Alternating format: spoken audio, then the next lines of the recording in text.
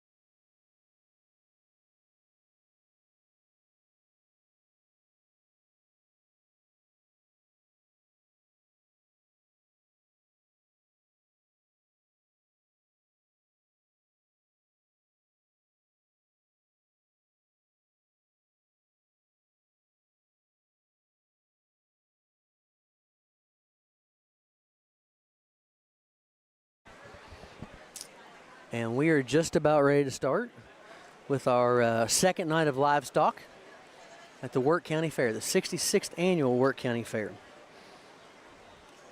I want to thank some of tonight's sponsors: Moore's Piggly Wiggly, Burns Bait and Carry Out, Crossroads General Store, Elizabeth Care Center.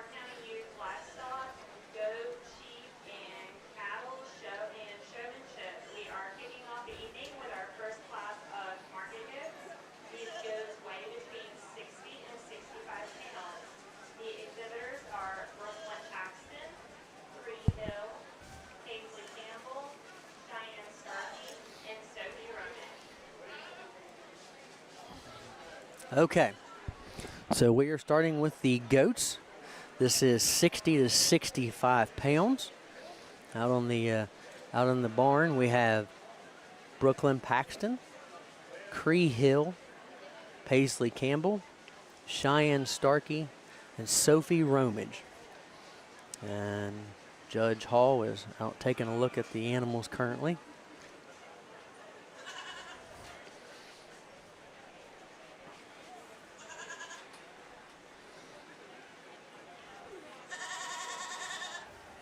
A couple of the things that I learned today after talking to several of the folks that have worked the barn for many years, things that they look for in these animals is stuff like the thickness across the hind quarters, across the top of the back. Does the animal stand straight? Does it walk normal? Is it balanced? Those are the kinds of things that he's looking for tonight. You'll notice in the goats, some of them have a lower back that kind of dips in. And that's kind of normal. Straight is good, but a little dip is okay.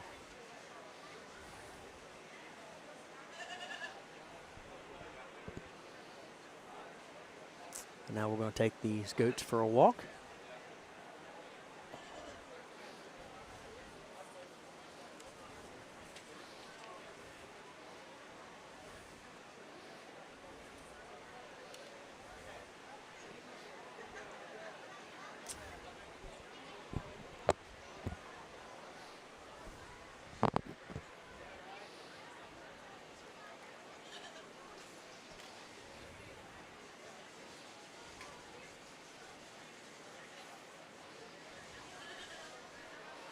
We're going to stand him up and set him again so he can take a look at the other side of the animal.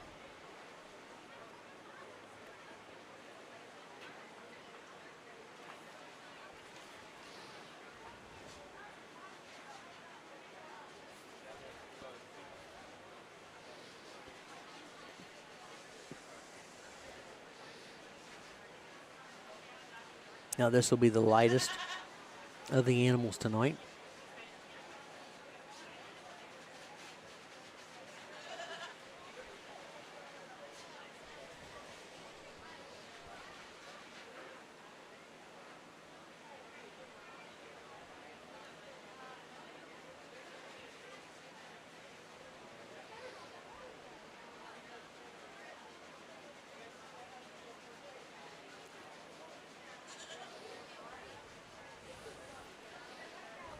When you look at a lot of these goats, you'll see the belly, especially if you're looking from the rear to the front, and you'll see a belly on them, and that is totally acceptable. They said that's just the way the goat is. So where you look at the lambs tonight later on, and they'll be more straight and flat on their sides. Even the cattle, they're looking for. It's just the way the goat's built, and that's what they like.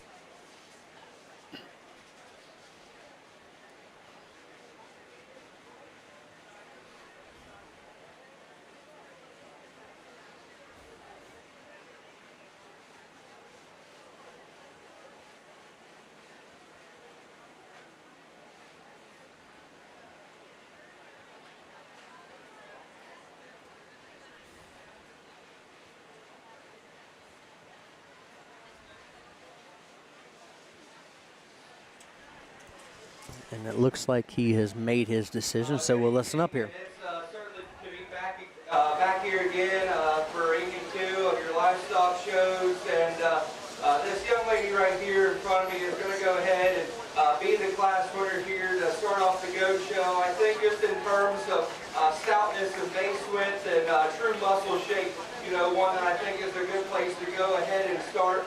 He's got plenty of shape down through his rack and loin once you get your hands on him. Just a nice goat to go ahead and start. The goat that's going to go next, one that certainly has some base width, one that's good in terms of how opened up it is in its chest floor. Still has plenty of shape back through its loin once you get your hands on it. Just for me, I think compared to our class winner, we just gave up some stoutness of feature in terms of our bone shape, but certainly a nice one to go second. The weather here in third, kind of threw my mind on in between putting him up in second Just in terms of true muscle shape back through that stifle muscle, one that's super tall and elevated in terms of its head and neck. Just for me, I'd like to tighten that one up in terms of its chest floor, give it a little bit more base width compared to the ones ahead of it. The young lady that's going to go next, certainly one that's tall and elevated, one that's certainly athletic, and when you get that one out on the move, just want to see that one a little bit stouter, heavier muscle, but the young lady does a nice job of getting that one shown. The lamb, or the goat, I should say, that goes next, certainly another tall, elevated one, just a little bit frailer featured for me. I'd like to see that one with a little bit more muscle shape, but let's give all these exhibitors a nice round of applause. Okay, so first place is Sophie Romage. Second place is Cheyenne Starkey. Third place, Brooklyn Paxton. Fourth place, Cree Hill. And fifth place, Paisley Campbell. And we're coming out with the second weight class of goats. Andrea Dye, Matt Canterbury, Riley Nolan, Wyatt Dye, Andrea Dye, Lily Romage, Lucas Paul, and Riley Nolan.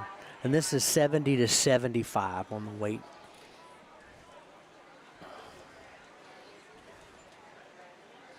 These kids have put a lot of time and effort into these animals.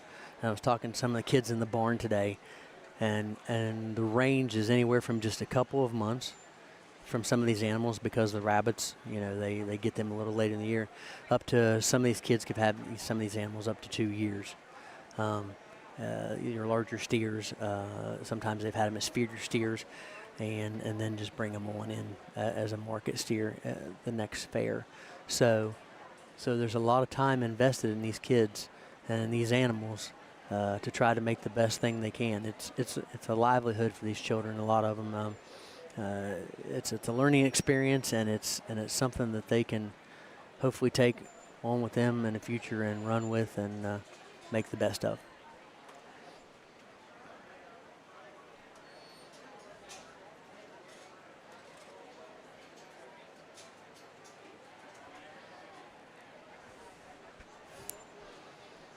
Last night at the Wirt County Fair, we crowned a new Wirt County Fair Queen.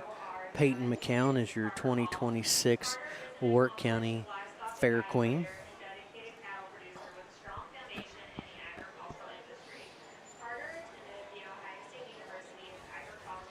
Last night also we had the pig, or the hog and rabbit shows.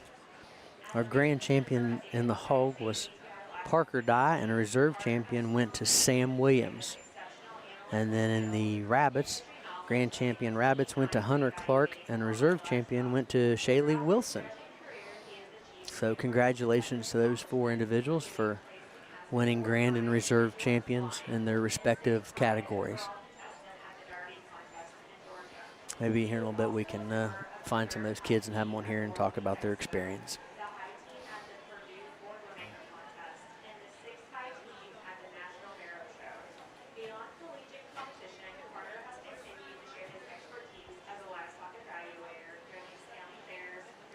And Carter has them make the lap again, take a look at a different side of them, and to watch them walk.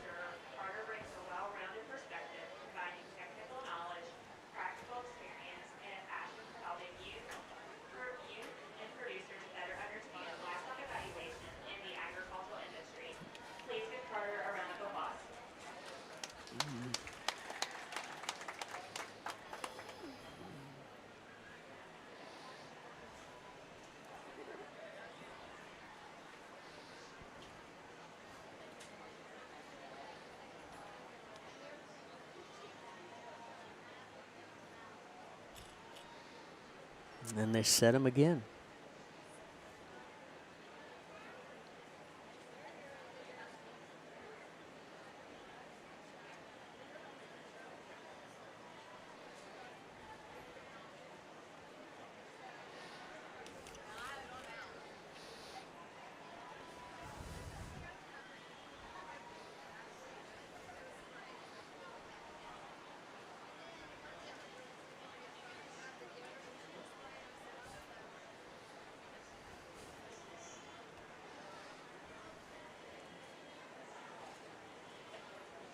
It truly is enjoyable just to watch these kids and watch these animals and how they work together.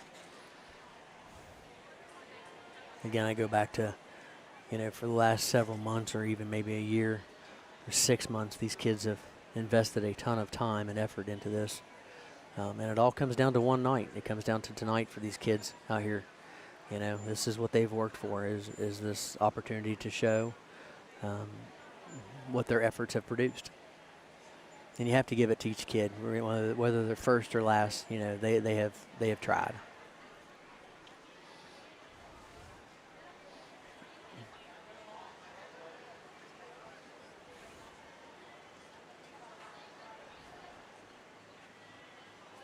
Now, last night, you noticed that he, when he was done with the hog, he had him sent out, and then he left the top 3 in the ring.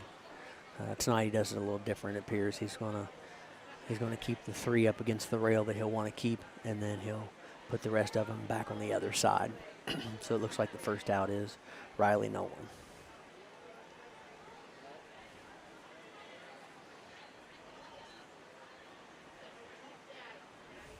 And that'll be Wyatt Dye moving his now.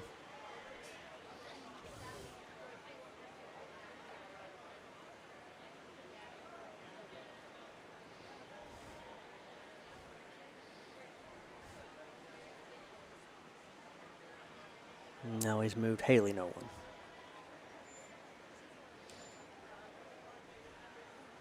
Which she is actually showing for her sister Riley on that one.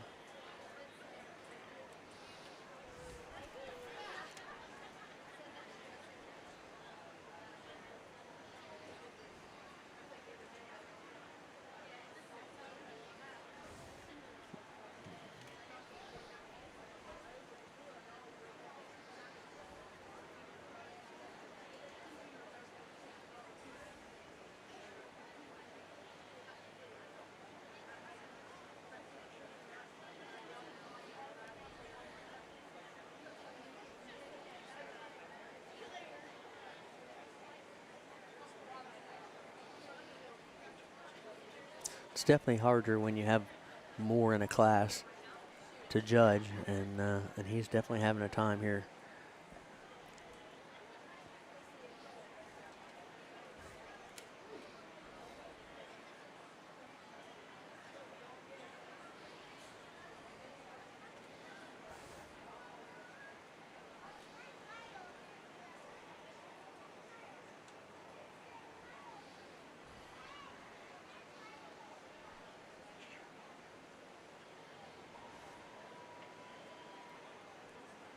So the 4 remaining are Andrea Dye, Lily Romage, Lucas Paul,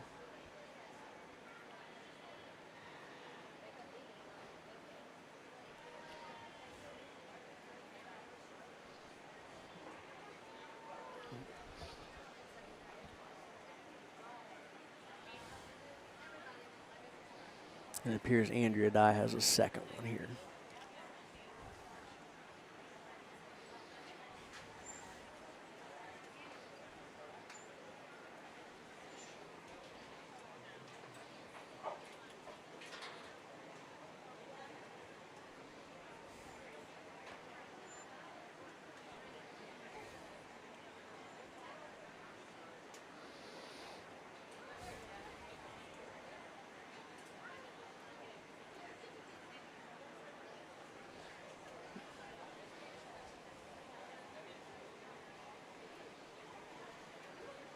And one of Andrea Dye's looks like it appears to be 4th.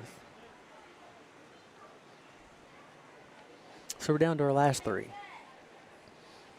The other goat of Andrea Dye's, Lily Romage's, and Lucas Paul's.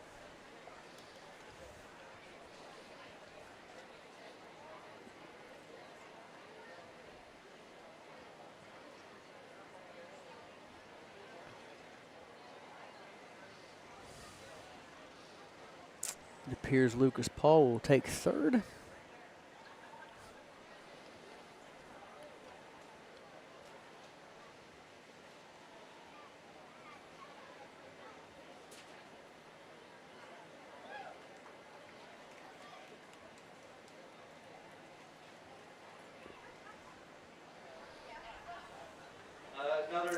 Here goes Carter. Market goes here, and the young lady's brother, I'm going to go ahead and use the win.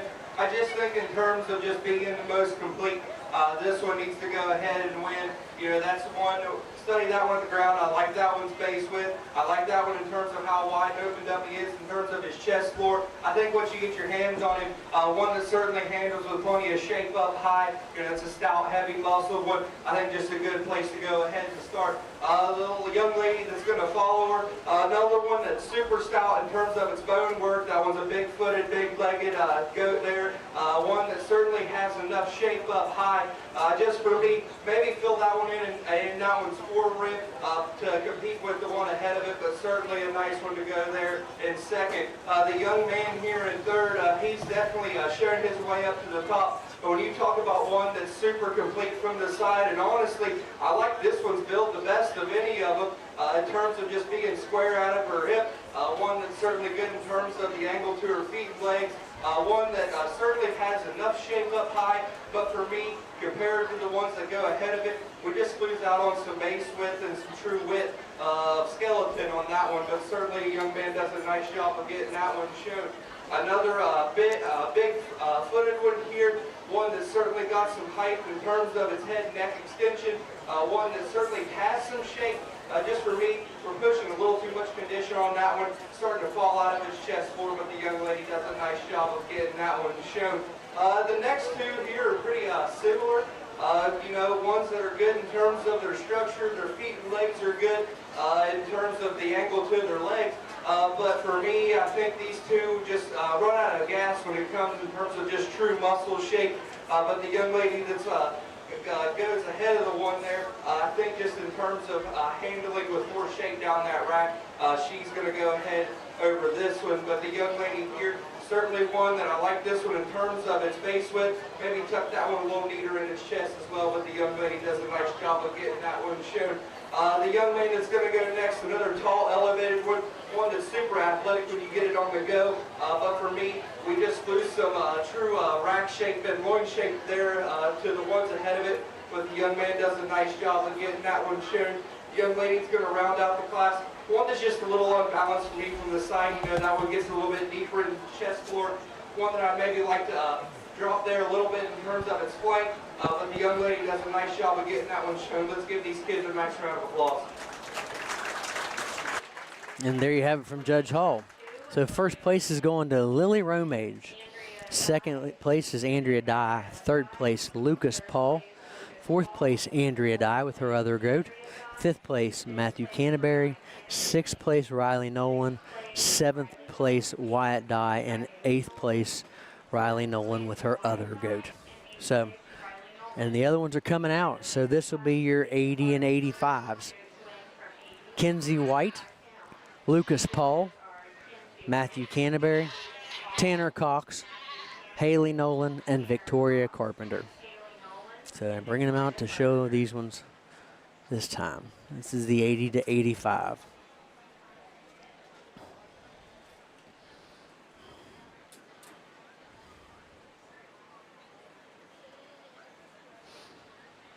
We can't forget to give thanks to the folks who've helped make this event possible.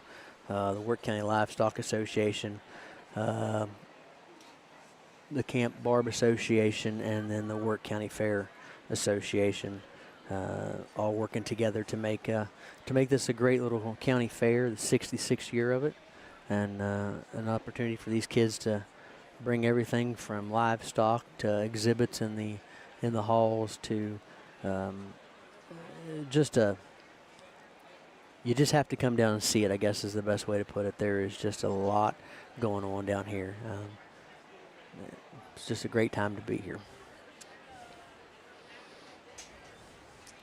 Some folks working behind the scenes tonight back there in the barn. You can't see them, and they probably don't want to be on camera anyway, but they do a great job, and that's Justin Boyce, Matt Bailey, and Derek Egbert.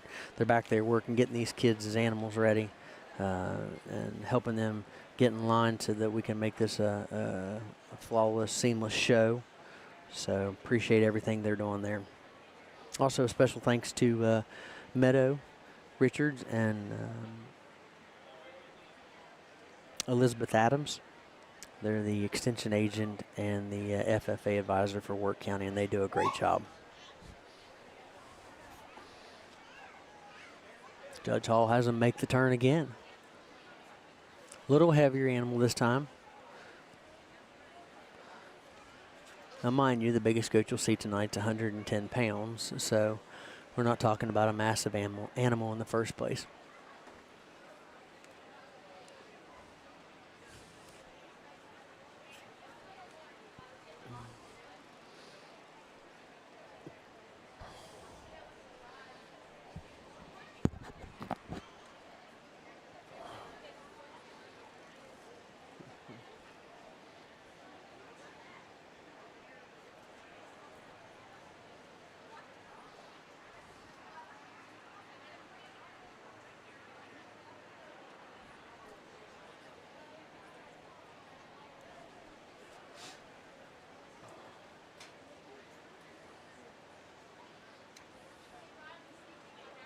A lot of events going on at the fair this evening.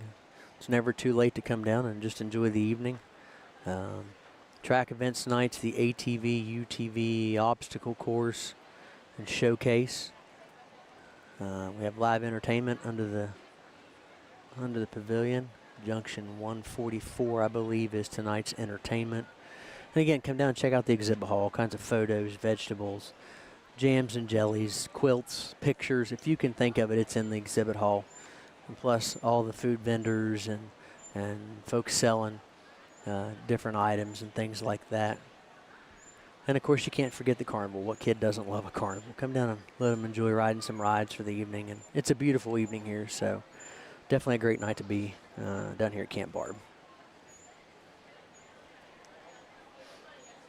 Okay, so he's pulled the first two out. Lucas Paul and Kenzie White. And the third one gets pulled. That's Victoria Carpenter.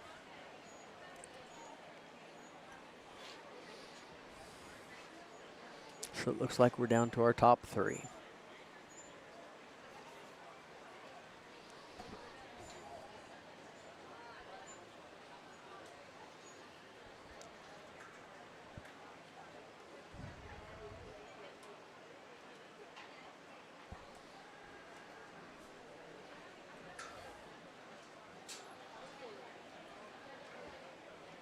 Okay, Matthew Canterbury walks to the other side, leaving Haley Nolan and Tanner Cox.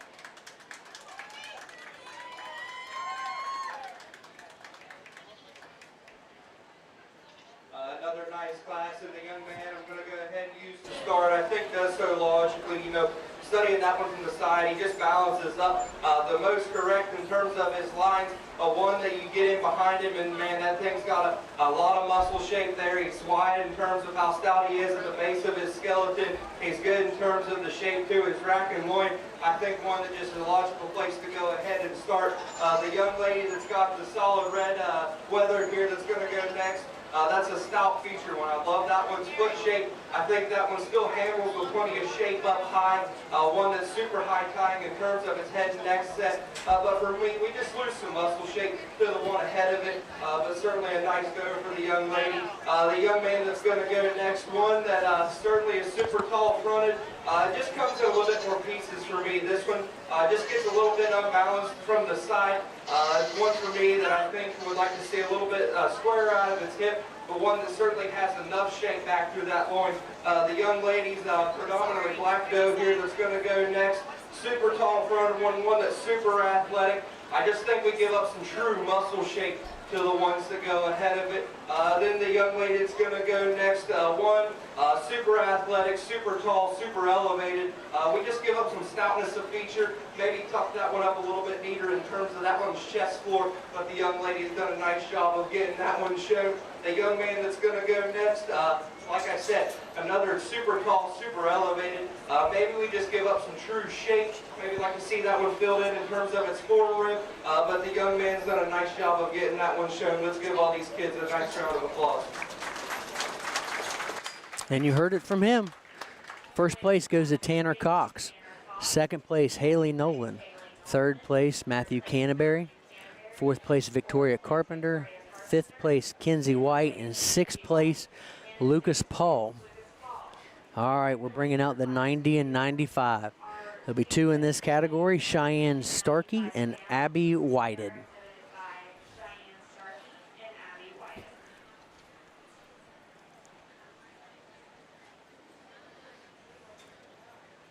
And this will be the next to largest class for tonight's goat show.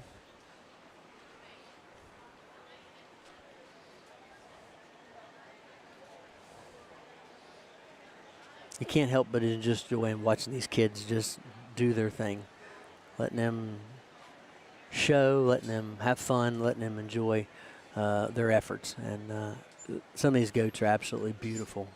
All kinds of different colors and the way they set, and it's just a fun show to watch.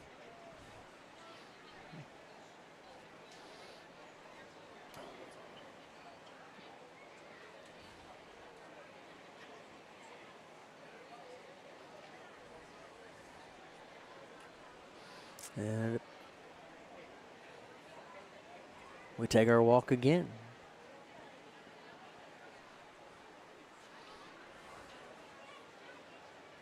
Again, this is Cheyenne Starkey and Abby Whited.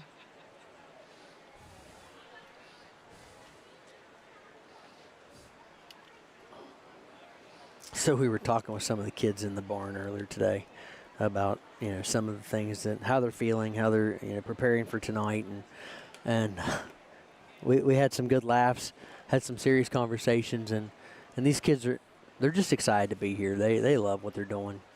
I talked to Harley Boyce. She's one of the ones. She'll be showing a lamb here in a little bit, and she said, I've washed my lamb 3 times today, and she said I've even re-sheared it, and she said I'm gonna go get my hair braided, and we're good to go. And that's kind of the attitude of all these kids. They're just making sure their animal looks good tonight, making sure that that they look good tonight, and that they're ready to put their best foot forward. So it's been quite entertaining being here today and getting to enjoy some time with the kids and watching them prepare.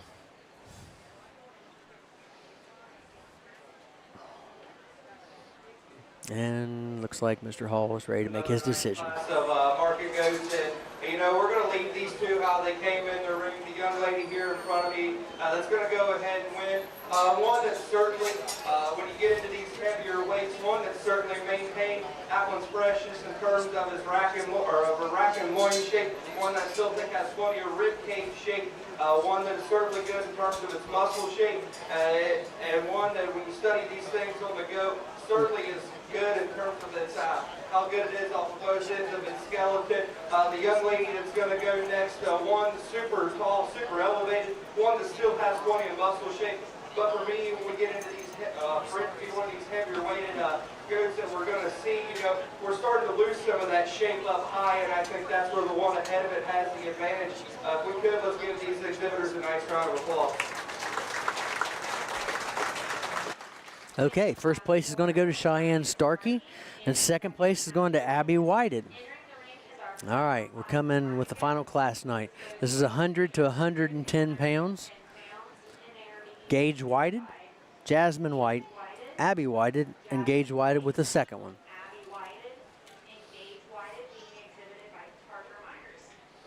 And here they come down the side of the rail. Gage Whited's second goat is being showed by Parker Myers tonight. That's another thing you love to see is these kids helping each other out. You know, some of them have animals in the same weight classes, or you know, just helping around the barn, cleaning out stalls, or washing animals. It really is just, it's enjoyable to watch these kids work together. Yeah, it's a competition for them, but ultimately these kids know each other. They go to school together. They play football together and cheer and all kinds of sports, and they're friends. And undoubtedly, whoever wins tonight, the rest of them is going to be excited for that person.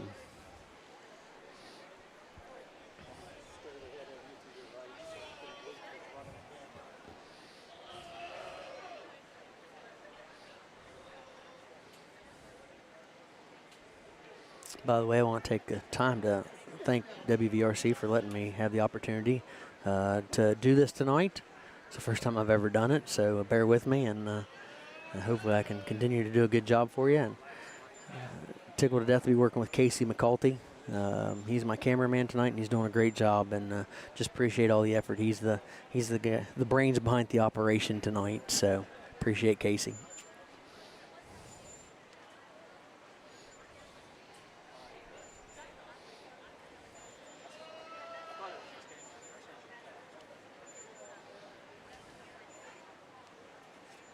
Again, if you're just tuning in with us, we're at the 66th Annual Wirt County Fair, and this is the second night of livestock judging.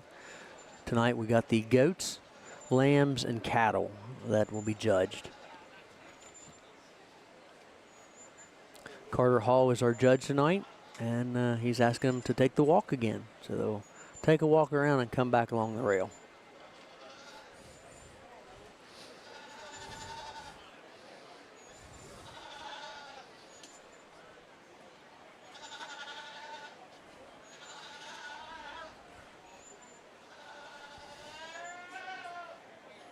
I want to thank some of our sponsors while he's taking a look at these animals one more time. K&B Supply, Matheny Whited Funeral Home, Myers Family Insurance, Minnie Hamilton Health System, Mountain River Physical Therapy, Riverbend Supply,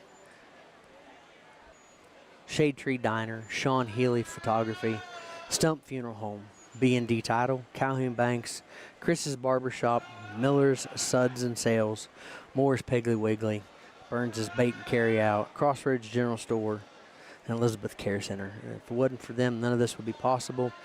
And they have been generous with their donation to keep WVRC Wirt County up and running, and we can't thank them enough for that. Gives us the opportunity to bring these kinds of things out. Okay, so he's made his first decision, so it appears that Abby Whited was the first to exit. And then Jasmine Whited will be the second, leaving us with Gage Whited's, both of his goats.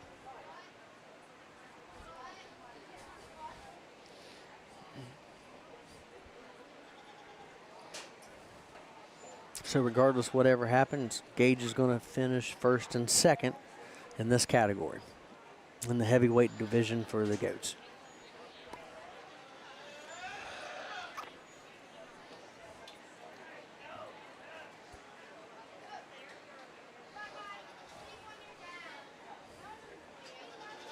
And as soon as this one's done, we will bring out the first place in each one of the categories, and that'll be our final drive for grand champion. So Sophie Romage, Lily Romage,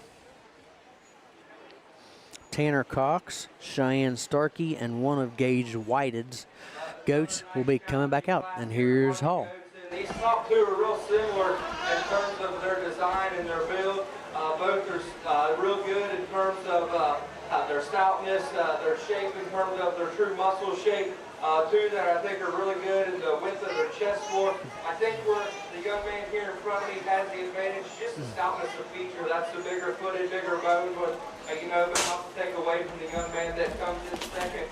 Because even though that one is a little bit more refined in their bone, and that one's bone shape, I still think that one's good in terms of how square and level that one is out their hip.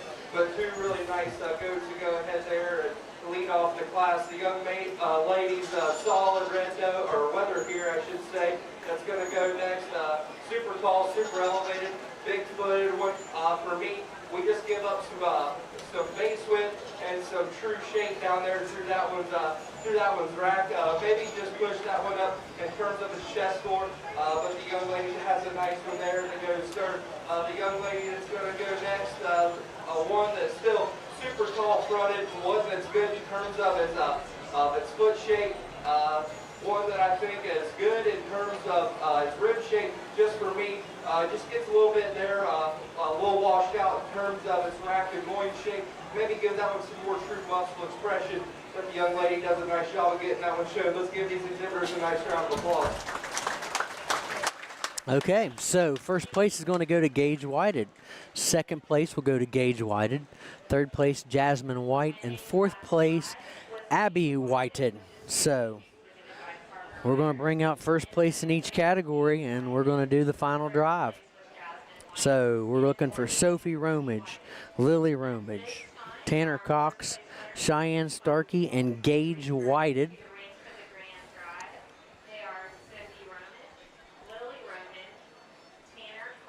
This is the best of the best in the barn. So let's see what happens.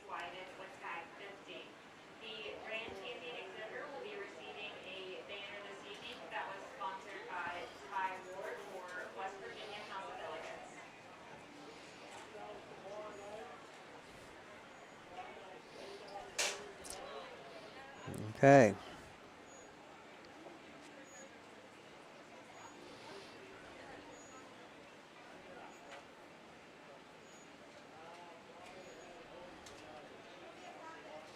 All right, so the Grand and Reserve Champions tonight will receive a banner sponsored by Ty Ward for West Virginia House and Filament of Imagination. So that's what you'll see, and then tomorrow night at the sale they'll get cash prizes. But both of them will receive banners tonight, Grand and Reserve Champion, sponsored by Ty Ward for West Virginia House and Filament of Imagination. Judge Hall is working his way up these animals. He's going to take a little extra time with these, obviously. This is the best of the best in the barn.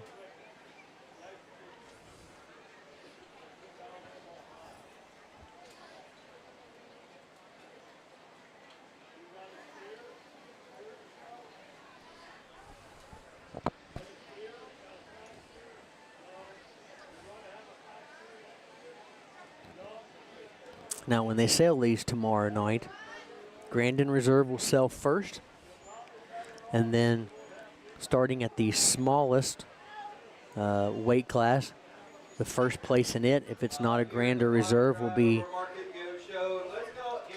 We'll hold for a second, listen to Hall talk.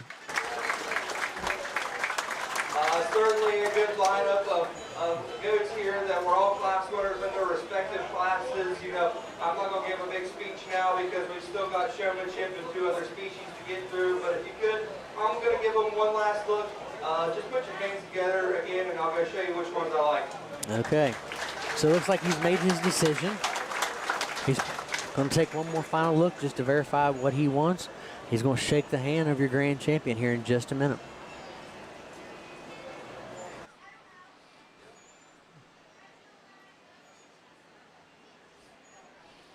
One final walkthrough. This is what these kids have worked for, so somebody's about to have a really good day, and we're happy for them. And your winner is Tanner Cox. Tanner Cox will win grand champion. Your grand champion goat exhibitor is Tanner Cox. At this time, we need Haley Nolan. Okay, so they're going to bring Haley Nolan back into the ring. That's the second place goat in Tanner's weight class. So they'll bring it out and let it show along with the other 4 that are currently out here. So Tanner Cox is your grand champion for 2026 in the goat show.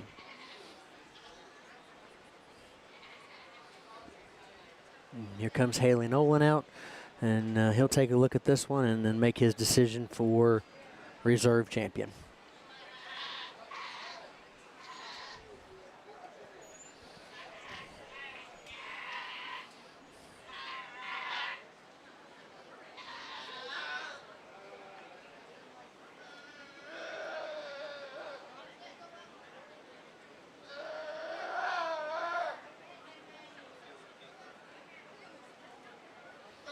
He takes a look at Haley's goat here, see what he thinks of it.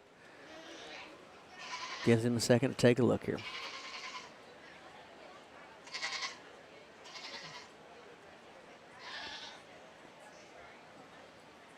And one final look over the other 4 remaining, and he'll make a decision here right shortly.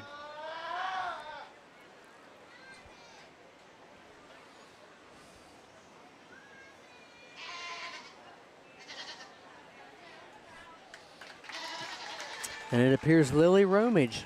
Lily Romage is going to be your reserve champion winner. Your reserve champion goat was exhibited by Sophie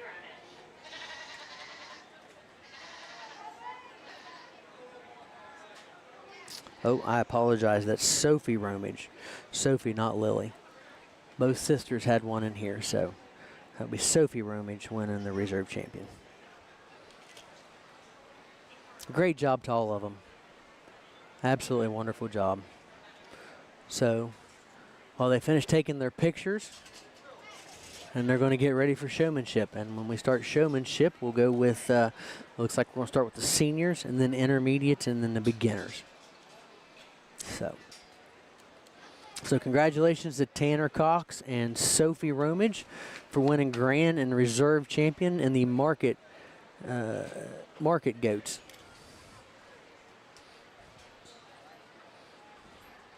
They're getting their pictures with the fair royalty and Carter Hall, our judge for tonight. It's a great feeling for a couple kids tonight to have an opportunity to be called grand and reserve champions here at the Wirt County Fair. At this time, the barn staff is lining up the senior exhibitors for goat showmanship. In the senior division, we'll have Andrea Dye. Okay, so I didn't get an opportunity to talk about Carter Hall. I got to talk to him a little bit on here, but I want to talk to him just a little bit about his accolades and things and what he's accomplished. A little bio on Carter here. Carter Hall is an accomplished livestock evaluator and dedicated cattle producer with a strong foundation in the agricultural industry. Carter attended Ohio State University Agricultural Technical Institute before recently graduating from West Virginia University with a Bachelor of Science in Animal and Nutritional Sciences. As a recent member of the Ohio Livestock Judging Team, Carter has consistently demonstrated exceptional analytical skills, industry knowledge, and a keen eye for evaluating quality livestock. Throughout his judging career, he has achieved numerous competitive accomplishments, including placing as the 4th high individual in swine and 6th high overall contestant at the Derby contest in Georgia. He also was a member on the 3rd high team at the World Beef Expo, the high team at the Purdue Boilermaker contest, and a 6th high team at the National Barrow Show. So that's a little bit about Carter Hall, our judge for tonight. He's doing a great job. All right, we are bringing out the seniors for goat showmanship. So we're going to come with Andrea Dye, Matthew Canterbury, Ryland Dye, Lucas Paul, Riley Nolan, Haley Nolan, and Gage Whited.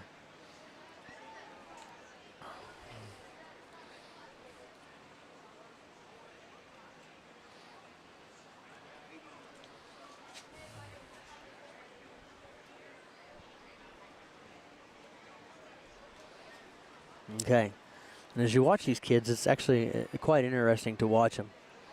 You'll notice that the objective is to keep the animal between the judge and the contestant, keeping constant eye on them, keeping that animal set up so that it looks the most appealing to the judge tonight. Multiple things they're judging include obviously the setup of it. It includes walking it, how well they can control it. Again, eye contact. You'll probably ask them a little bit of knowledge questions just to see if they've paid attention to how their animal operates or if they know much about the species that they are trying to sell tonight or trying to judge tonight. Tomorrow night will be the sale.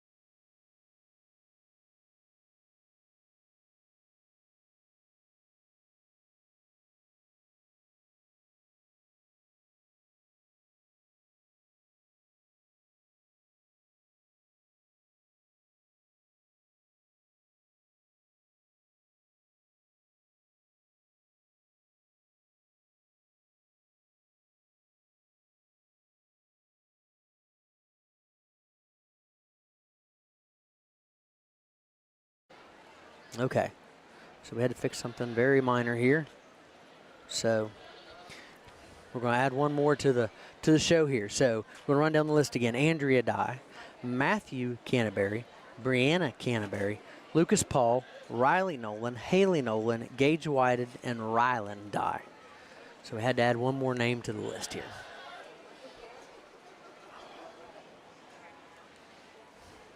And this is your senior showman. So they're the most experienced, the oldest. They've had an opportunity to have several years to work this.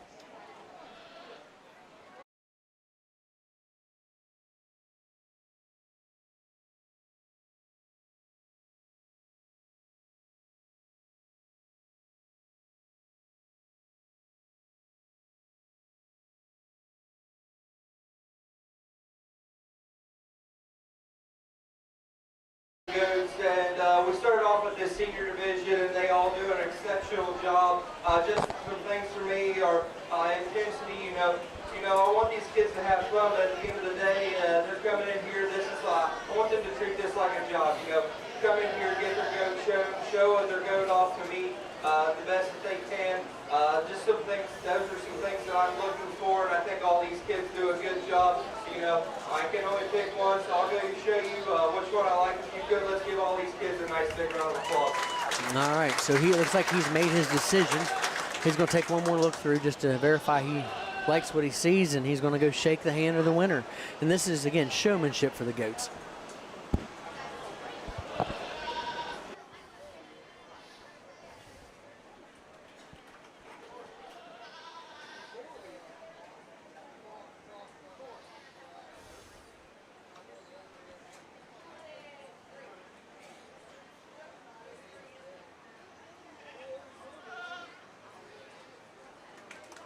And your winner is Lucas Paul. Congratulations to Lucas on an excellent job on showmanship. All right, as they exit the ring, we're going to bring in the intermediates. So coming into the ring here shortly will be Victoria Carpenter, Brooklyn Paxton, Paisley Campbell, Cheyenne Starkey, Sophie Romage, Kenzie White, Wyatt Dye, Lily Romage, Tanner Cox, Jasmine White, and Abby Whitehead. So here they come. Looks like Cheyenne's leading it. Brooklyn Paxton will be coming in second, with Tanner Cox following, and then Victoria Carpenter behind him. Abby Whitehead's coming out now along with Kenzie White, Paisley Campbell, and Lily and Sophie Romage, both sisters, Wyatt Dye, and then Jasmine White. So that's how they come to set up tonight.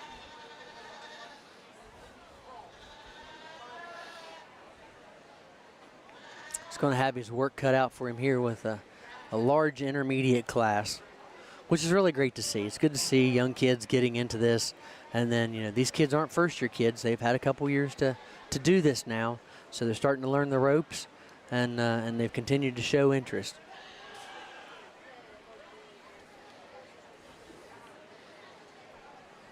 It's about setting the animal up. It's about walking the animal. It's about keeping that eye contact with the judge, keeping that animal between you and the judge.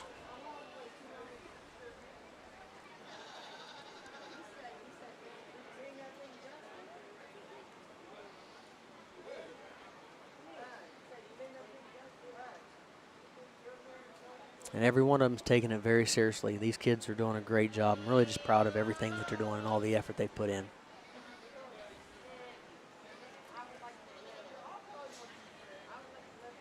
As each kid makes their turn as the judge walks past.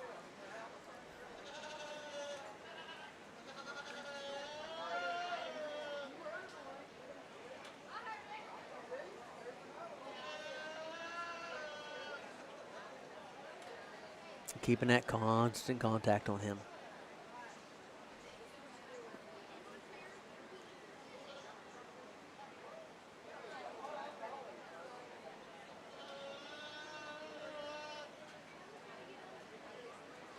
Carly Phillips is in the ring helping getting these animals moved around. She's a Wirt County FFA kid and just in the ring helping out tonight, doing what she can to make this go flawlessly. The other guy, I believe, is have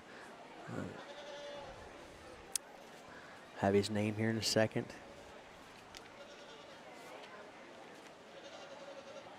Aaron Shriver.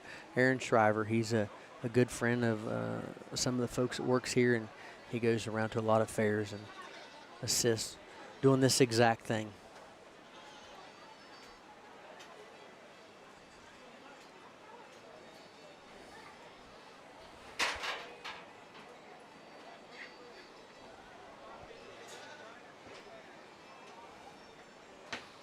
You can hear some of the bands warming up in the background. They're down at the pavilion. I believe it's Junction 144 playing tonight. So they're a good band. They're not too far from here, so they've come down to play some music. Tomorrow night on the stage at 8:30 is the funny man himself, Cletus T. Judd. So if you don't know who he is, take a look at him up on YouTube. A lot of good fun songs, a lot of parodies to some other country music songs, real popular, and it'll be a good time and have a lot of good laughs here.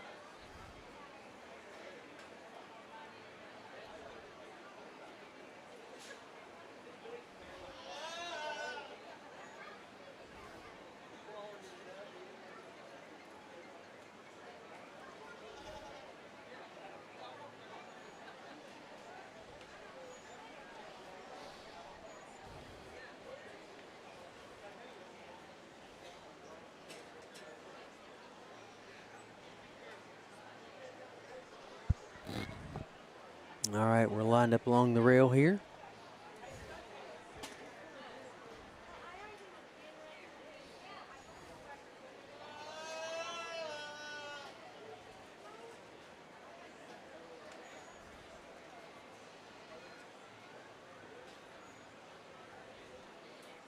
Judge Hall makes his way, taking a look and seeing how these kids handle their animal. And see what he likes and what he doesn't like.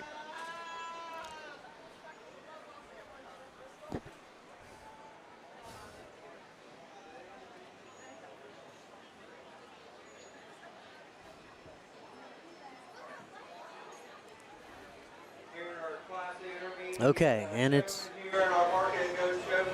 on to Judge Hall. This is definitely not making my job easy. These kids all do an exceptional job of getting their animals shown and showing off those animals. You know, some things for me, you know, make sure I always got a clear look at the animal, you know, but when I'm walking in front of them, you know, make sure you can step off to the side or the opposite side that I'm on if I'm coming around in front or behind them so I can get a clear look and view at that animal at all times. Just some tips that I give to all the showmen that I show under me, and I just wanted to give those to you guys. I'll not say much more. Let's put a round of applause to these kids, and I'll go show you your champions and your showmen. They didn't have a Dr. Pepper. They didn't have a Dr. Pepper. I'll find you one. You might be thirsty. Okay, and we're back. He's ready to make a decision, so we'll wait for him to go out and shake the hand of the winner.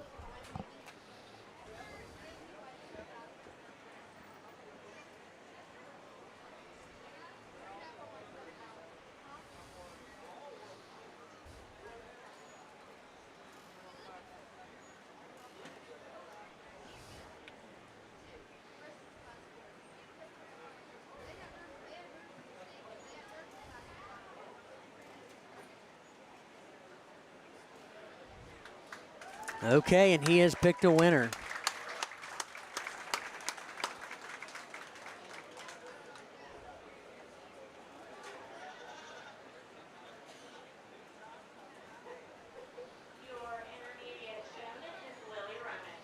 And your winner is Lily Romage. So she's having a pretty good night. Got a first place and a showmanship award. All right.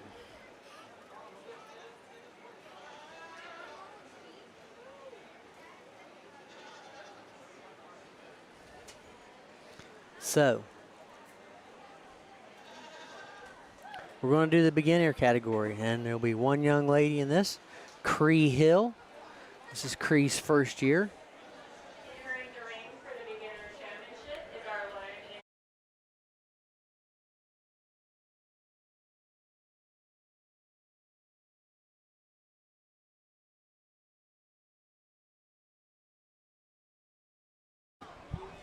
lone Okay, Cree Hill makes her way out into the ring as the lone exhibitor in the beginner showmanship.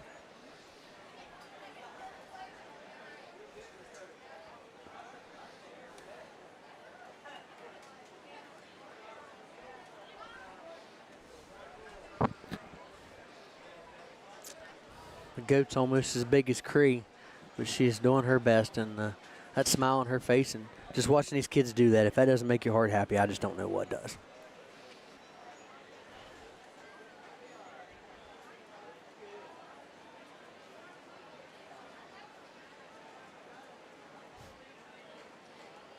Let's give this young lady a nice round of applause here for the beginner showmanship. All right, and Cree's obviously going to win the showmanship award for the beginner. Congratulations, Cree. Beginners, you know, she's actually had the most intensity of the showmen that we've seen. She does a real nice job of getting that one show.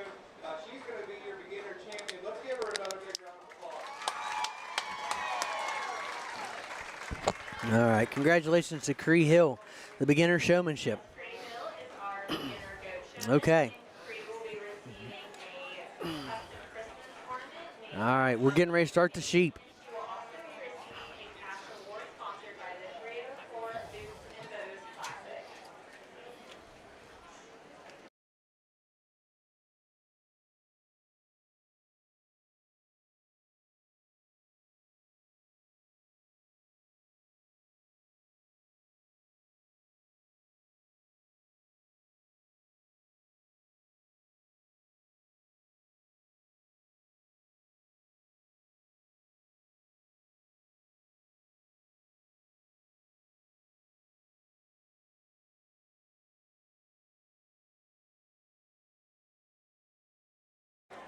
All right, we're going to start with the lambs here. All right, our first class. Here we go. This is the 110, 115, 120. And we're going to start with Piper. Oh, I have given you the wrong piece of paper.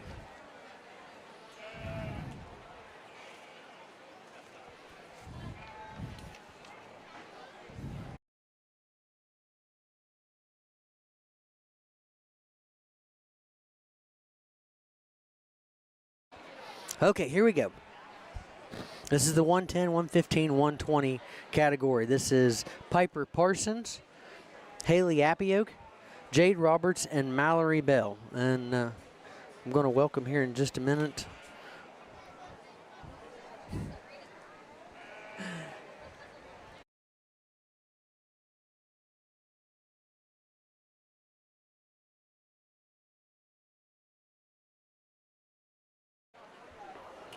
All right, we're going to wait a few minutes to bring our guest up to hang out with us. He's going to help do the cattle tonight. So, all right, the first four are on the rail. He's already inspecting them. So again, we have Piper Parsons, Haley Appioke, Jade Roberts, and Mallory Bell. This is your 110 to 120 range.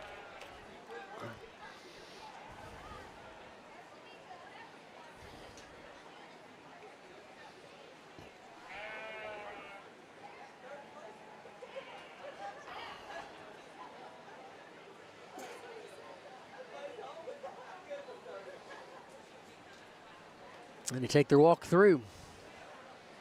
They'll come up on this side of the rail this time.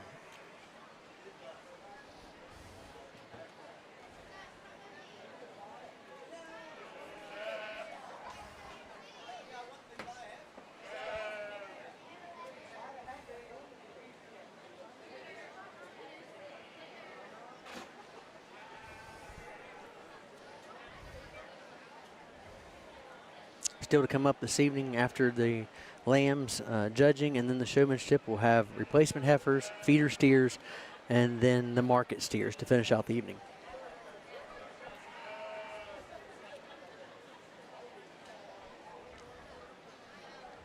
Always taking a look at it. I just want to give a shout out to Annette and George Easton. Every year they come to the Wirt County Fair, and they do not have kids who show anymore. They have aged out. But every year they come down here and they feed all the barn kids and their families every year.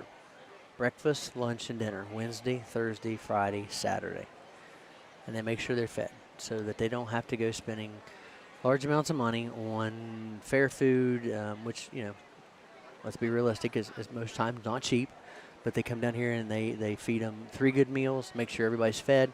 They don't turn anybody away, and they have done it for several years. And they've got they have just done a wonderful job. It's good food, always full of laughs, always a good time down there, and they make the kids feel wanted. And so we just can't thank Annette and George Easton and that whole crew down there that helps out feeding these kids and families while they're here at the fair this week. Just awesome thing they do.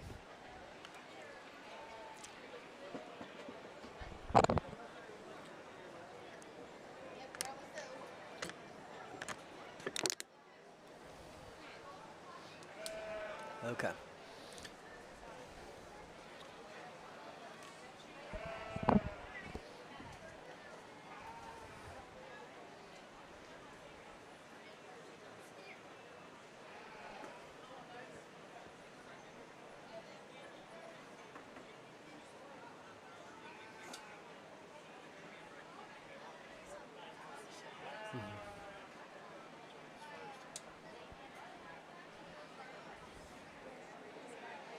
Nice way to go ahead and start our market land show in the young ladies' weather that I'm going to go ahead and use to win. I think does so pretty easily for me. Just in terms of base width, and that was true muscle shape there back through his twist. Certainly good in the shape and design to that muscle shape. Then when you get your hands on, you know, that one's handles with the most shape there down through his rack and his loin. One that's certainly got enough body shape in terms of roundness of rib cage. I think just a good logical place to start. The young lady that's going to go next, super tall, super elevated, one that handles with plenty of shape. I think one that's good in terms of its forerib.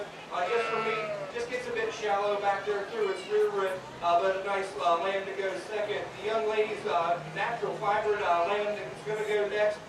One that I really like as far as how its head neck tie into the top side of the shoulder. It's good out of its hip. I think it's good in its muscle design. Maybe for me, this one just falls out of balance. Maybe like to tuck that one up a little bit neater in its chest floor. Maybe drop that one back through its rear flank. But a nice lamb for the young lady. The lamb that's going to come next is super complete from the side. One that's super fresh, and that one's conditioned. Just for me, we give up some stoutness and some base width. Maybe like to see that one a little deeper in terms of its twist, but the young lady does a nice job of getting that one shown. Let's give these exhibitors a nice round of applause.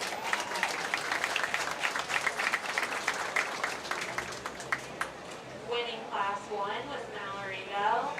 Second place, Jade Roberts. Third, Piper Parsons. And fourth, Haley Apjock. Entering the ring for Class 2 is Haley Apjock, Nevaeh Lucky. Okay, so your winners, Mallory Bell, first place. Second place, Jade Roberts. Third place, Piper Parsons. And fourth place, Haley Apjock. All right, we're coming out with the 125 to 135 range. All right, Haley Apjock, Nevaeh Lucky, Bella Mullen, Harley Boyce, Jill Roberts, Matt Bayless, Bella Mullen.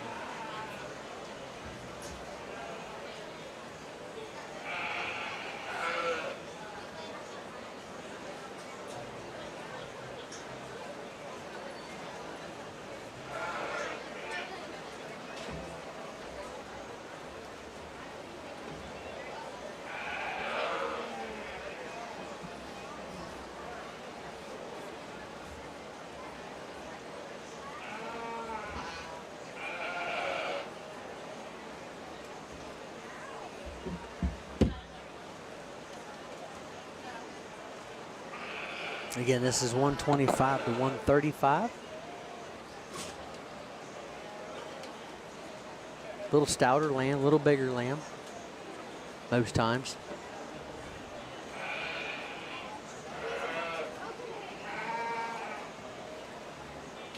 After talking to the judge and some of the other folks that have worked in here before, this is one of those things where they want that long, flat back. You want a good, strong hind quarter.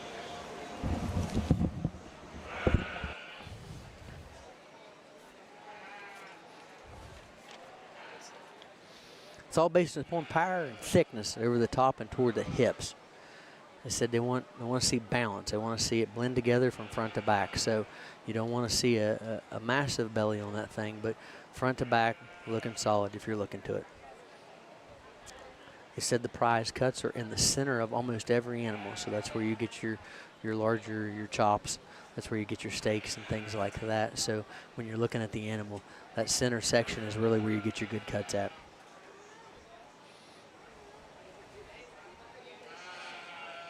And the other thing they talked about today was the walk.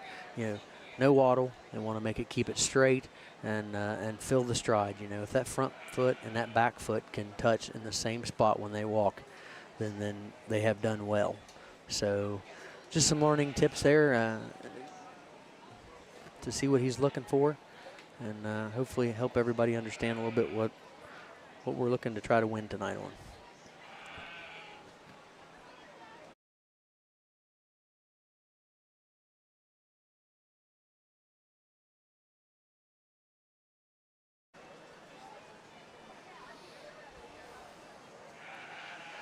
All right, we make her walk down through again.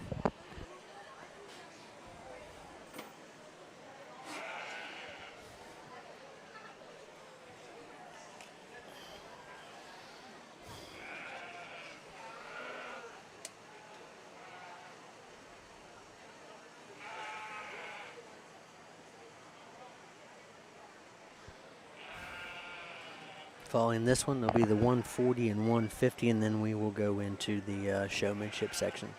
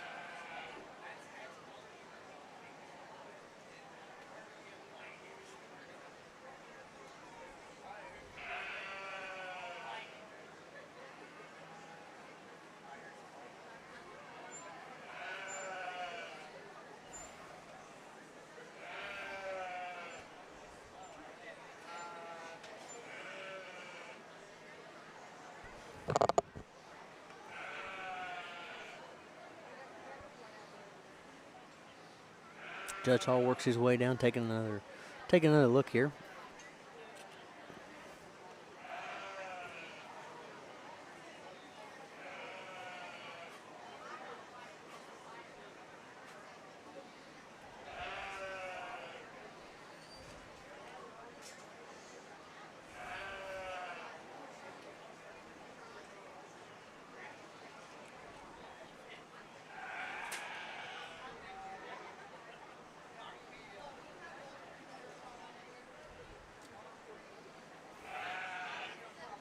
Looks like he's got a tough class here to guess on.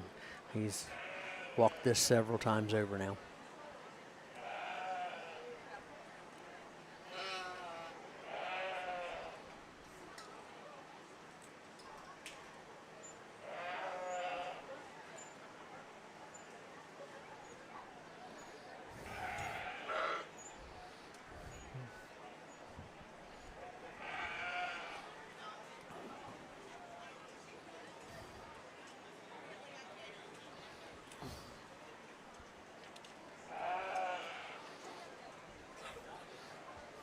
Again, going across that top piece right there, that's where you have a good look at your center cuts, your chops and things like that on lambs.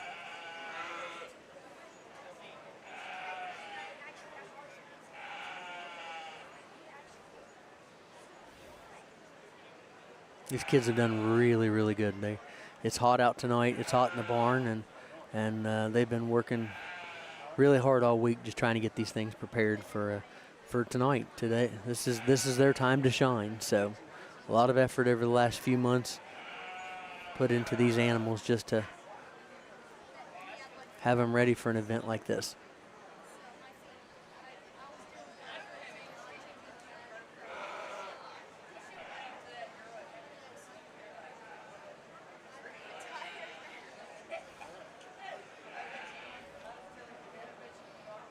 Okay.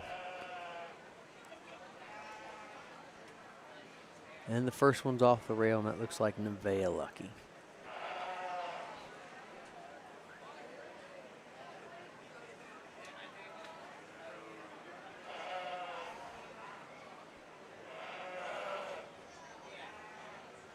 Jill Roberts comes off.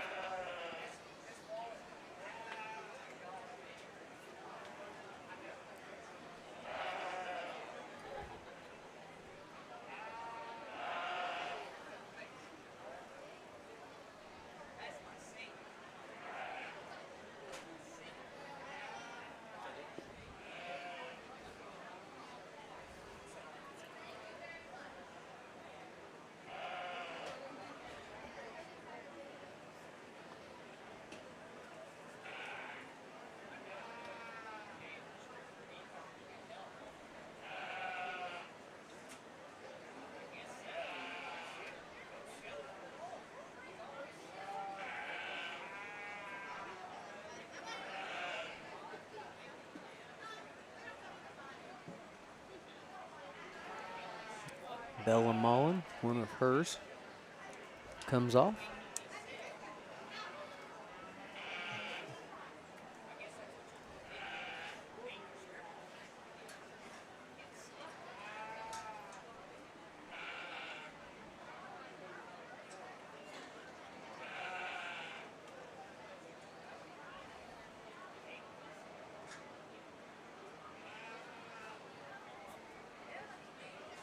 And we'll scoot him a little closer together here so he can get a better eye of all of them at the same time.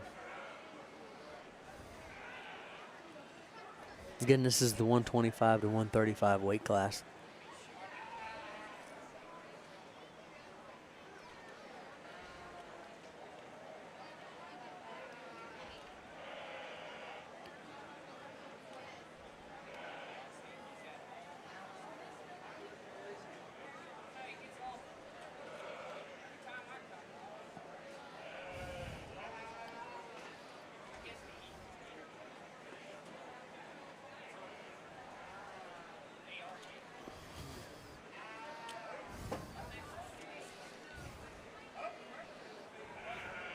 Again, we can't thank our sponsors enough for making this happen again, WVRC Wirt County.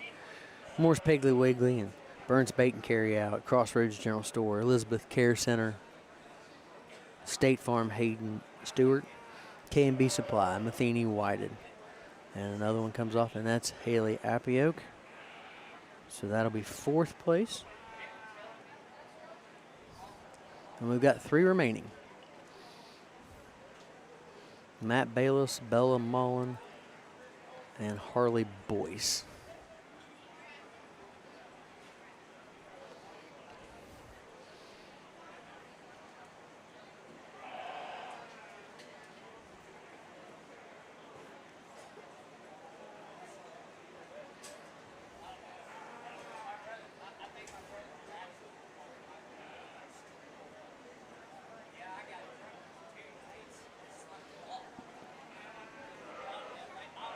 Okay. Taking another run through him here. He's got 3 difficult decisions to make.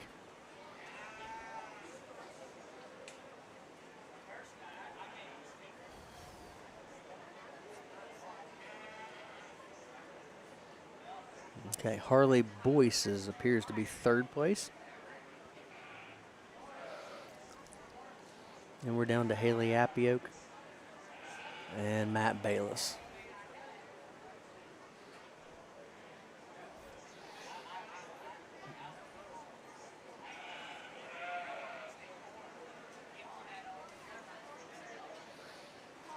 I think by far this is the longest he's took to pick a winner tonight in any category. So you know it's got to be a hard group to be judging.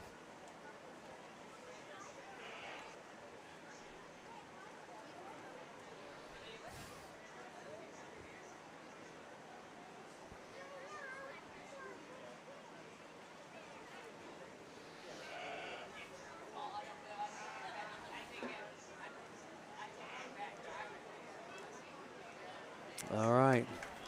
And it appears Matt Bayless is going to win. And the second place is going to go to Bella Mullen.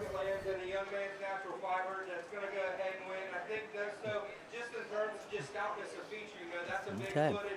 So there's our winners.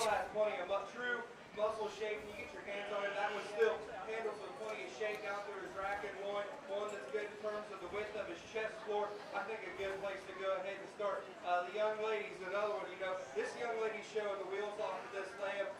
She does certainly a nice job of getting that one shown, but one that I still think handles with enough shape, has plenty of width in terms of its chest floor, one that I still think has enough muscle shape back through its stifle, but for me, you know, I'd like to make it filled in there in terms of its forearm.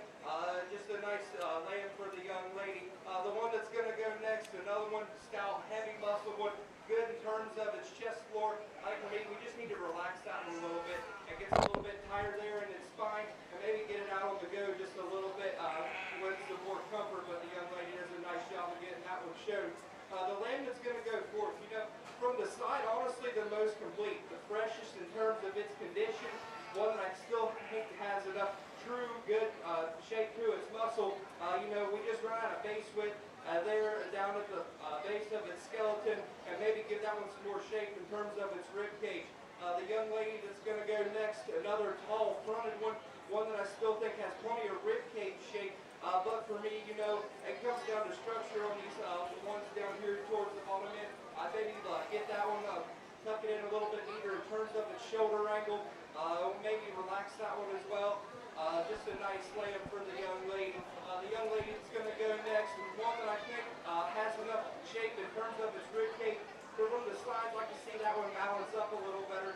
Tuck that one up in terms of its chest floor, drop it back there in its rear flank, give it more shape back to its rear rib. But a nice tall fronted one that certainly had some growth for the young lady. And the young lady that's going to go next, you know, another super tall fronted athletic one that's got plenty of shape there in terms of its forearm.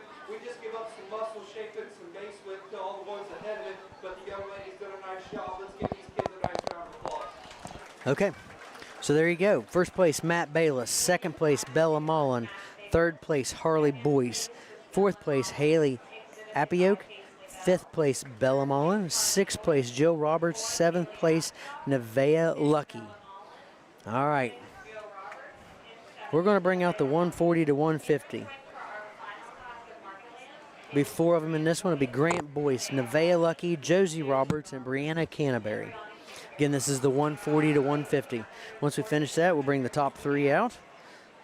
It'll be first place in each category for the final drive and decide your grand champion.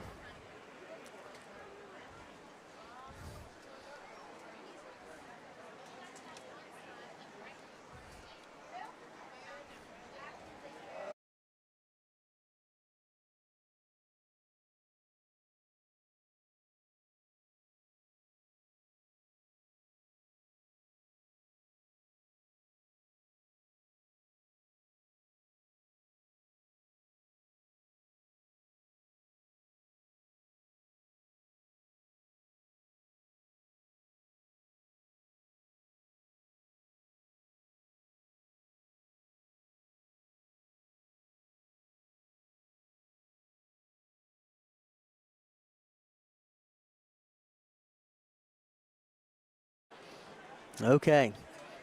He's got them lined up. Let's take a look at them. This is your heavyweight division. And again, 140 to 150.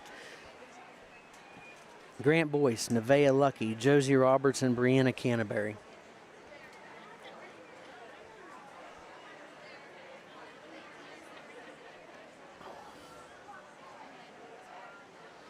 We're just going to take them a walk on the rail here, see what they look like.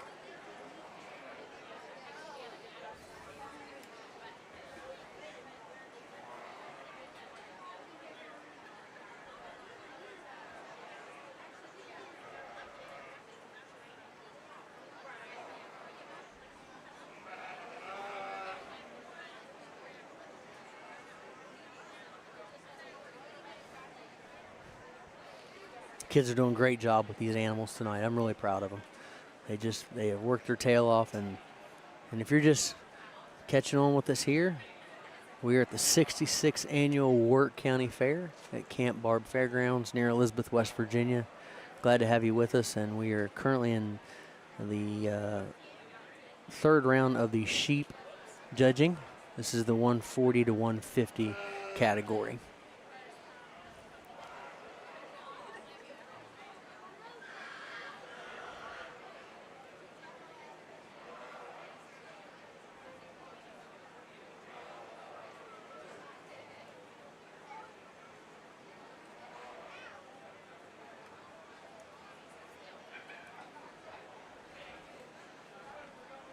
Our judge tonight is Carter Hall. This is his second year at the Wirt County Fair.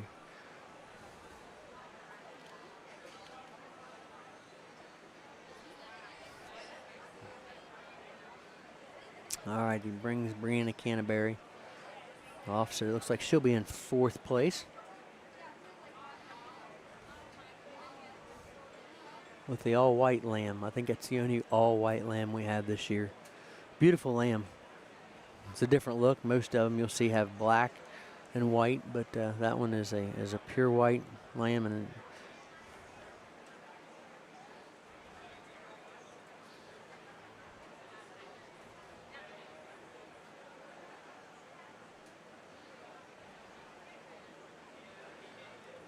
third place is going to go to Nevaeh Lucky.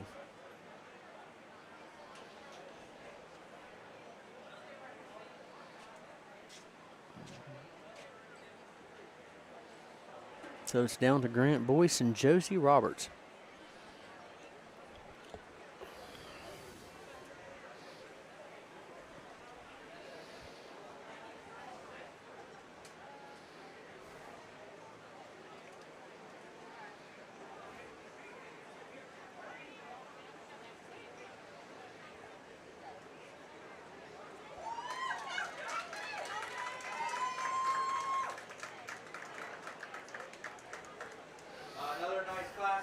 All right. Here, and one that certainly has its challenges, but the young ladies I'm going to go ahead and use to start off the class.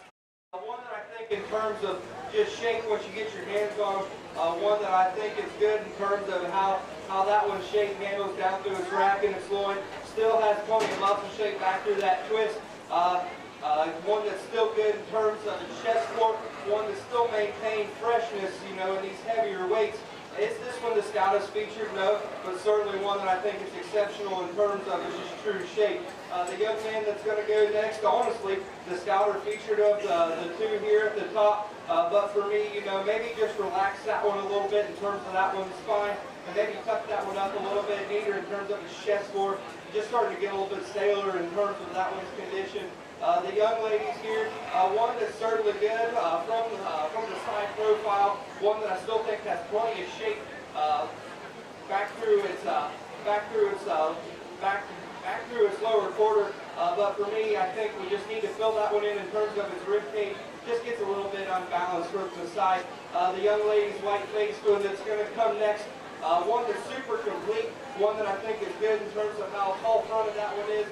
Just gets a little bit refined in its bone shape and just a little bit too narrow at the base of the skeleton, but the young lady's done a nice job with that one. Let's give those exhibitors a nice round of applause. Okay, there you have it. First place, Josie Roberts. Second place, Grant Boyce. Third place, Nevaeh Lucky. And fourth place, Brianna Canterbury. So we're going to bring Josie Roberts, Matt Bayless, and Mallory Bell back out for the final drive and find out who our grand champion is. So here they come. Mallory Bell leading, Matt Bayless falling behind, and then Josie Roberts at the end. This is your top 3 lambs in the barn, and we will decide a grand champion here right shortly.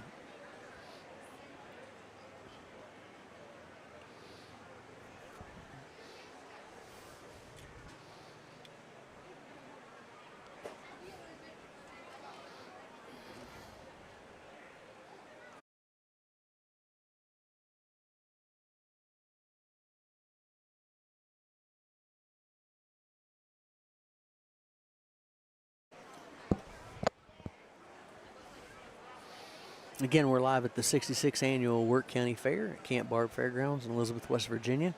If you're just catching up with us, we are in the final drive for the lambs, for the sheep.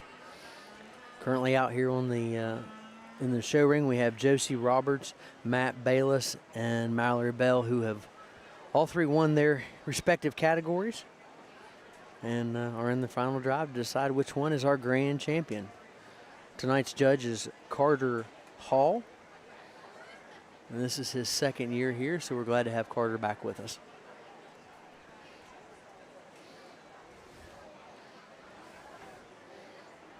In case you missed it a little bit ago, we had the 125 to 135 in lambs, and it was quite the show. Let's put your hands together for the final drive. Here. 3 really nice class winners from their respective classes. I think they all do an exceptional job in terms of base width, muscle shape, how they handle them down back through their rack and their loin. But for me, you know, there's one out here that I think excels. I'm not going to say much more because we still got to get through showmanship and cattle. But if you could, let's give these kids another nice round of applause. I'm going to show you which ones I like. All right, you heard what he said. He's going to go shake the hand of our grand champion. So we're about to find out. One more look across him just to see if he is happy with his decision. And your grand champion is Mallory Bell.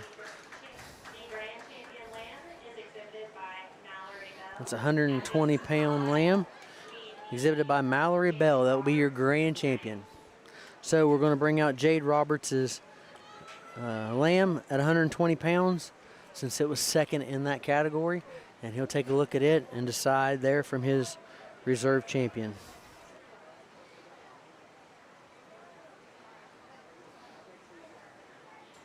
So here comes Jade out onto the show ring. So left standing now is Matt Bayless, Josie Roberts, and Jade Roberts.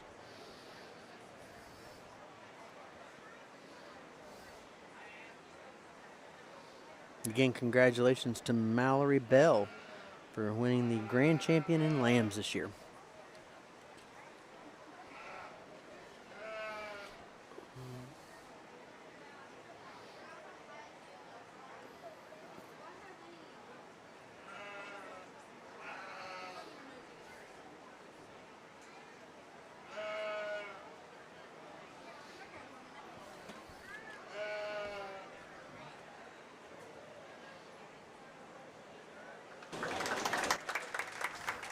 And Matthew Bayless is going to be your reserve champion. Matthew Bayless, reserve champion at 135 pounds.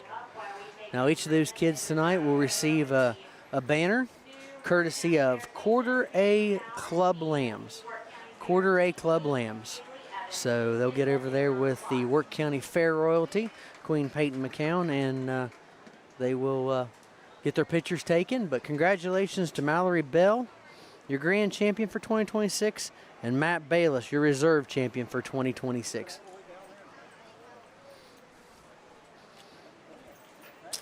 We will start showmanship here in just a moment. In case you missed it, we've already gave out the grand and reserve champion in goats this year. Your grand champion went to Tanner Cox, and your reserve champion went to Sophie Romage.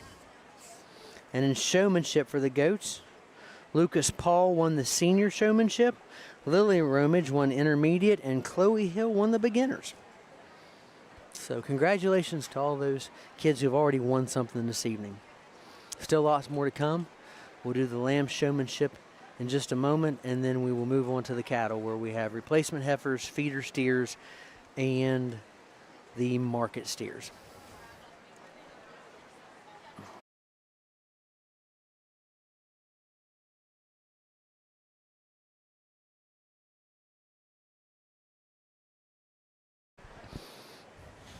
Big thank yous to Myers Family Insurance, Minnie Hamilton Health Systems, Mountain River Physical Therapy, Riverbend Supply, Shade Tree Diner, Sean Healy Photography, Stump Funeral Home, B&D Title, Calhoun Banks, Chris's Barbershop, and Miller's Suds and Sales.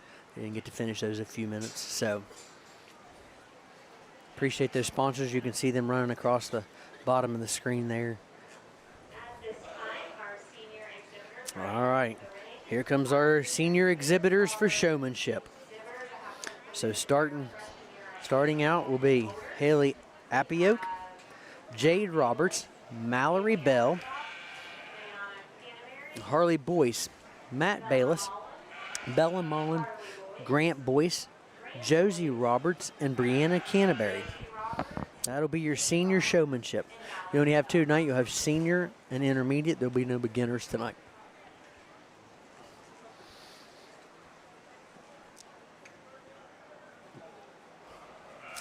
So remember, we're not so much judging at this point in time, we're not judging the animal so much as we are judging the exhibitor.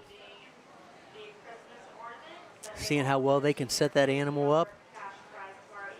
Stay focused on the judge, answer the questions, walk the animal, make that animal look appealing so that judge can make his choice.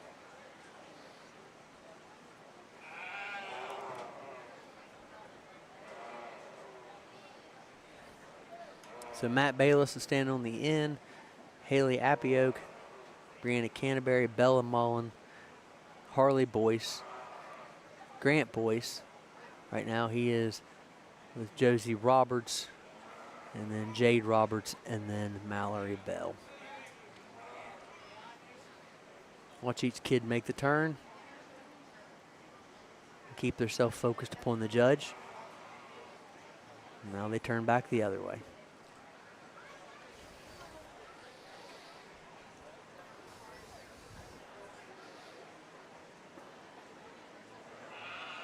Set the animal up to make it look desirable. And now we're going to take a walk.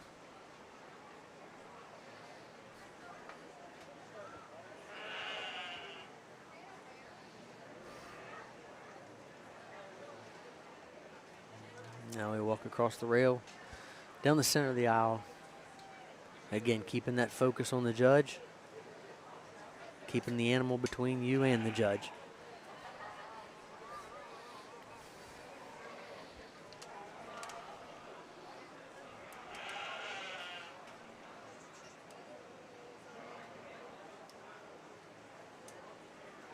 Matt Bellis comes around through the front there as he leads the group through, followed up by Mallory Bell at the end. Mallory just winning grand champion just a few minutes ago, and Matt winning the reserve champion in the lamb division.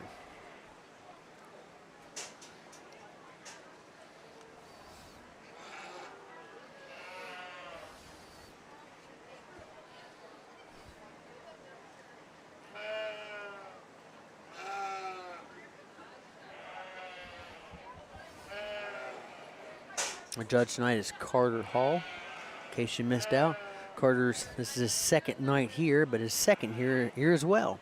So last night he was the judge for the market hogs, and then earlier in the evening we picked grand and reserve champion in the rabbits, and John Workman came to do that for us. Congratulations to Hunter Clark and Shaylee Wilson for grand and reserve champion rabbits last night. And we're going to listen to him. Let's give all these seniors here and Market Lamb Showmanship a nice round of applause.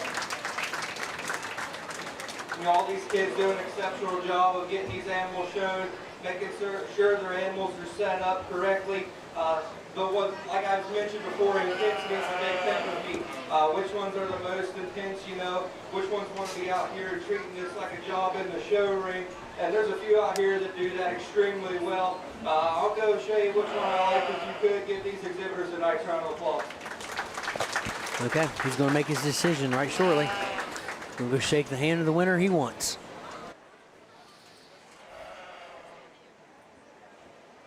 Great job to all these kids for the efforts they put in tonight. And your winner is Haley Appioke. Your senior showman is Haley Apjock. All right, congratulations to Haley on her showmanship award. All right, we're going to bring out the intermediate division. It's going to consist of Piper Parsons, Jill Roberts, and Nevaeh Lucky. So once these are out, we'll bring those three in and we'll decide who our intermediate showman is for tonight. As our seniors are exiting the ring, our intermediates will be entering. These are exhibitors who have completed the 5th through the 8th grade.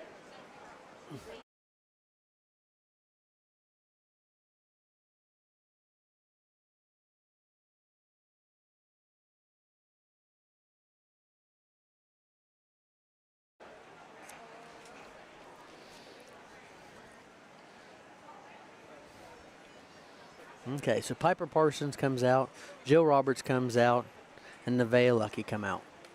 And they're going to set their animal up here for Judge Carter Hall.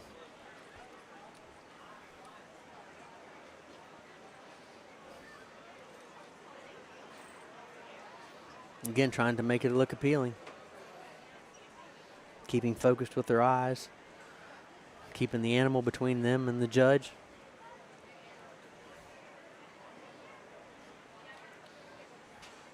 Carter did say that he liked when he was able to touch an animal and it didn't shiver or shake or get nervous. He said that was a good sign of a kid that had worked with an animal and it was comfortable being around people.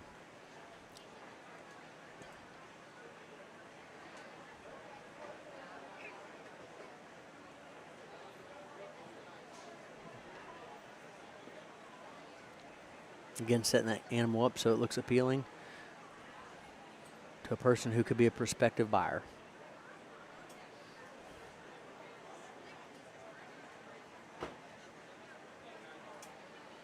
And Piper takes a walk around, followed by Jill and then Nevaeh Lucky.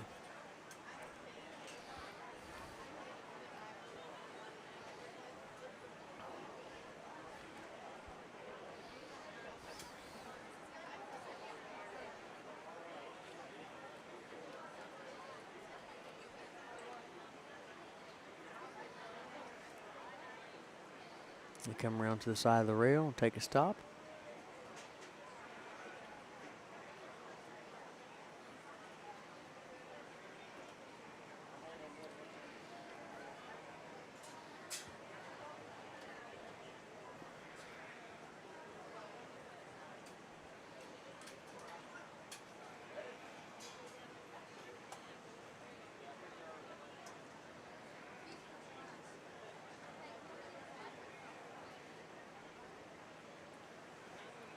All these kids are working extremely hard tonight.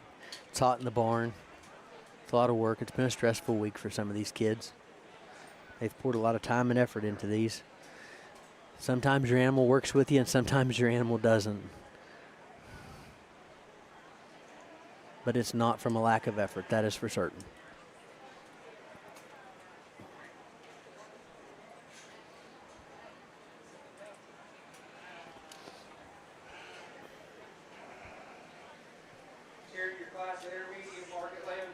And, you know, I want to make sure I give all these kids a look, but at the same time, I still want to get these animals back to the barn. I know it's hot, these animals are getting tired.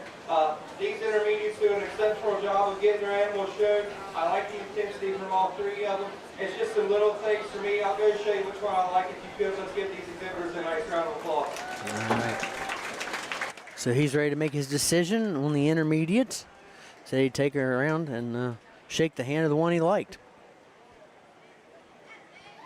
And it appears that Piper Parsons will be your intermediate showman with the lambs this year. So congratulations to Piper Parsons and Haley Apioke on their showmanship awards in the intermediate and senior divisions. Sponsored by Amelia Nelson and Melissa and Archer Settle. And special thanks to Stephen Settle, Archer Settle, Melissa Settle, and Amelia Knowlton on sponsoring the banners for the Grand and Reserve champions. Okay, and it's about that time to start the cattle show. So we're going to start with the replacement heifers. And at this time, I want to welcome Josh Moss. He's going to help us run through this. So he knows a bit more about cattle than I do. So Josh, we're going to start with the heifers. Well, I wouldn't say I know more about the cattle than you do, but we'll see how this goes. All right. First off in this class, we got Angelica Long and Brooklyn Paxton, ranging from 350 pounds to 405. These will be the lightest heifers of the night.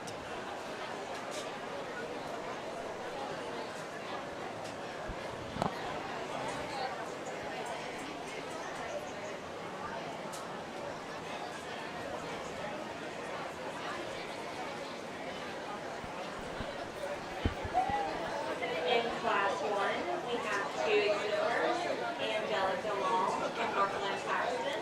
Their calves weigh 350 and 405 pounds.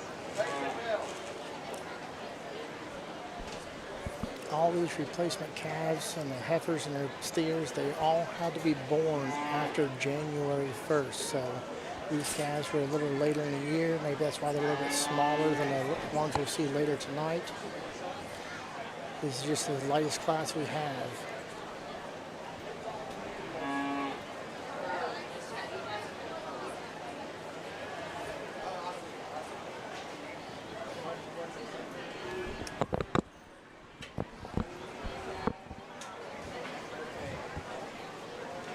Again, out there tonight we have Angelica Long and Brooklyn Paxton. Replacement heifers.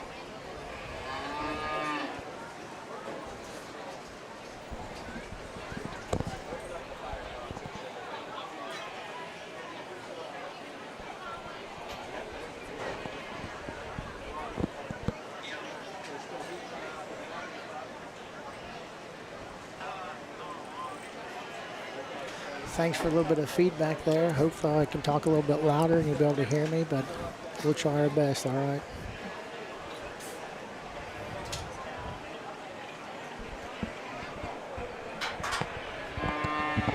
I guess that means I have a big mouth since they didn't have to tell me that. Yeah, Steven's just a little bit more vocal than I am. He's got that talk radio.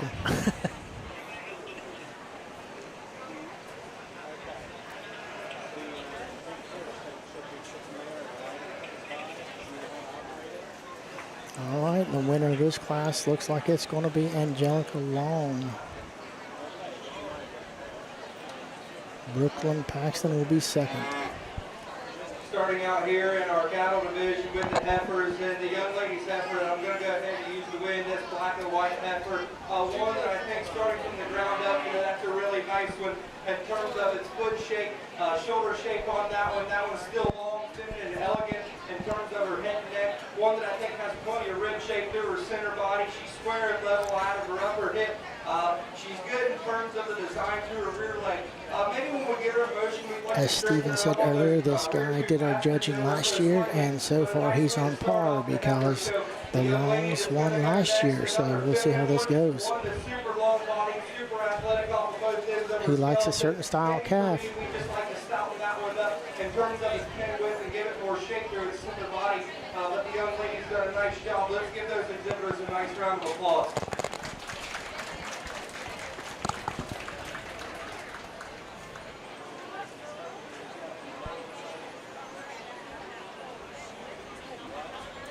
When I talked to him earlier, he tried to explain some of the things, and not being around cattle much, trying to learn a little bit. He he was very firm in the fact of the matter that he wanted a good square cow.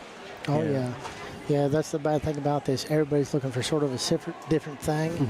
Most people, if you're going to come to one of these shows, you think you're going to be wanting to buy one of these little replacement heifers for the farm for a good cattle that you're going to need later. So we'll see what he says. Yeah, he even said I want a ladylike look on my heifers.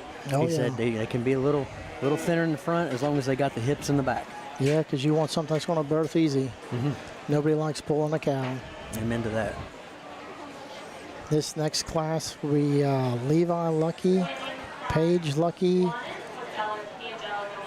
Adeline Bumgarner, Paisley Bell. The range in weight is 445 to 490. Levi Lucky, Paige Lucky, and Paisley Bell. Their calves weigh between 445 and 490 pounds.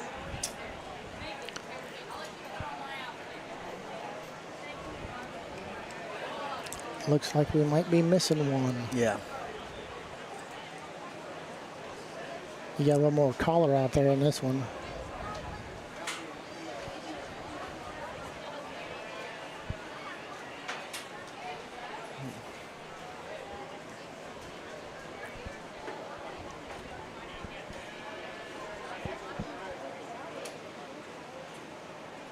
Hey, Elizabeth.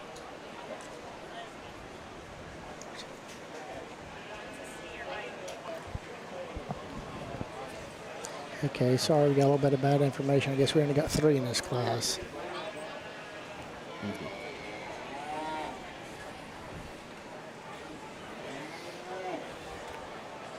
So the 3 out there are Levi Lucky, Paige Lucky, and Paisley Bell. Paisley did a fine job showing her lamb earlier. And she has a fine looking heifer.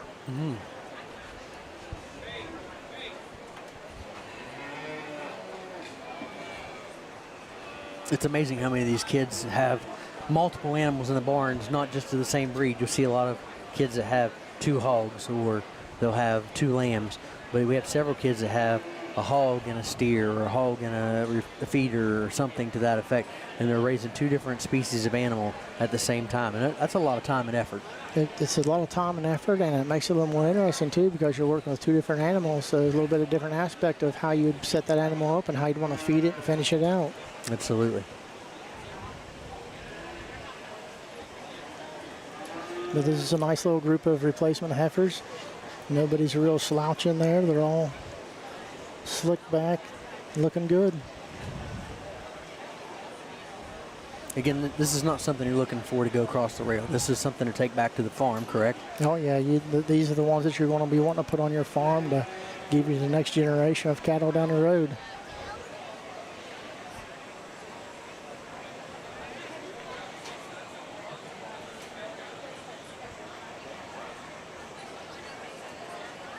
And am I correct in this? These had, I think you said it, had to be born after January 1st? They have to be born after January 1st. Use the win as one that I think in terms of just being athletic, that one gets out and covers the most ground off of both ends of her skeleton. She's good in terms of the depth of rib through her center body. She's still good in terms of how feminine she is through her head and neck. Maybe for me, she just gets a bit rounder out of that upper hip. And you got to remember, this guy's looking at it a certain way. He wants to see a cow, and you might be seeing this on the screen as a different way, because I wouldn't have chosen that way. But hey, everybody's got their opinion, and they're all different. He's looking for a certain thing, and so are other people. So this is a good-looking little class. And that first place would be Paige Lucky. Second is Paisley Bell, and third is Levi Lucky. But the young man does a nice job of getting that one shown. Let's give all these exhibitors a nice round of applause. And that's the crazy thing about, judging, is you have a different judge in here tomorrow, and you may have a totally different outcome. It's just at the preference at the moment. Oh yeah, because everybody's different. Everybody's got their thing they're looking for, and it's just up to the judge. You can have the best looking calf you think's coming off your farm, but if this guy doesn't see it that way, you're going to be left out. Yep. Everybody's different. But these kids are doing a good job. They're bringing out some good-looking animals. Your next class is Jed Long, Wyatt Lucky, and Malin X-Line. Melanie X-Line. Sorry about that. And these weights are 515 to 540. Not much color in this class. They're all black if you like that. Which seems to be the common thing in Wirt. I mean, not every farm in Wirt County, but when you look at a lot of Wirt County farms, Black Angus is a very popular breed here. Oh yeah, that's a big seller. It seems like everybody likes a Black Angus. Black Angus has done a good job of trying to sell their breed and their cattle style. Everybody wants them looking the same. Get that good steak. Yes, sir. Talking to some of the folks earlier here, and they were talking about, you know, the 13th, 14th rib is where you get into your fine steaks, in that center piece of the animal. It's not in the hips on the front or back. Don't get me wrong, those are important. Those are roasts and things like that. But your steaks and your fine cuts are across the back and right behind and in those ribs and right through. Oh yeah. Of course, this class here, like all these heifers, hopefully you're not going to be eating them too much. You're going to be wanting to save these for your next breed. But absolutely, you never know. If it doesn't fit in your farm, you'll be sending it down the road for somebody to munch on.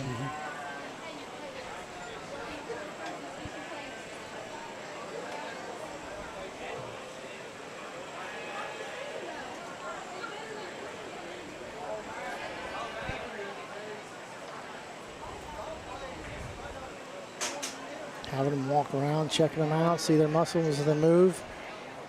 Wanting to see everything's going on.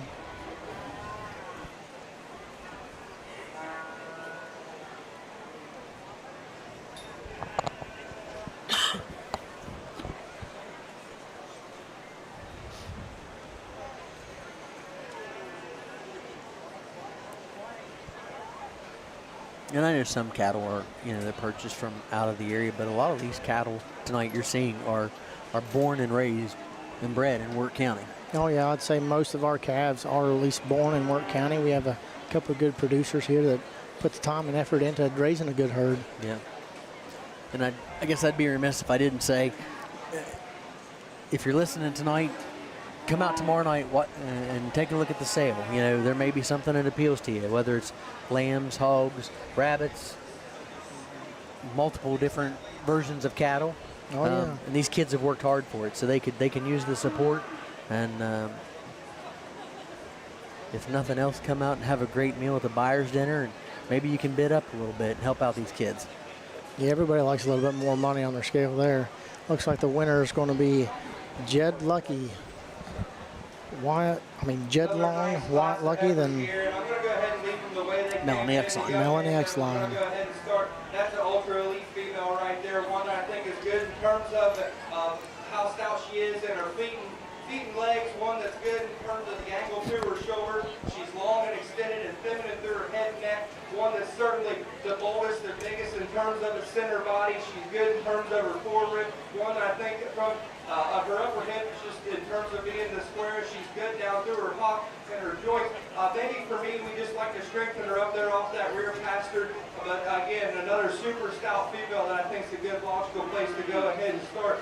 The young man that's going to go in second, another feminine one that I think has some body shape, one that's super stout. But for me, just gets a little bit rounder out of her hip, maybe fill her there in terms of her rear rib. But a nice heifer for the young man. The young Looks like the Longs are doing a good job. Yeah. His sister won her class. He won his class. The judge is keeping it on par because he likes those calves. Well, let's give all these exhibitors a nice round of applause. So there you go, Jed Long, Wyatt Lucky, and Melanie X-Line. Jed Long, second, Wyatt Lucky, and third, Melanie X-Line. Entering the ring for This next class will be Kinlan West, Sophie Romage, Bristol Dye, and Lewis Moss. You don't have any attachments to anything here, do you? Oh, no. We'll see how this goes. The weights are going to be from 575 to 585. This should be a pretty close class because there's only a 10-pound difference here. And so far, our largest class of the night for the replacement heifer.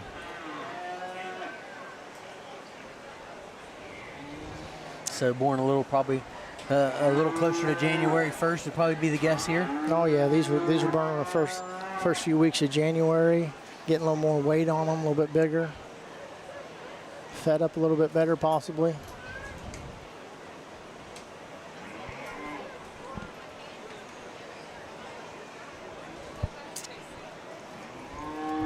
All right, let's talk about your boys' cow just real quick here, just because it's a little different than the rest of them out here at the moment. It's a little different, all right. He liked the collar on this silly thing, but we had some other ones that are all little the same collar, but he liked how this one stood out. And for me, he's got two sisters coming out later in different classes, and I like theirs a little bit better, but his calf for me looks really good in the front end. The front half of this thing really stands out, but we'll see how well the judge likes him. So this wouldn't be one you'd be disappointed to take back home with you? Oh, no. This would be a good one to start something on the farm with, because these things are bred for farming. We are not show calf people. We're just out here and the kids enjoy it. So yeah, it's the next thing to go down the line at the farm and hopefully produce several of them for the next generation. Absolutely. And watching these smaller kids handle these bigger animals, if you can't tell that there's been effort put into that, then I don't know what else to say. You have an animal that's 580 pounds and you got a kid that's 75 pounds. Yeah, leading him around. That. Yeah. It's all on how much time and effort you put in, but it doesn't really matter. You can put all the time and effort in as you want. Everything changes when you get out in this ring. Absolutely. It's different for the kids. It's different for the cattle. They're a little spooked. The cows are spooked. So it could be an interesting night. Yep. That's another good group, though. They all look pretty good. Mm-hmm.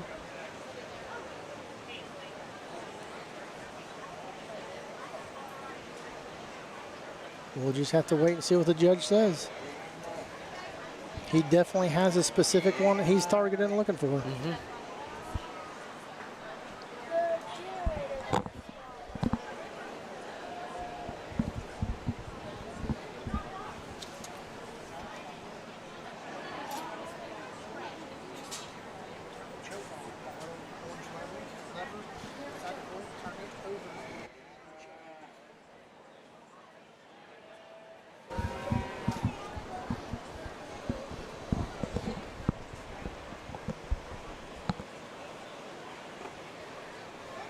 Looks like he's going down the line here, setting some off to the side.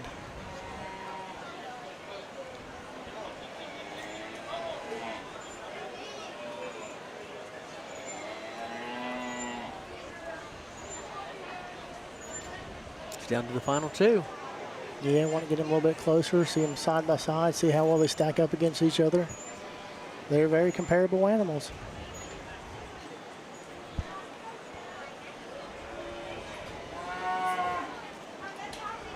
Okay, so Sophie Romage and Bristol Dye are off to the side, so we're left with Kinlan West and Lewis Moss. Yep.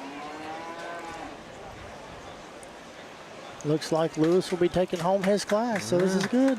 Congratulations, Dad. We'll see how well his sisters do. Yep. He's got one up on him right now. Another nice class of heifers out here in the young man's gray and white heifer. I'm going to go ahead and use the start, I think.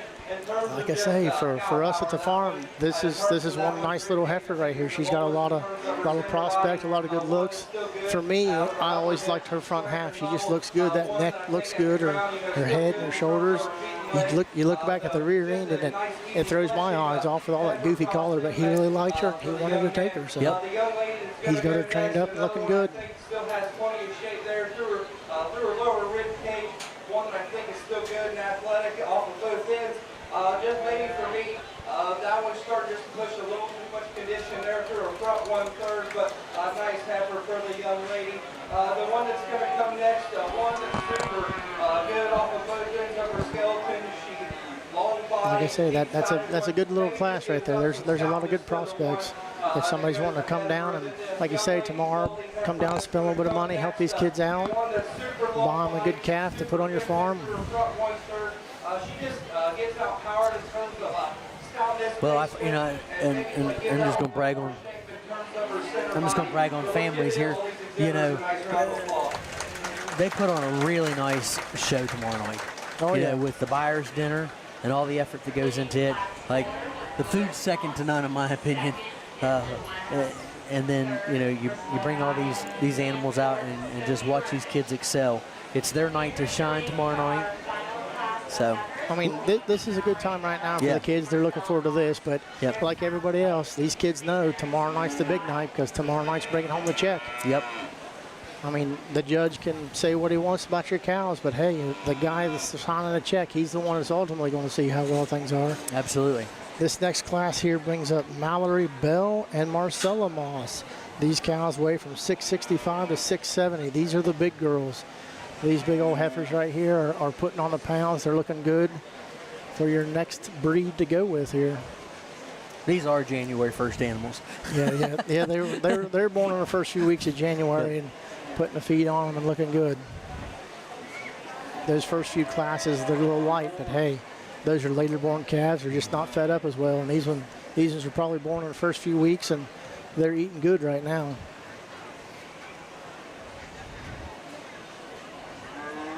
A little bit of different color in this one too. You got a smoke and a red one, so we'll see how this goes.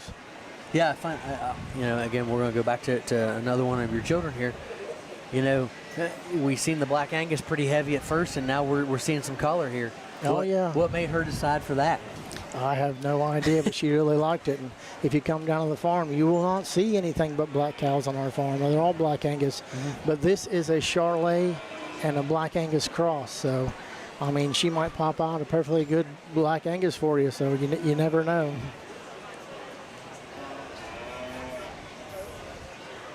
But personally, she's a well-built heifer. She's looking good.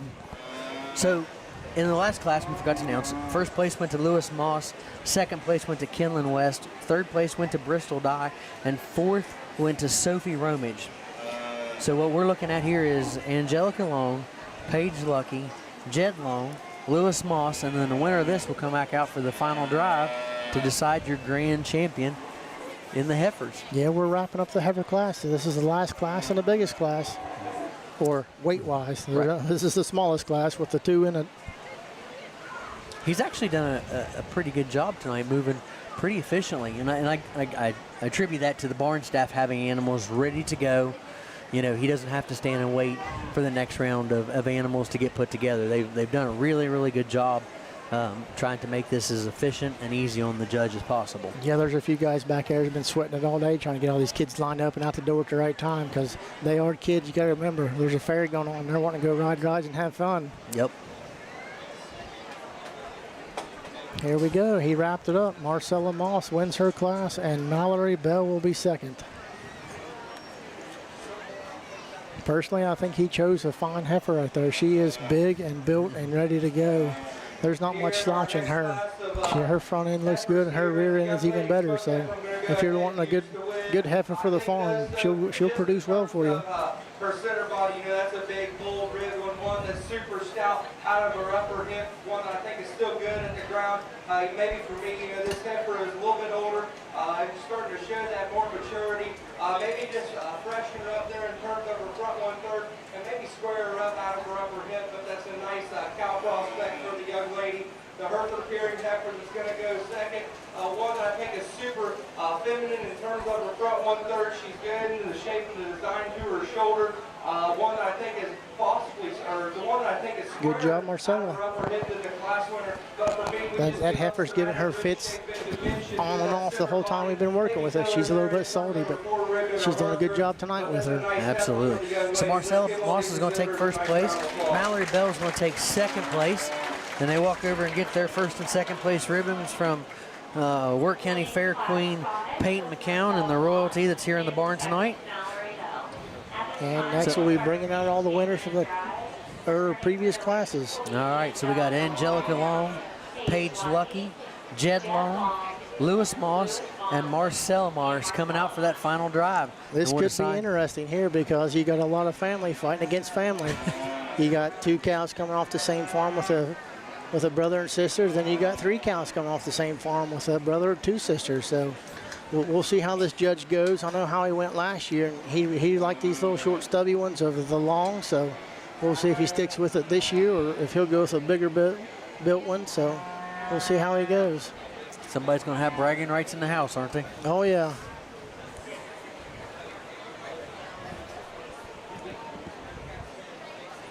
these kids make it a little bit of competition when you got your siblings involved with them. Who can raise the better calf and who can handle it better? We did lambs for the last several years, but due to some circumstances, we weren't able to have lambs this year at home, and so it was Archer and Amelia at our house, fighting out the lamb ordeal, trying to see who could have the bragging rights. So we totally understand. Oh yeah, how it works at your house as well. So it's definitely a little bit of rivalry, but you got it's kind of interesting. You got two siblings on the left and two siblings on the right, and you got your own loner right there in the middle. So we'll see how this goes. Absolutely. But regardless, whoever wins it, that's well deserved, undoubtedly, and we're happy for whoever it is. Yeah, you got some fine looking animals right there. Hopefully they'll make it to somebody's farm and make a good replacements for the next few generations down the road. I mean, that's what we're breeding them for, the next one. Here in the final drive of our heifer show, we have he's ready to make a decision. Winners out here that I think are all really good in terms of their lines. For me, if you can follow what I've been doing, trying to pick the ones that are stout, which ones are square out of their hip, which ones have the most.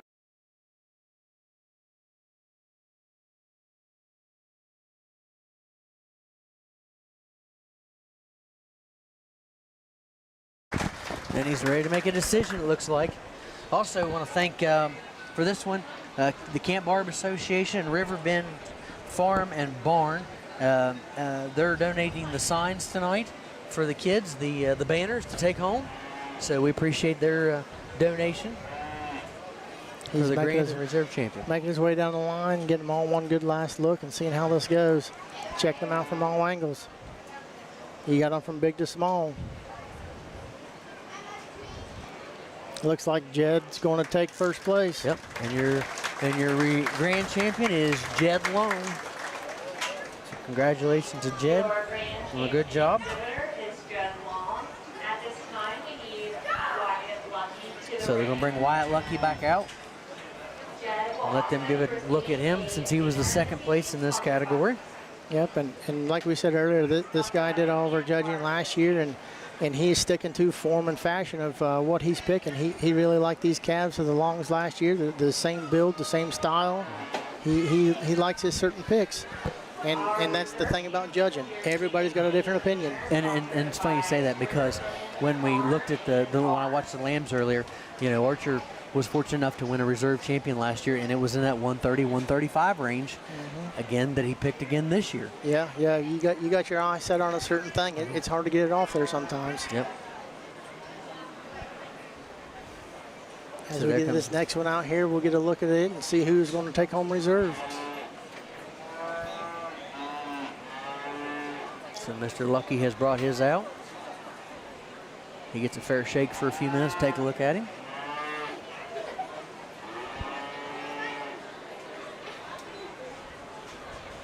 But again, here you are with the best of the best of these classes that we have, and these kids have done a good job for the last several months. They've had to been putting in some time and some work and some effort to get these animals to where they are. Absolutely.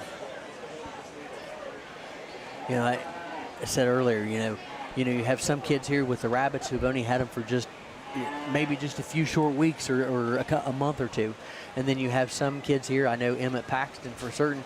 He's had his for almost 2 years. Yeah. When we bring out these big fat steers, by golly, that is not a short-term commitment. You got to put the time and effort in because that is a 2-year commitment down the line. You're hoping that animal turns out well. And unfortunately, this year we've had 2 kids lose their big fat steers because of, who knows, one was due for health reasons, one was due for heat exhaustion. And we go with Long for the second. Angelica Long. Like we said, he likes these little club calves. They're good-looking calves. He picked them last year. He's got a certain group he goes with.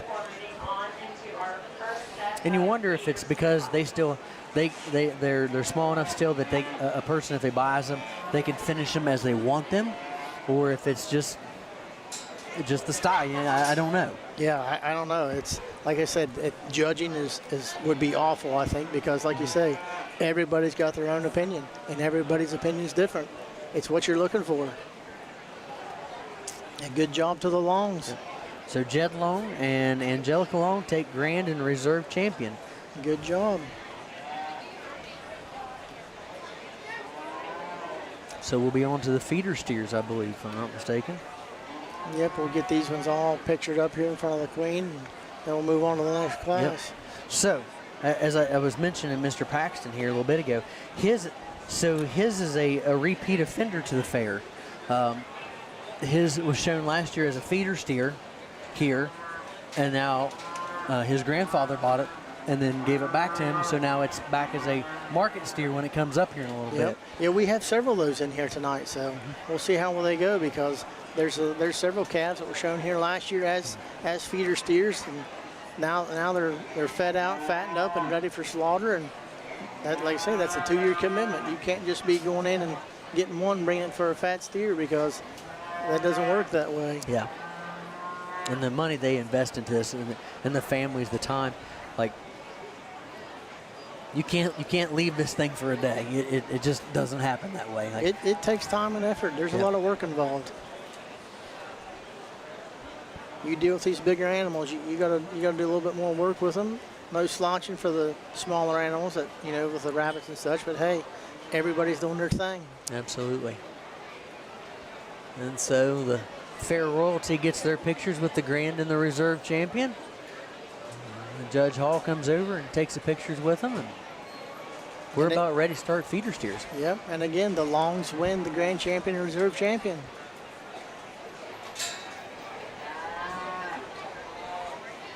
These are your feeder steers. These are the ones you're going to be wanting to see next year if they get bigger and fatter and ready for your market.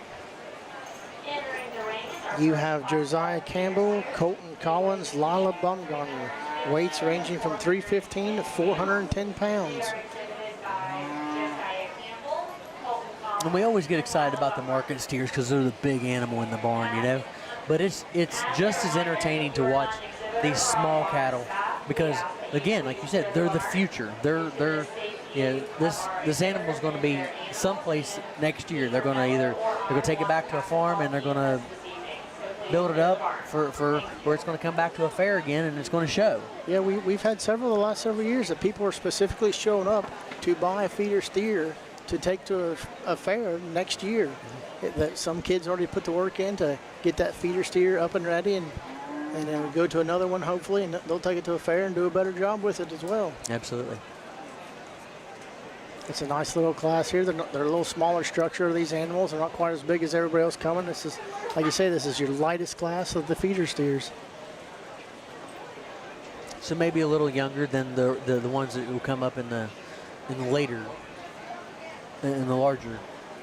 weight categories. Yeah, they could be born later in the year, so you just never know.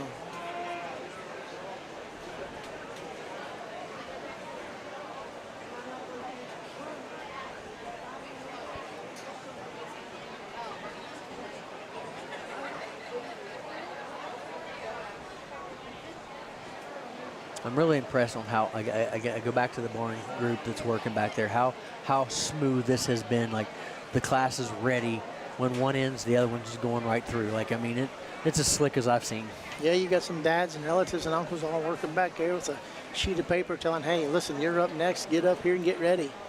We want to keep this thing moving. It's hot out. The animals are hot. Yep.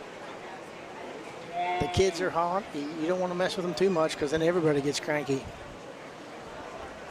Last night with the pigs was entertaining, to say the least. Oh, pigs are always fun, though. Yeah. You never know what they're going to do besides squeal. Yeah. At first, I talked to several of the kids, and when they came out for to show to be judged as the animal, they were pretty easy to work with. But when we brought them back out for showmanship, a lot of those pigs, they were tired. They were on overload. I guess is the best way to put it. You'll see some of these calves the same way. They'll act completely different this time compared to the next time, just because of what's going on. Yeah. More handling, more noise, more heat. It all has an effect. They all wanted to go to that back part of the pen last night over where the gate was, because they just wanted to go back to their pen. And I don't know how many we had to fight off that back gate to try to get them focused back down here so he could judge them.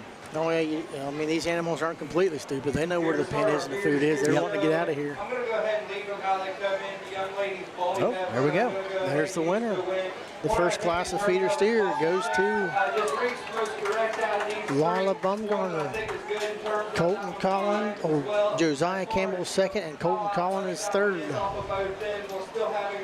Good job, Lila. Good job, fellas. One that's certainly packed full of muscle. One that's certainly definitely got some growth and potential. Just for me, he gets a little bit rounder out of his upper hip compared to the one ahead of him. Then the young man's bowling that's going to go third. One that is super. Again, if you're just catching up with us, we're at the 66th Annual Wirt County Fair, working on the second night of animal judging in the livestock barn.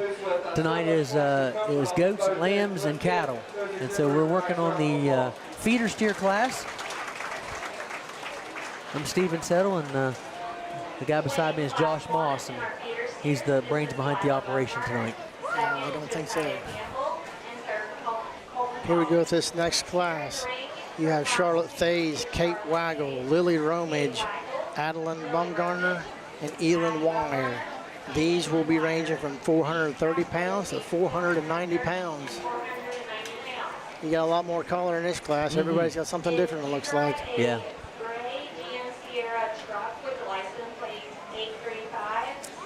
And I find it interesting. I look at the two red ones out here, and I know those families, and that's not typical for those family farms. Oh yeah, that's the same way with us. I mean, our kids are not bringing the Black Angus in. They switched it up this year and brought a cross with them. They like that different collar, so you never know. Yeah. I find it entertaining because, like, they're trying something different. You're going outside your norm, you know, and they're confident with these animals. Like, all 5 of these walked out of here, and they look like they own the show tonight. That means they're putting in the time and effort. Yep. We'll see how this class shakes out here. Well, it's an all-girl class for a feeder steers, so this should be interesting. Which young lady's done a better job with her animal? Yep.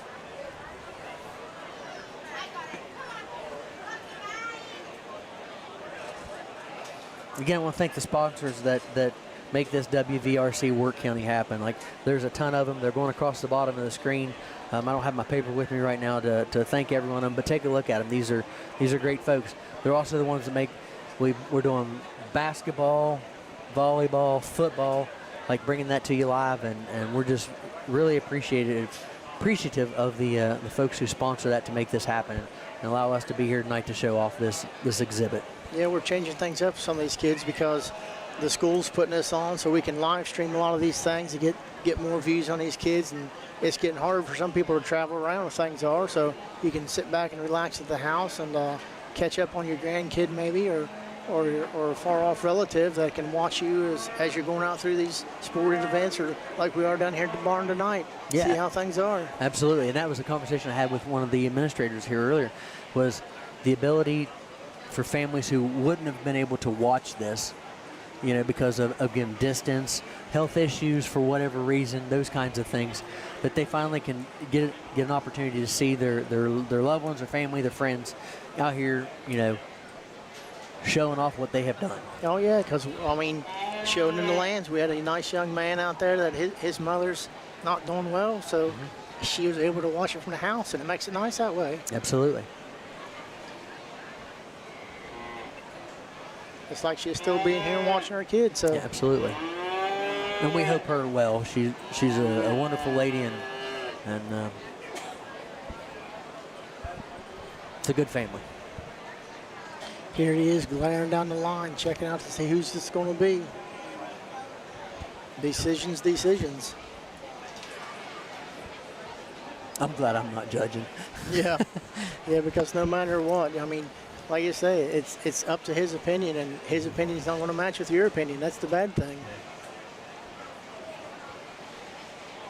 But tonight, it's up to him.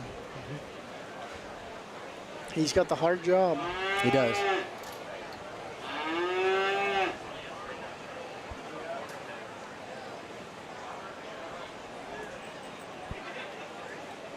All right, we're going to start weeding some of them out here until we get down to the top ones. So that is Lily Romage.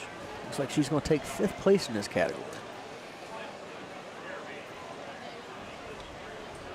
She did a good job earlier, though, with her lamb. And that is Charlotte Thays in the 4 spot. She did. She really did do good earlier, didn't she? Yeah. Again, this is that what we're talking about, that having multiple animals in different categories. Yep, the kid's got to do work in 2 different ones. So Addie Bumgarner takes 3rd.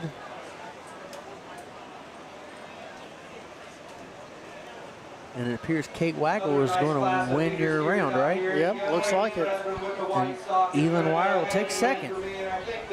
Good job, ladies. In terms of that one's build, that one's good at the ground. He's big in terms of his foot shape. He's big in terms of. You got some feeder steers that might be viable for next year. Somebody wants to show up tomorrow night and buy one and bring it to the fair next year as a fat steer. I would not be surprised one bit if the first one you're looking at right there, the one Miss Waggle's got, will be back. I wouldn't be surprised one bit. No, yeah, that's for sure. And I'm not a cattle person, but knowing the livestock that it's come from, it would not surprise me if we see that thing back here next year. Yeah. So going down the line, we have Kate Waggle taking 1st place, Elin Wire 2nd place, Adeline Bumgarner 3rd, Charlotte Thays 4th, and Lily Romage is 5th in this class. It was ranging from 430 pounds to 490. Super long body one that's got plenty of shape through that lower rib cage. Maybe just for me, that one gets a bit rounder out of his upper hip, but the young lady's done a nice job with that one. This young lady that's going to come in next, super long body one that's super athletic off of both ends, maybe just gives up some stoutness and power to the ones that go ahead of it. And same goes for the young lady that comes next, one that's super good in terms of how that one's head and neck sits high on the top side of that one's shoulder. Just gives up some stoutness and some basement. Let's give all those exhibitors a nice round of applause. So that moves out this class. The next class will be Haley Nolan, Jackson X-Line, Carson Lucky, Isaac Romage, and Matthew Bayless. Those feeder steers will be ranging from 500 pounds to 560 pounds. We'll see how these ones will shake out and see what they look like. These ones coming out should be filled out a little bit more. You see a little bit more muscle, a little bit more meat on them.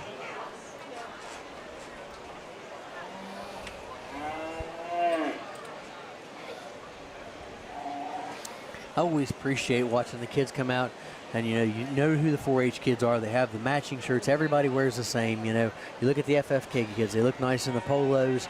They're matching. So they take pride in themselves, not alone just with the animal, but in themselves as well, and looking nicely presented out here in the ring. Some of this is on them too. When we go into showmanship, it goes into how they perform as well, not just their animal. They're the ones that got to be setting it up, getting it ready to go. So they got to look sharp and spiffy too, because it's judged on some of that as well. Your animals are only part of it when it comes to showmanship. Mm-hmm. And so one of the comments that I heard a gentleman say earlier is setting the animal up is you want, like, it's, and I don't want to mess it up too bad, but essentially if you don't set that animal up right, then you don't show off that animal the way it could be sold as, or you don't do it justice. Yeah, you see Matthew back there in the line trying to move his feet around. You move those feet around, it changes the hips, gives it a different structure look, fills it out a little bit more, makes its back a little bit taller and straighter. You want that thing looking good. You don't want a big swell on the back. Yep. Here's the exact wording. I wrote it down because I thought that was important. Showmanship matters in the market. Oh, yeah. I was talking to a couple of the kids earlier today in the barn, just trying to get a feel of how they were feeling, and I had to laugh a little bit because one of the girls, Melanie X-Line, she said she's got a replacement heifer in here, and she said, I'm a little nervous and tired. She goes, I'm running on coffee, Dr. Pepper, and dreams tonight. Oh, that's a good one to go with there. And these kids are tired. They're out here early in the morning getting them fed, getting them cleaned up. They're here late at night, walking them in the ring. These animals got to get used to this ring as well, because you're at your house working them, and it's different. You get them out here, it changes their attitude as well. Well, when we stayed here at the fairgrounds, we've got a camper down here, and when we went to bed last night, the lights were still on, and that was midnight. I got up, in the middle of the night, and they'd finally shut them off somewhere around 1 o'clock. Oh, yeah. So kids were still in here working at 1 o'clock.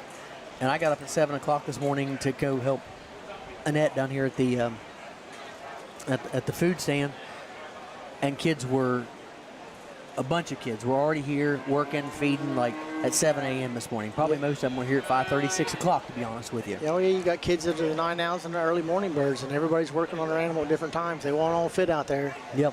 Fair week, you're fighting for spots at times when you're trying to get these animals worked in, because everybody's got to share the same ring. Yeah, and it's funny you say that, because I talked to Cammie Carpenter a little bit ago, and she was like, it would be nice because we keep the animals kind of cooped. They're kind of just stuck, because we're limited on space, and you can only you can only put so many out in the ring at the same time. But these animals are adjusted to their own space at home. They have their own roaming area, and so these animals, it does change them a little bit because this isn't what they're used to. And so that plays a big factor into it. She's like, I just wish that my animal had an opportunity to maybe make a little more lap in here and just kind of be the animal it is, but we know the chance you take with putting multiple animals and just letting them go. Oh, yeah, because at the house they're about moving around. This week they're tied up 99% of the time because you can't be running around. Mm-hmm. But it looks like we're going to start weeding this class out until he gets to his top ones. So it looked like Isaac Romage is going to take 5th place.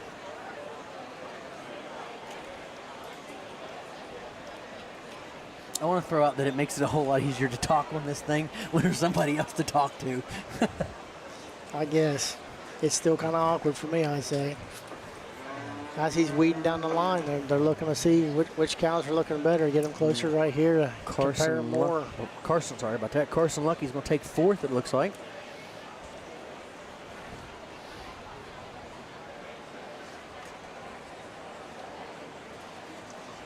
And again, we're looking at kids that have, I know for a fact that Matt Bayless and Haley Nolan have other animals in the barn.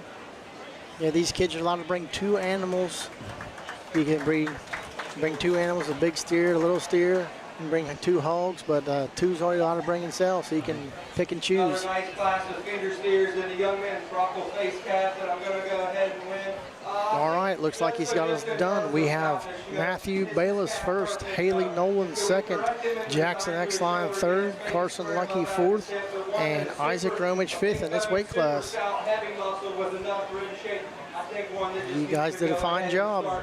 The young lady that's going to come next, another stout, powerful one that's correct in terms of that one's muscle shape. If you're looking from the camera, you can tell these top ones in this class, they got a little more muscle and more meat on them than all as long and leggy. Back through that rear rib and flank, but a nice calf for the young lady. The young man that's going to go third, one that's square and level out of its hip, one I think is good in terms of that one's structural design through his shoulder and then back through his hip and down through his rear leg. For me, we want to strengthen that one up in terms of his spine there and behind his shoulder, but a nice calf for the young man.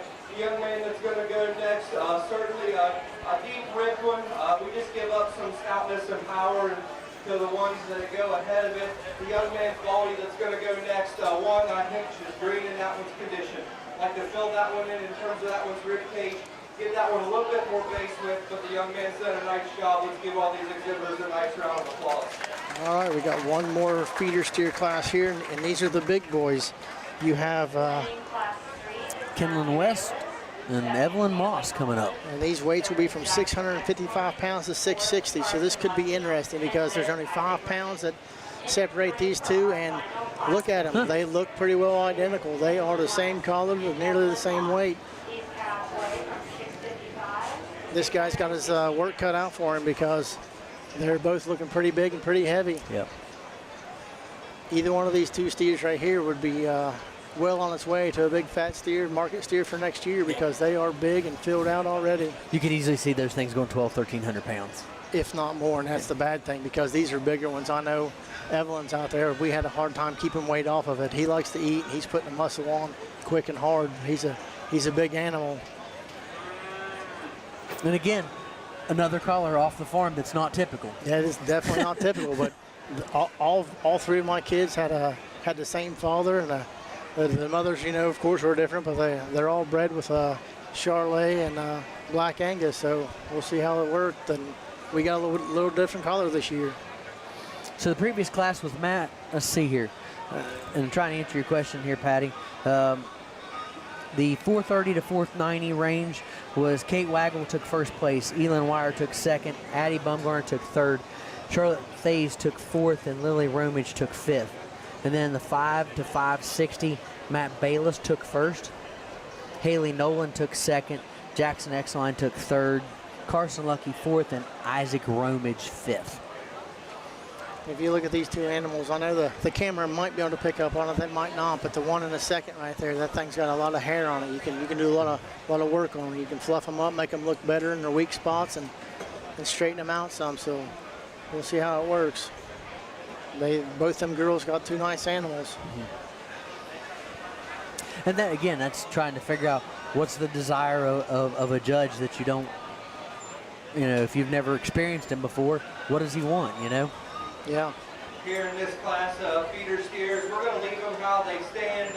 Two really nice calves, Then here in the heavyweights, but the young lady, I'm going to go ahead and start, I think, just from a structural. Good job, Evelyn. She wins her class. Kenman West will take second place. And like I say, both the things are pretty well identical. I mean, 5 pounds is the difference right there. So you can look at them, and they're both good animals. Somebody wants to show up tomorrow, spend a little bit of money. You could take either one of these home tomorrow and be halfway on your project for next year for a big fat steer for market. So you have Evelyn Moss winning her class and Kenman West coming in second. This young, I think this one's going to reach maturity a little quicker and not hit that higher market weight that we're searching for in today's cattle market, but certainly a stout, powerful one for the young lady. Let's give all these exhibitors a nice round of applause. Yeah, that's a nice class right there. Good job, ladies. And not to be bragging too much, but hey, that's 3 for 3 for the kids. So absolutely. They won all 3 of their classes, and that makes it kind of fun with them. All right, so here coming back out, Evelyn Moss is going to stay. Matt Bayless, Kate Waggle, and Lila Bumgarner. And that'll be our final drive for the feeder steer division. We'll see how this shakes out here because there's a lot of weights right here different. Right, you're 345 pounds. Yeah. Actually, let's see. I'm sorry, it'd be 250-pound difference between the smallest and the largest. That right there has got to be hard to look at because you're looking at, 2 different size animals and how far they are and how far they can go to get to market. Who's bringing the most potential to the time it's left? Out here again, you have Lila Bumgarner, Kate Waggle, Matthew Bayless, and Evelyn Moss. And they will, the grand champion and reserve champion will take a banner home tonight. And those sponsors are Sim Septic Solution and Stan's Strong Construction. Say that 3 times fast. Yeah, that's a tongue twister for sure. So they'll get banners to come home and they'll receive a cash prize tomorrow night at the sale. And tomorrow night's sale has a lot going on because not only do you have the sale of the animal, but they give out herdsman awards and some barn awards, for helping out in the barn, and the rabbit awards, the Karen Gano award, and things like that. So there's not just the sale, there's a lot of other awards that still come tomorrow night from the efforts of this week. Yeah, because there's people out here watching these kids throughout the week to see if they're taking care of their animal, cleaning their pens, getting them food and water, getting them cleaned up. The people are always watching and seeing what you're doing, so keeps the kids on their toes and makes sure they're working. Here in our feeder steer final drive, and I'm not going to give another big long speech because we still got to get market steers and all the. Looks like he's got it narrowed down. We'll see what he goes with. But I think these 4 from their respective classes all do really great things. But there's one out here for me that in terms of just structural design, balance from the side, and show ring appeal, I think there's one out here that really does that for me. If you could, let's give these kids a nice round of applause, and I'll go show you which ones I like. All right. He's got a decision. He's going to go shake the hand. He's got a hard decision, too. These are the top ones in everybody's individual class. Yep. Got to narrow it down.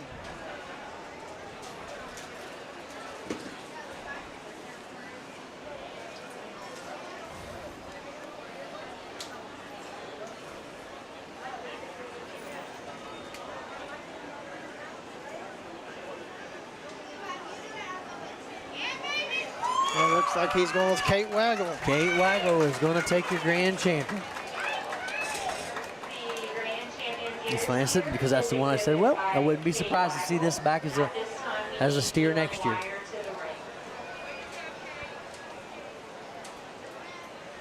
Stay at the backdrop. And coming out will be Elin Wire. Yeah, good job, ladies and gentlemen. You guys have done a fine job out here. Like I say, these are the best ones of their classes, so you got to narrow them down somehow. And if you're looking for next year's project, you have several to choose from. If you want to come down tomorrow night and try to purchase one of them, I'm sure the kids would love more people out to throw their hand up and put some more money in the tab for them. Absolutely.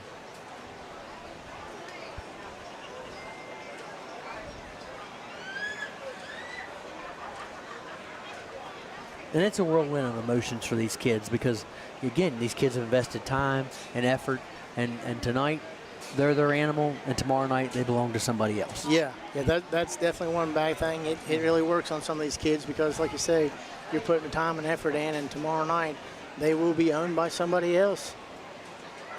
And that's an emotional roller coaster.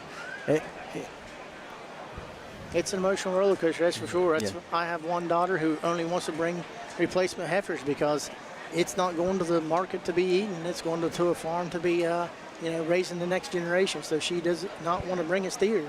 Yep. She's got that soft heart. Yep, absolutely. And we see this time and time again. And we know it's a learning experience for all these kids, That doesn't make it any easier knowing that, that's just part of life. Oh, yeah.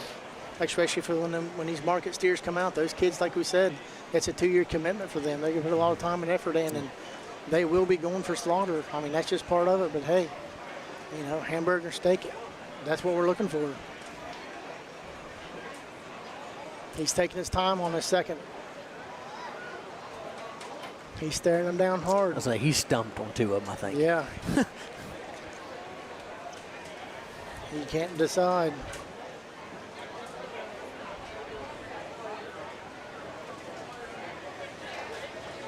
Oh. He's working him around. He's got more time to put in, it looks like. He can't make up his mind. And that's a good thing for these kids because Absolutely. that means they're all good quality, good looking animals. We're not trying to bring any slouches out here. Everybody likes a winner. And congratulations to Miss Kate Waggle for winning hers. She is grand champion for the feeder steer. Yep, absolutely. We'll see how well she does with the fat steers. Oh, that's right. Yeah, she'll be back out here. I forgot all about that.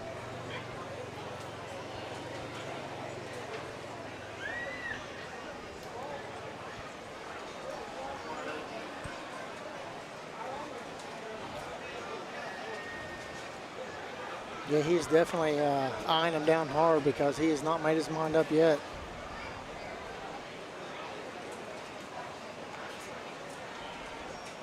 One more look here.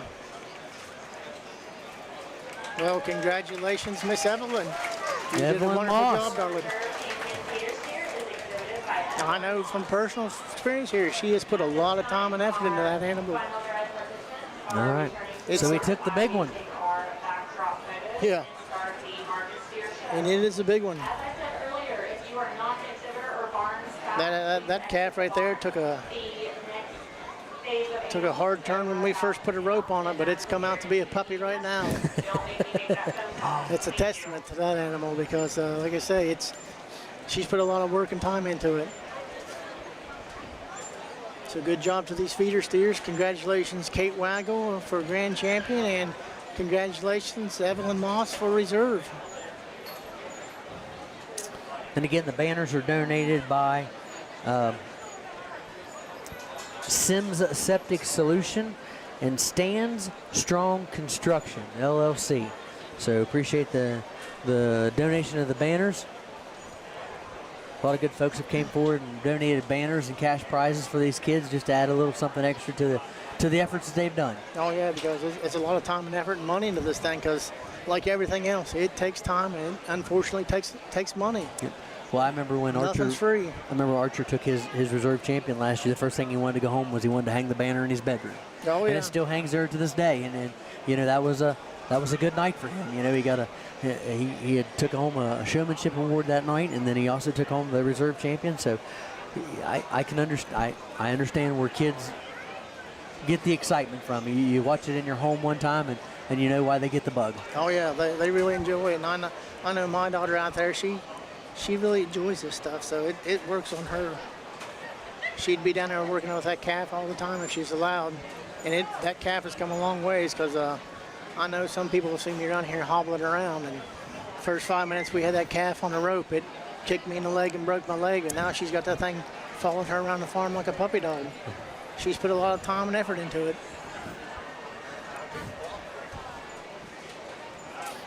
So that one's cost you a little more than you expected then. Yeah, that one right there, it won't hurt my feelings to see it go, but she will be sad, because it is a nice, powerful animal. She's hoping to take it next year. So if you're looking for some good animals, come down tomorrow night. Please come down and support these kids. Even if you just put a bid in there just to raise it up a little bit, that's a tremendous help. Oh yeah. And you get a really good meal. I'm going to go back to the food is really good. Most of the time, it definitely is well worth the food. So that's one good thing. We got a lot of good cooks. So come on out and enjoy the fair. Coming up now is the first class of market steers. In the market steers, the first class out will be Grayson March, Emmett Paxton, and Cammie Carpenter. Sorry about that. The weight is 1,070 to 1,115 pounds. Is Grayson March, Emmett Paxton, and Cameron Carpenter. These steers weigh from 1,070 to I know from sort of like the steers and what we're looking for in the fall, and we sell ourselves are off. I mean, you're looking for something to go to market, but they're in 12 and 1,400 pounds. Mm-hmm. These ones might be coming a little bit light, but they also might be some of their frame structure. They put on enough weight to make them filled out and look good.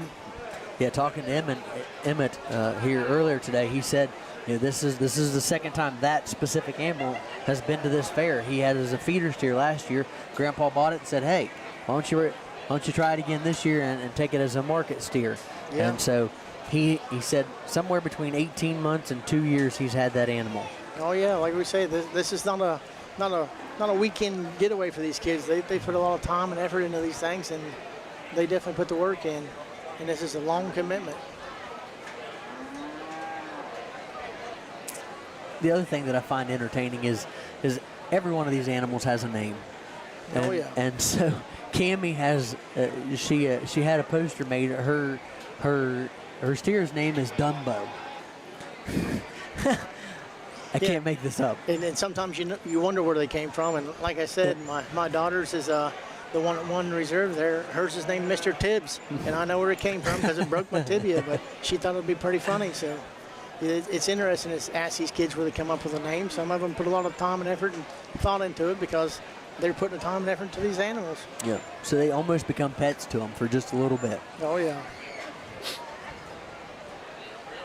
She said he was flopping his head around today side to side and said she really wondered if he was trying to fly away. The big ears that he had. He's got some big ears on him. He's got a lot of fur on him too. He's the heavy one.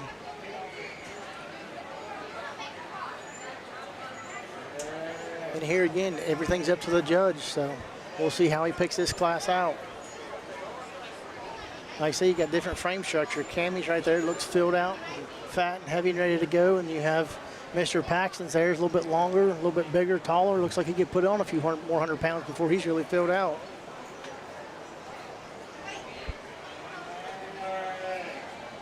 And that's the thing about some of these animals. Some of them look big and heavy at this weight. Some of them look like they could use a little more finishing. Yeah, and with Cammie's, I look at, and going back, these two are, considerably taller than Cammie's is. Yeah.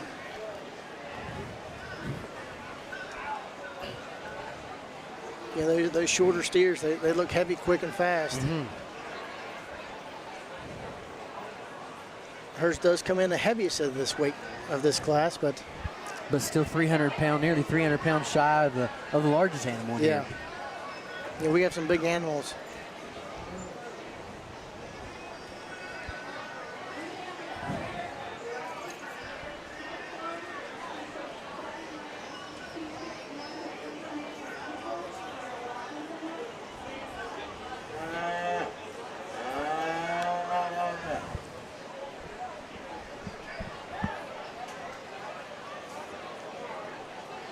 he's trying to narrow it down to the top 2 here. Emmett Paxton will be taking 3rd. Grayson Marsh will be taking 2nd, I think, and Cammie might be winning this class. Starting our market that's how he has it. Okay. Here, and you know, started off right here with this blue roan calf, one that is super stout, super powerful, one that's super dense in terms of that one's bone work. He's good in terms of his center body. One I think is just a good place to start. The young man is gonna Like I say, when you see these 3 walk out of here, Cammie's definitely looks the fullest and biggest, and these other ones got a little more room to grow. Cammie going out there. She was our 65th annual Wirt County Fair Queen, so she gave up her title last night to the lady standing over there beside the livestock barn sign, Miss Peyton McCown. So she'll be taking the reign for the next year. Winning class 1 is Cameron Carpenter. Here comes out this next group of market steers. You have Parker Myers, Peyton Dye, Riley Hall, and Harley Williams, ranging from 1,200 pounds to 1,290. So we got a pretty tight class here in poundage too. 1,290 pounds. Some good looking animals. Now as these 4 walk by us, there's no real slouch in this class right here. They're looking thick and they're looking good. Yeah, this is definitely a competitive class to watch this round.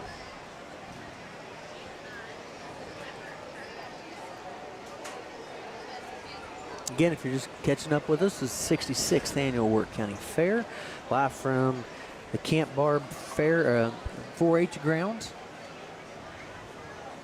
And it's nice that we can bring this live, and hopefully some people are watching and couldn't make it out because of the distance you got to travel, or because it's hot, because it is hot and muggy tonight, but the rain's held off.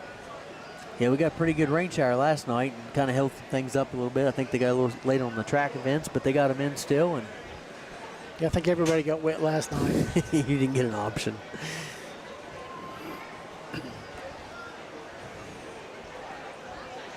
He's checking things out, touching them up, trying to see what he likes.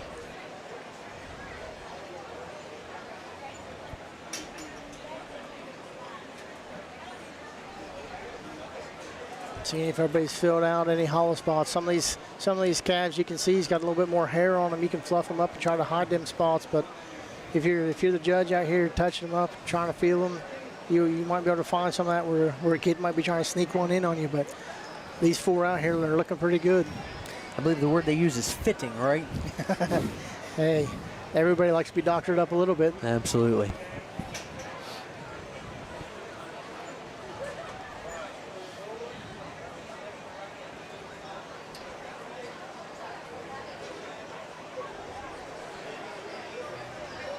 Like he's going to have him walk around one more time.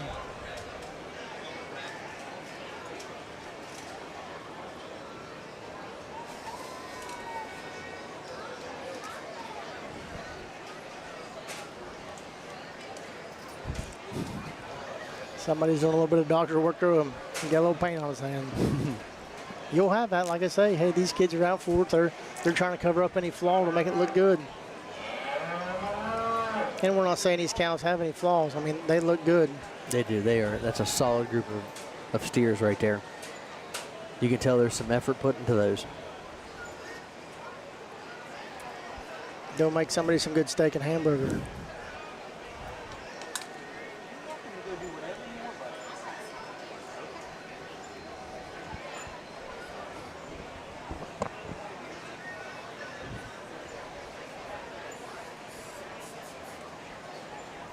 I believe, if I'm not mistaken, tomorrow evening, the buyer's dinner's at 5:30, and I believe the sale starts at 6:30.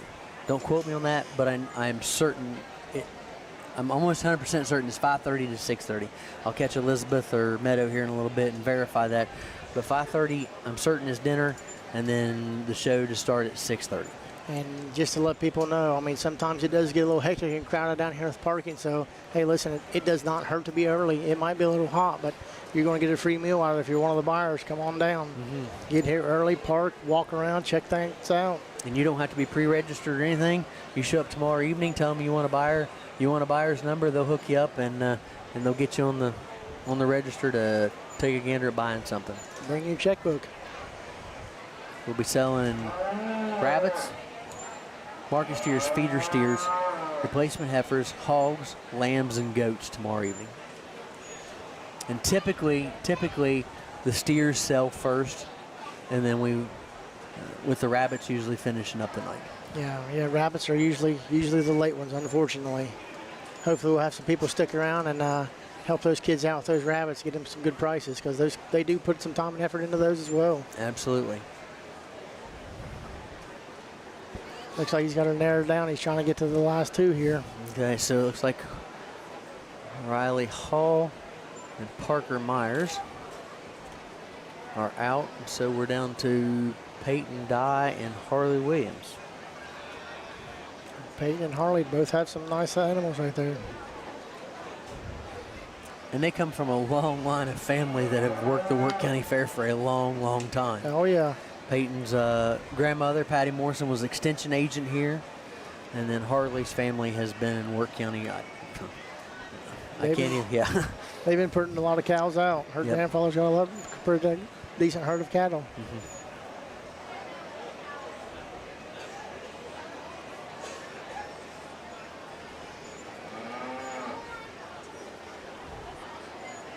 Staring them down one last time. Looks like it's going to be Miss Harley. Yep, Harley Williams is going to take first place. Congratulations, Harley. Peyton Dye will be second. And then I did not catch who's third and fourth. Market steers, and these two are really good in terms of how they're presented. But the young lady's black steer, I'm going to go ahead and use to win. I think just from the side, it's the most complete. One that's good in terms of that one's shoulder design, one that's good in terms of its top shape, his adequate, his finish. I really appreciate that one's underlined. I think he's good in terms of his muscle shape. Is he the biggest hip in here? No, he's not, but one I certainly think is just the most complete. The young man's smoke-collared calf that's going to go next, I'm not going to argue with anybody saying that, that one's the bigger feature. Stouter hipped one, one that's certainly packed full of muscle shape and is good in terms of his rib cage. I think for me, at this stage of the game, he just gets a bit staler in terms of his condition. I maybe drop him there in terms of his rear flank. The young man that's going to go third, another one I think was the easy keeping calf for the young man. All right, so first place goes to Harley Williams. Second place, Peyton Dye. Third place, Parker Myers. And fourth place, Riley Hall. And those kids did a good job because all those are good-looking steers. They're ready for the market. Yep, and they can be yours tomorrow night if the price is right. That's right. This last class coming in, we have Ashton Lockhart, Matthew Canterbury, Parker Dye, and Braxton Carpenter. These animals range from 1,350 pounds to 1,400 pounds. These are your big boys. These are the ones you're ready to get to the slaughterhouse, get hung up, get some age on them, and get them ready. Here again, he might have a hard time choosing these ones out. There's nobody out there that looks too bad out of place. They're all good-looking animals. Well, Parker had a great night last night as she took the grand champion market hog. And so she's showing another animal tonight, hoping to be a repeat offender here.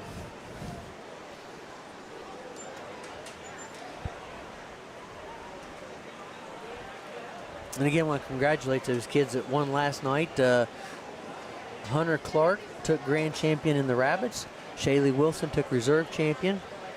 Parker Dye won the grand champion market hog. And Sam Williams won the reserve champion market hog. He's out there touching them up, feeling around, seeing they're filled out, ready for some meat.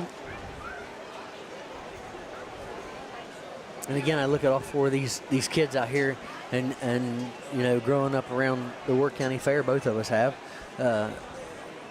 We remember their parents and their grandparents being active in the 4-H and the FFA. You know, these are families that have been around this barn for years and years and years. Yeah, all 4 of those kids out there, from them to their parents, to their grandparents, they've been involved in the county and the organizations down here getting these kids ready for this. Mm-hmm.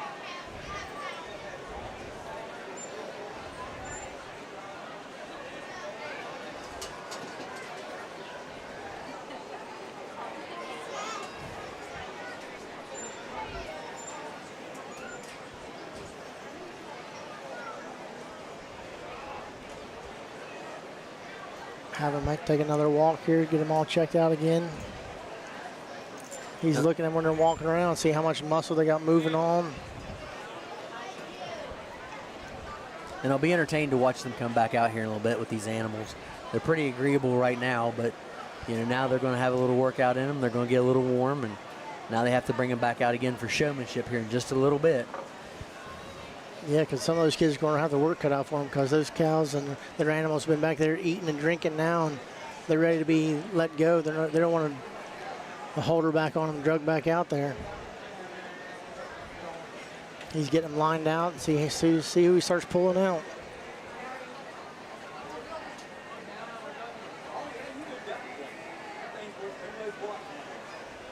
Poor Parker's getting her workout cut out for her there. Yeah, and she's got to bring that back out here in a little bit for some showmanship. Maybe just get her a little bit of a fit there. Yeah. He's being a little ornery. You'll have that, though. I mean, she's hot, the animal's hot, they act different. Because I know that is her pet. She's laying on that thing, rubbing on that thing, loving on it, and it does not do that. But he's just hot and angry. So Mr. Canterbury looks like he'll be number 4 in the class.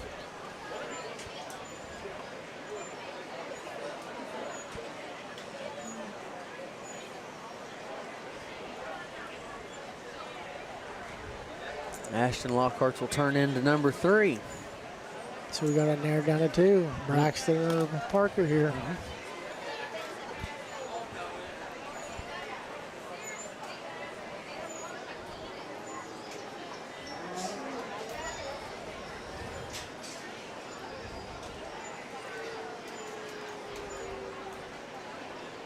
Again, thank those fabulous sponsors that are making this happen tonight. You see them scrolling across the bottom of the page.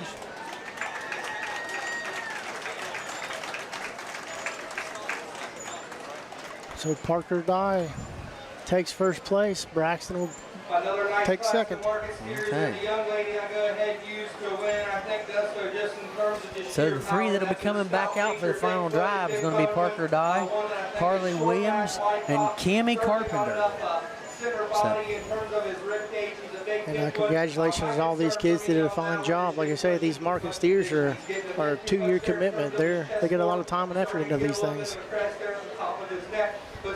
And I'll be honest with you, like, I know it may be a little more expensive to come down here and buy a market steer to put in your freezer, but I'm telling you, the quality isn't comparable. You know, the stuff they're feeding these animals and taking care of it is, you know, we've bought steers in the past, and it is absolutely delicious. I can attest to that.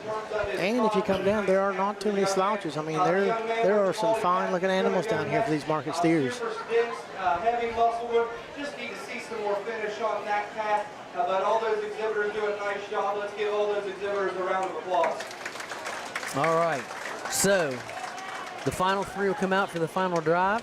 Entering the ring for the grand drive is Cameron Carpenter. The Grand and Reserve champions will receive, again, banners tonight. And those banners are sponsored by the Wirt County Farm Bureau and Carpenter's Towing and Recovery. And here they bring these 3 out. We have Cameron Carpenter, Harley Williams, and Parker Dye.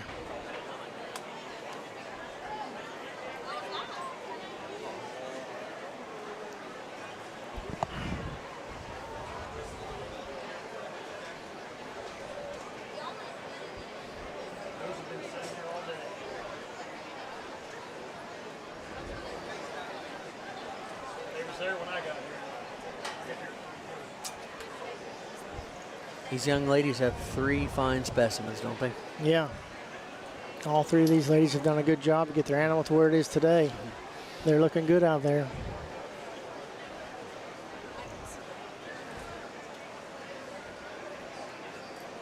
And if they don't win Grand or Reserve Champion, they need to walk away with their head high because they really have put out a good animal. All three are nice. There it comes down to some of that is structure. You know, Cammie's a little bit on the shorter side, but it is filled out nice and thick. And then you come up to, you know, the higher weight there of Parker's, and it's big and got a lot of meat on it too. So it depends on what you want to look at. Harley sitting in the middle, and she's just kind of in between both, you know, so. Will be receiving a banner sponsored They by definitely don't look over finished. They look all good for their structure and size that they have.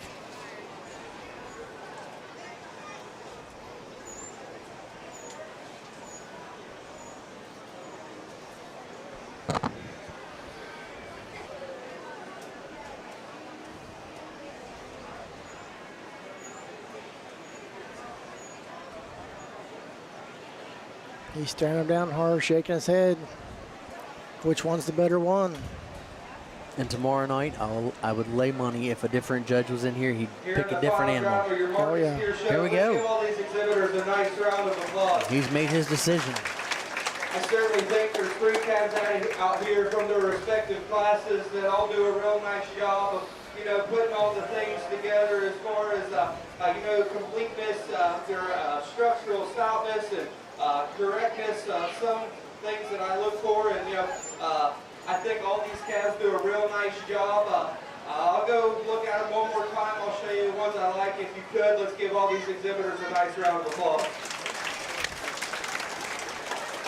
All right, he's going to come around here in just a minute and make his decision. Hopefully he's got it narrowed down. He's got 3 nice ones to choose from, so we'll see. In second place out of the category of the winner of the Grand Champion will come out. And he'll take another look.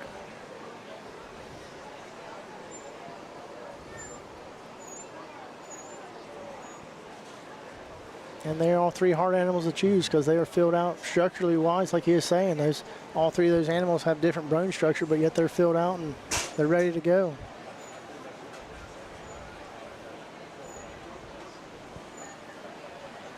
Like I say, Cammie's a little bit on the smaller side, but her frame is full and ready, filled out. Harley Williams. And Harley Williams takes the Grand Champion. Congratulations, Harley.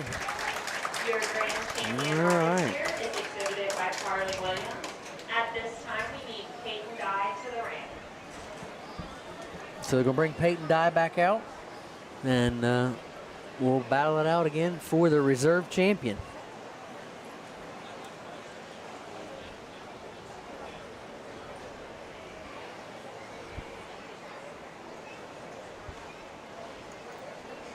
Oh, a little different look coming out. Yeah, you got one of these smokes coming out, so it could be down the collar possibly. You never know. Some people like a certain color. You got a little bit of everything out there. An Oreo for Cammie down there, a smoke for Parker, and Black Angus all black for Parker. Or, sorry, Parker. Yeah, Parker. So brother and sister sitting out there again. Yeah, I got confused. Sorry. And a lot of this is it's a family thing, so you'll see several siblings out there. Yep. Well, and perfect example. So we have Sam and Harley down here. You got Parker and Peyton, and then Cammie has her little brother Braxton here too. So. Yeah, Braxton got second in his class, Yep. so they've raised some good animals.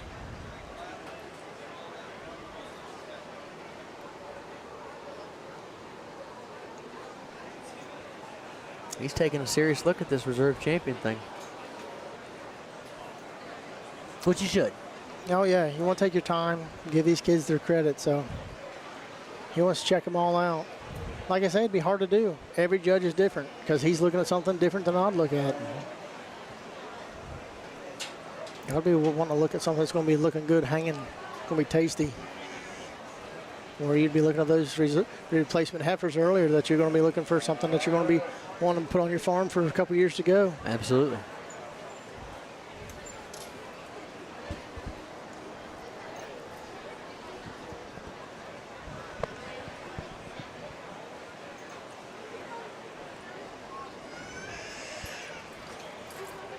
And after we finish this and he makes his decision, we'll do the showmanship for the cattle. And that's when it shines on the kids, not the cattle, because the kids are the ones that's going to do the showmanship. It's all about them, how they handle their animal. Thank you. Looks like he's got it picked out here, maybe. Yep. Oh, Good and he took job. the second place out of the same. Same weight class there. Yep. Your reserve champion mark this year was exhibited by Peyton Dye. Good job, Peyton Dye, getting reserve champion there. Absolutely. Peyton will be taking backdrop photos. So your grand champion's going to go to Harley Williams. Your reserve champion's going to go to Peyton Dye. Be prepared. We're starting So great job to those. inclusion of photos. And Thank you. as soon as they get these things circled back around, we are going to do the showmanship. And there you go. He's talking to Parker there, telling him what he thinks was wrong with her calf, but you got some sibling rivalry because Parker just got beat out by her brother. So, you know, those things are eating side by side, living up the same house. Yep. But it goes to show you the quality of animal that they put in. Yep. Yeah, they're bringing two good ones into the market there. Gray Green Hyundai Tucson with a license plate 79B261. All right, well, we're going to start the showmanship here real shortly. Trying to leave locked in. A gray green Hyundai Tucson 79B261. Thank you. So showmanship tonight's going to be done a little differently on the cattle section because there's so many people showing. So we'll have 2 senior divisions, 2 intermediate divisions, and 1 beginner division. It's a lot of kids out there to show off their skills. Absolutely. But we're still far ahead of where we were last year. I think we were 11 o'clock last year finishing up. We still got some time ahead of us, though. Yeah. Because with showmanship, he might take a little bit more time to see what those kids can handle and see how they work their animal. Because that's what it's about. Those kids got to do a good job to get their animals set up, streamlined, and ready to go. Yep. And now these animals have been out moved a little bit, so they're starting to get probably a little agitated. They're ready to go back and get a bite to eat. They're ready to, you know, get antsy. Yep.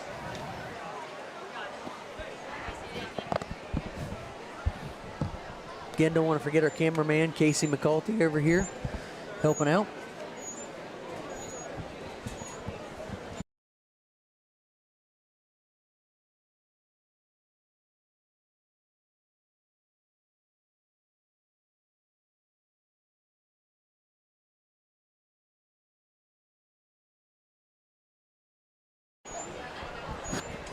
Okay, we're getting some of these pictures out of the way. Everybody's got to look pretty in their picture. Yep, I got Fair Queen Peyton McCown and Carter Hall over there getting their pictures ready. Got to have them ready for the brochure for next year's 67th annual Wirt County Fair. And most of these kids will be back again. Yeah. Because they do look forward to it.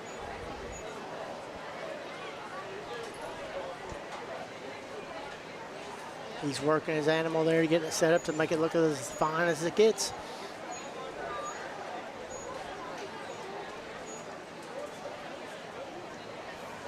And again, I got to give the Camp Barb Association, the Wirt County Fair Board, and then the Wirt County Youth Livestock Association the credit for putting on a great fair, a great event here, and allowing this to happen. You know, it's not a huge fair, but it's a great small town county fair. That's right. There's a lot of people who put in a lot of hard work, a lot of time, a lot of effort into this thing, and it is not a big fair. My gosh, it takes you longer sometimes to find you a parking spot than it does to walk around the whole place. But you know, it's built around the family, and all the kids are out here having a good time. Yeah, absolutely. So I'm gonna give a shout out to Brenda Evans, who is the fair board president. Not only has she put on the fair again this year, like she has done, led that, she's been fighting cancer, and she's been an absolute champ about it. And so we hope she continues to keep up the good fight, and we just appreciate everything she's done. Yeah, she's got a battle ahead of her, and she's done a good job not giving up now because she put on a good fair. So far, it's been nice. And she hasn't missed a night of the fair. She's literally lived here probably the last 2 weeks. When she's not at work or having treatments, she's been here at the fairgrounds getting everything prepared. So Good job, Brenda.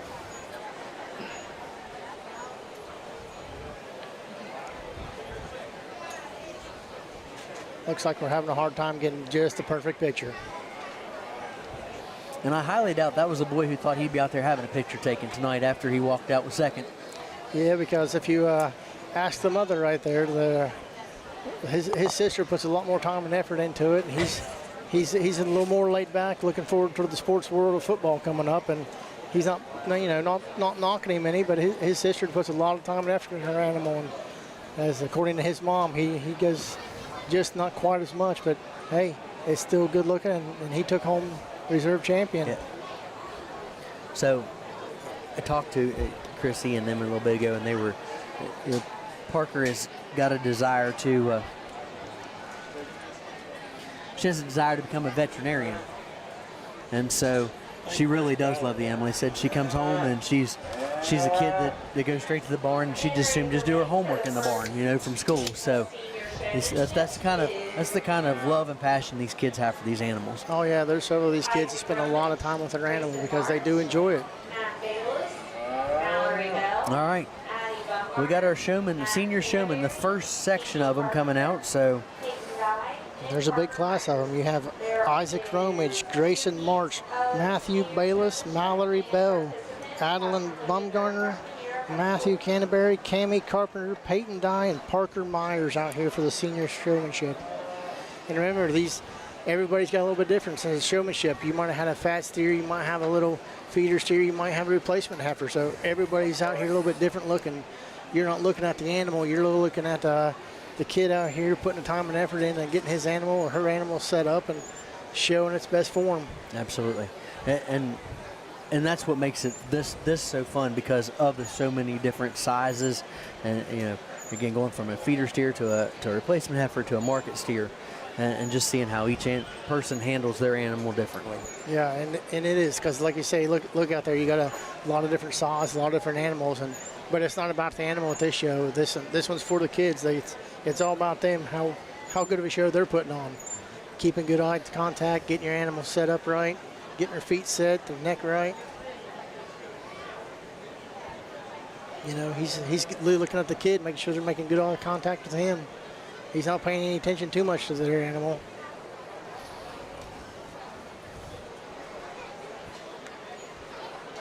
And the kid's making the turn again. Again, we're going to go back to what was said to me earlier. Showmanship matters in the market. Like, that was the thing that I learned today. Showmanship matters in the market. Yeah, I mean, showmanship matters because it shows that these kids are putting the time and effort into these. Mm-hmm. None of these animals are out there jumping around too awful much, and it's been long and hot for them. And absolutely, everybody's got their animal in control.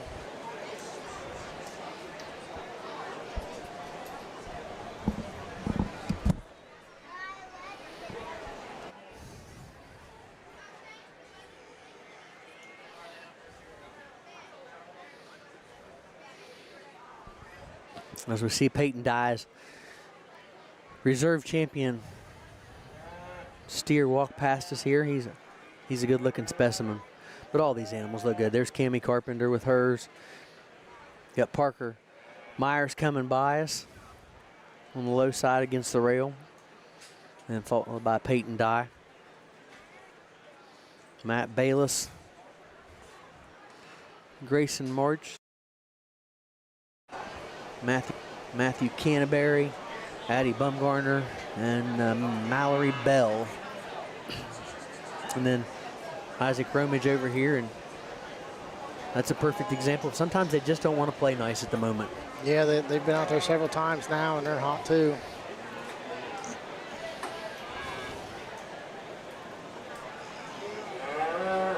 It says senior showmanship, but you got kids from 12th grade to 9th grade out here, so a little bit of age difference. Some of these kids might be working with these animals for several years. Some of them might be only 1 or 2. Yeah. But I think about every kid. You look at here tonight has at least 1 or 2 years in the barn. Oh yeah. That's how they get sectioned into the senior showmanship here.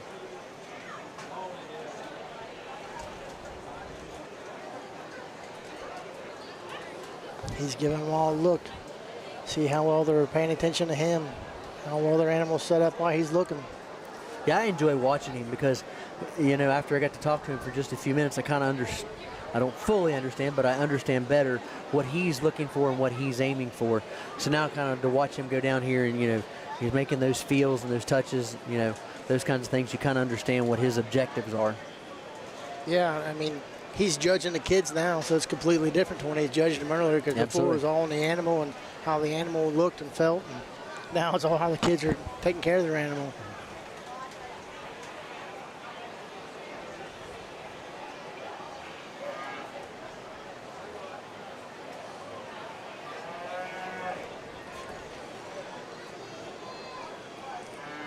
Looks like he might be narrowing some down.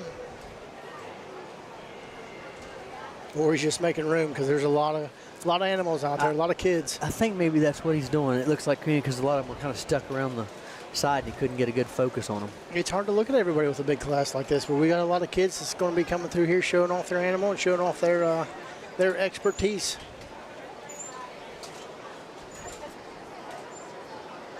Starting out here in our senior beef showmanship, and I'm going to go ahead and keep the 3 I pulled over here. I think he's, you know, some things for me. He's got it narrowed down. Because, you know, this is the part of the industry that I grew up in, and this is what I mainly grew up showing. And, you know, in small things, you know, hand placement on the halter, you know, are they holding their calf up there close to their head, their feet with their show sticks, and how they're scratching, their transition from show stick to halter whenever you're leading them and on the move. And you know, it's another thing, it's a minor detail, but when you got these leather halters and you got those snaps on the chain, make sure those snaps are always facing away from the calf.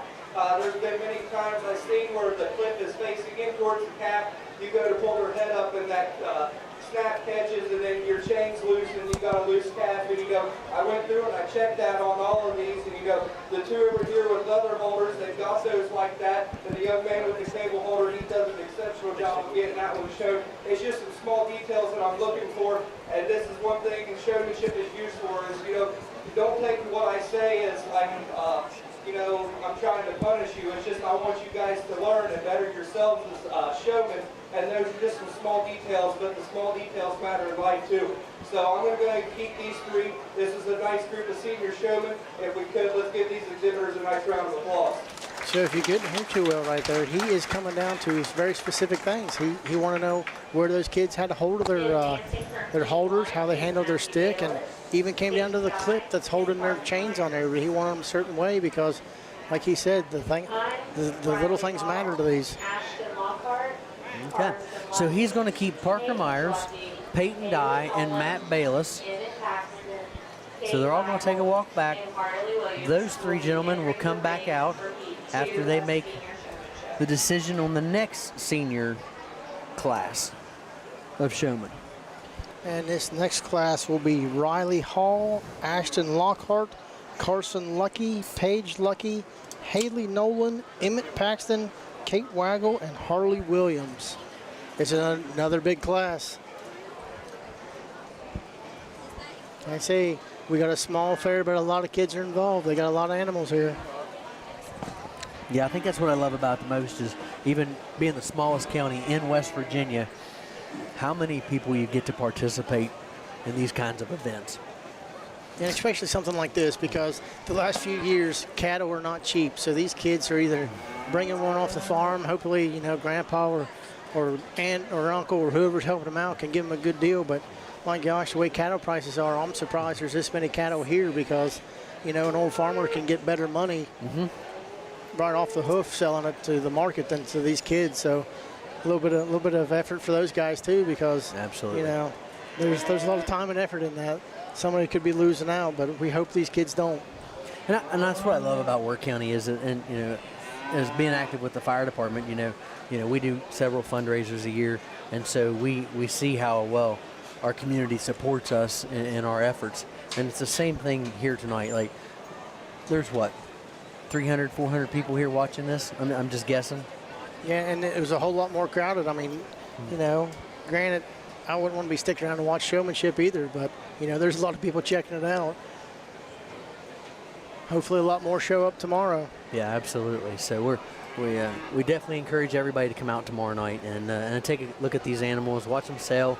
Like I said, if nothing else, come out and get you a meal, get you a ticket, and maybe you can maybe just bump it up 5 or 10 cents on the pound, and that'll be, you know, a little more that kid can put in their pocket. A lot of these kids use their money either to go back to invest for the next year's animal, or they're working toward college, or that vehicle they need for, you know, if they're going out into the workforce, those kinds of things. Some of these kids are already college students, and so they're paying tuition fees and those kinds of things. So the money is used. You know, these kids are using that money, you know, to better themselves. Yeah, and that is one good thing. Most of these kids aren't squandering it away because they got a plan for the future, and that's part of it. There's a lot of these kids out here that's looking forward to the next stage of life and going to college or getting in the workforce, and working with these animals helps them out with that. Yep. They're showing a little bit of effort, a little work ethic.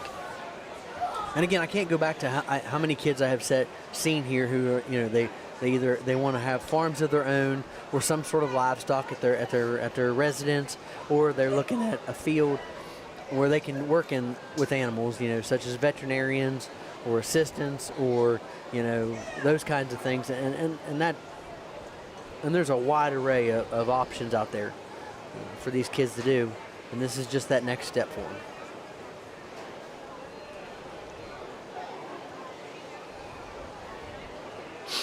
And there's our grand champion walking down the back side of the rail, Miss Harley Williams. Well, you got grand champion Marcus steer, and you also got grand champion feeder steer with Kate Waggle there. There's Kate right there giving with her. a mean look to the judge, keeping her eye on him. Come on, Coach Kate. She's got her. She's focused in. She is. And watching, and I got to be honest with you, watching her and Harley with those sticks, you know, handed out there, you know, very, very focused. Now, and if you were one of those kids waiting to come out in that second class, you should have been listening to him in that first class, because he might have just given you some pointers that you could have switched around and been ready for. Mm-hmm.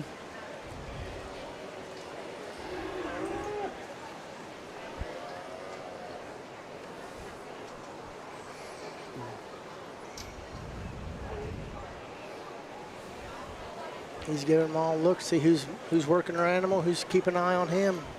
I know we're getting towards the end of it, but I'll be honest with you, I'm kind of sad to see it end. It's a lot of fun to watch these kinds of things. I've really enjoyed myself tonight. It's definitely interesting. You'll see a lot of things. So, well, I had to really focus tonight, so.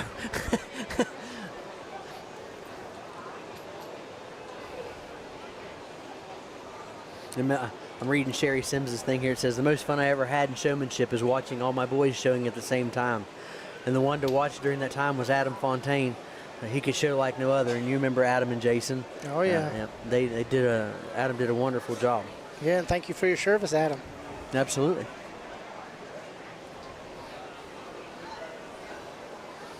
But Sherry, the Sims family has been in the barn for... I can't even begin to tell you how many years the Sims family has been around this barn and these fairgrounds. And there's still more to come.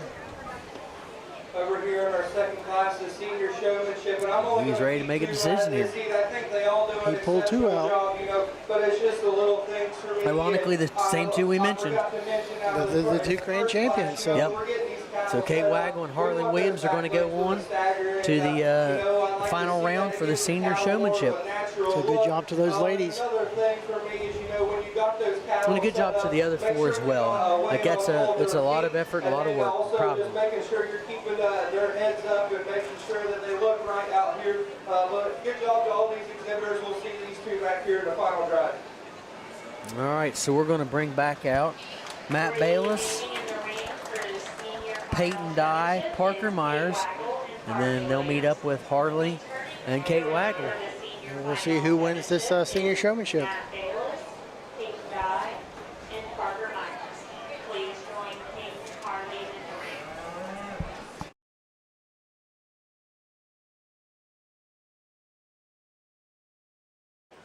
All right, here comes Matt Bayless back out, along with Peyton Dye and Parker Myers.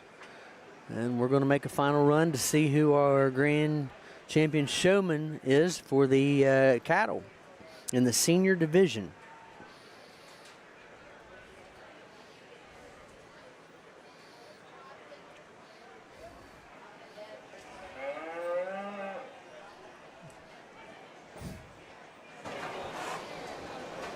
So we're looking at 2 grand champions in the ring and a reserve champion in the ring.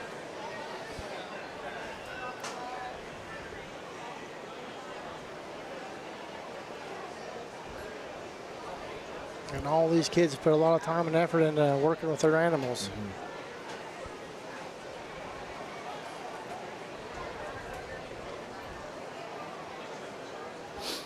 They all have good control, get them set up, keep an eye contact on him. Okay, and then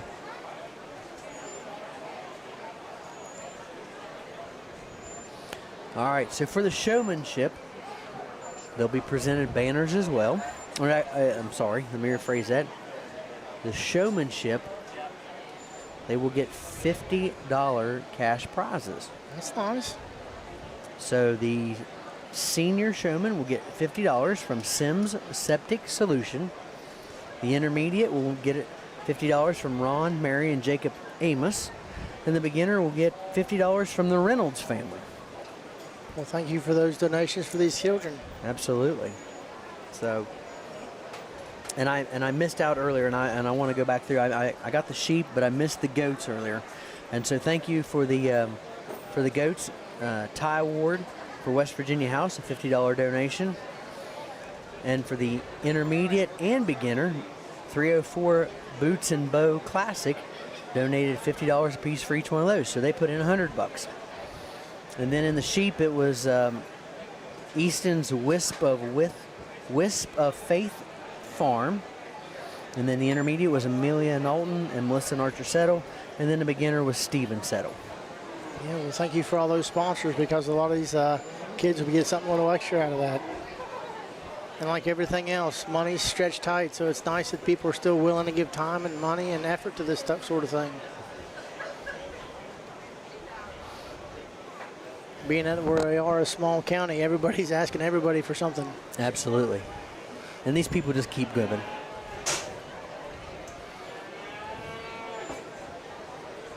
He's checking the kids out, took their sticks from them, see how well they still handle their cow. By golly, he did, didn't he?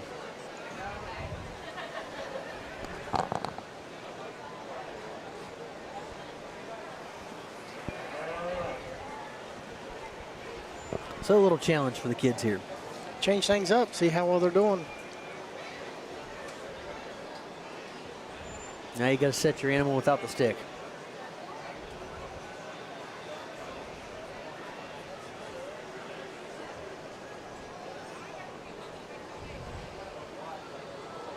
And it actually looks like they did a pretty good job of setting their animal in place, didn't it? Everybody's looking good standing there. And now we're getting into the question and answer segment. Yeah, sometimes you never know what he might throw out there and ask you. Ask you the weight, ask you the age, ask you the breed. So when going back to our time here, I remember the judge asked me one time what the slogan was for pork. And it was the other white meat, if you remember that, yeah. And beef, it's what's for dinner, but I didn't watch that much TV, so I had no idea what it was, and apparently I never won, so. Yeah, you never know what they might ask you. So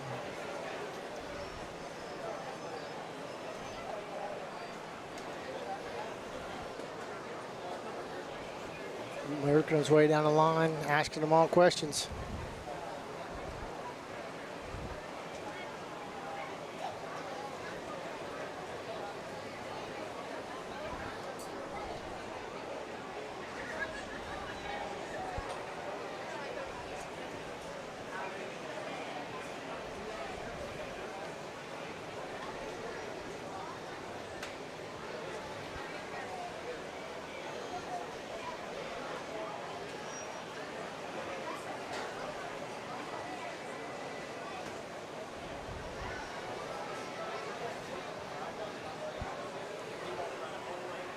And this is the first class of showmanship. I think we got 3 classes of showmanship split into several different categories because there are so many kids involved here. This will probably take longer than the actual judging.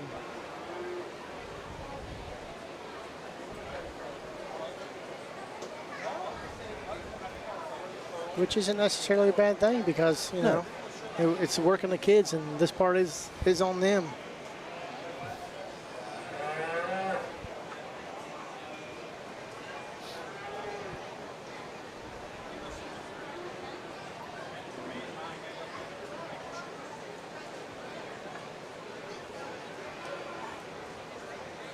And they get their sticks back.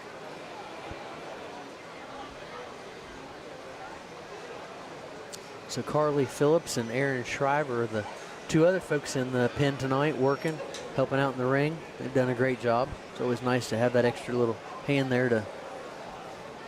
Here in our final drive of senior beef showmanship, and you know, I think it's always good to work these kids, and that's the reason I took their show sticks away, because showmanship is won at home.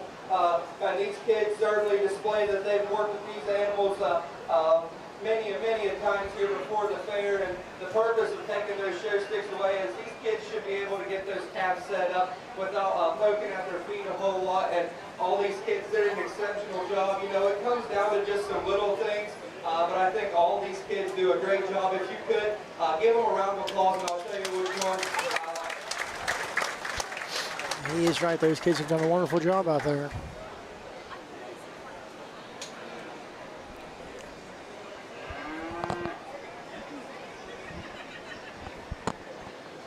Looks like it's going to reserve champion. There he is. Peyton Dye. Peyton Dye takes the Senior showmanship. Congratulations, Peyton. Way to handle your animal and work it. Senior cattle showman is Peyton Dye.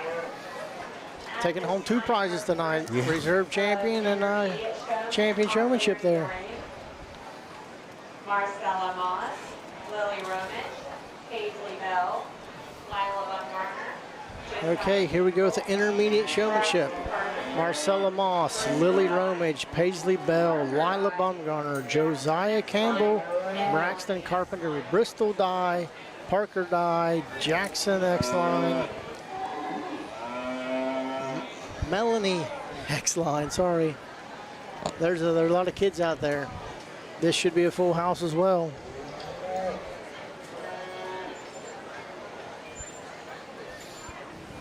Again, those names you see a lot of.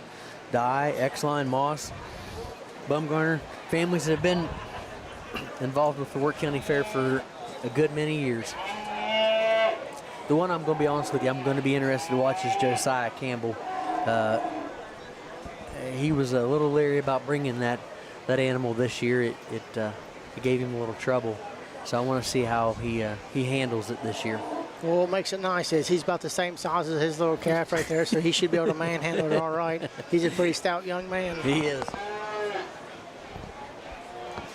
But it doesn't matter how big. Sometimes them things can be a little turds and be a headache for you. It's all about how you can handle yourself.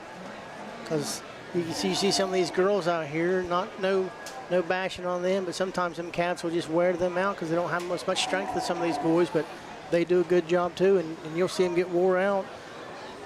We'll see how they handle themselves. And there again, you still have some big animals out there with little ones too. So it's quite a range of animal, and it all comes down to how the child is handling it.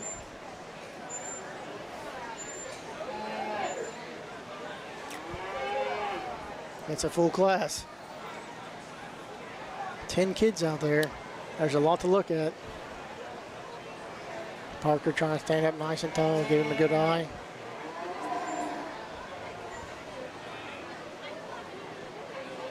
Kids got to keep their heads up. Calves ready.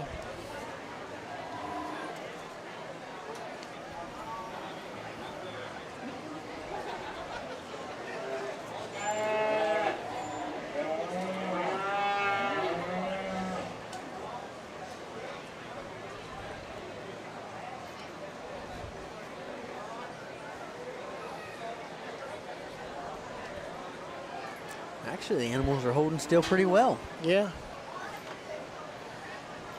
And again, these kids are obviously younger, not as many years in the barn. So, you know, you expect them to probably have a little more flaw than the senior showman, but yet still have enough in them to say, hey, I get the basics. Yeah, you have basically maybe 1 or 2 ninth graders out there. The rest of them are all, you know, middle school age kids working their animal, trying to keep it nice. Because like I say, he's not looking at their animal at this moment. He's looking at these kids and see how they're focusing on him, getting their animal worked around and set up. And there's a lot going on out there.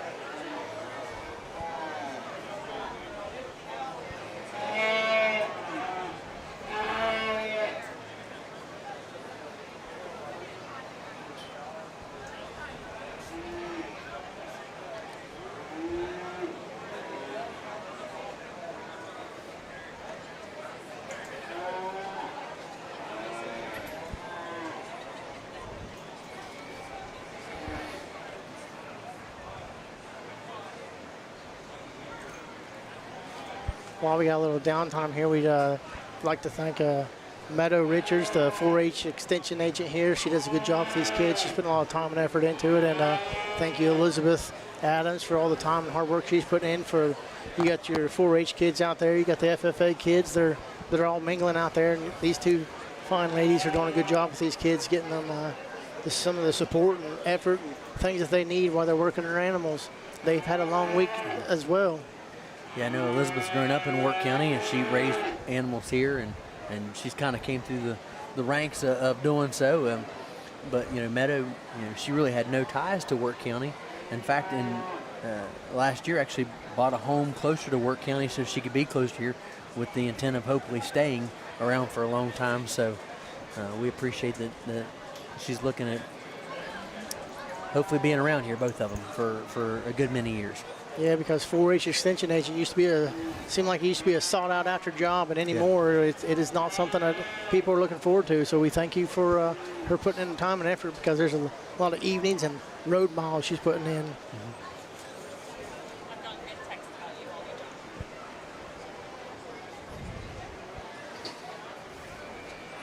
He's out there checking everybody out. This might be another hard class for him to judge, and he's got a lot of kids to look at. I'm glad I'm not a judge. That's all I can say.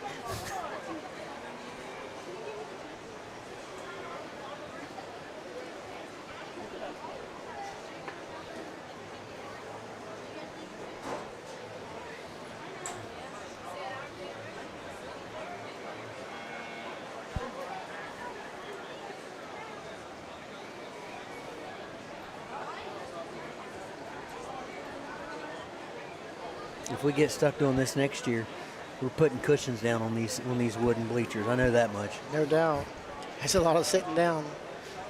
These bleachers aren't very comfortable, but it'll be all right. And the crowd hasn't left. Everybody's still sitting here watching. Yeah, there's a nice crowd here tonight. Let's put your hands together for this group of intermediate. I think he's about ready to make a decision. I'm going to go ahead and keep these three over here. All these showmen do an exceptional job. You know, it just comes down to those little things, like I mentioned, in senior showmanship.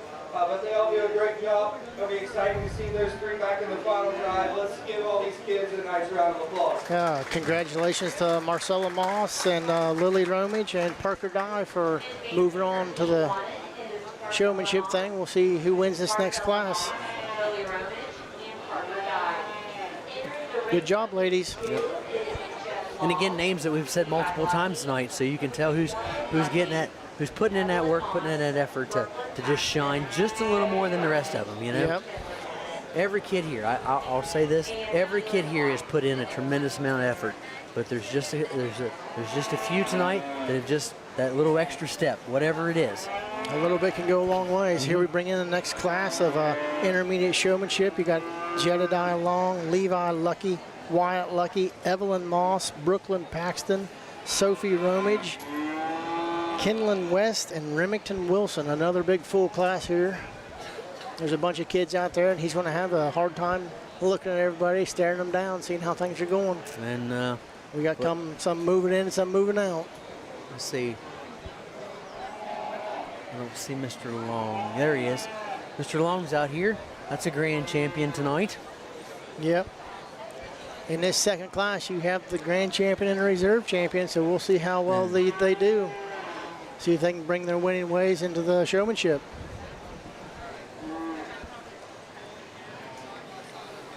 Like I say, this has nothing really to do with the animal. It has everything to do with the kid out here, with the child that's getting their animal set up, keeping contact with him, keeping control of your animal.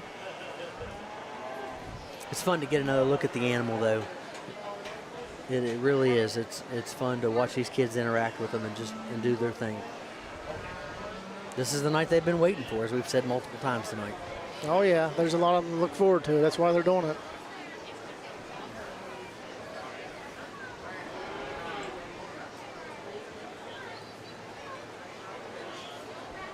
Get your animal set up, get your eyes on the judge, checking him out. Keep your hand up tight to his head, hold his head up, get him up there tall and high.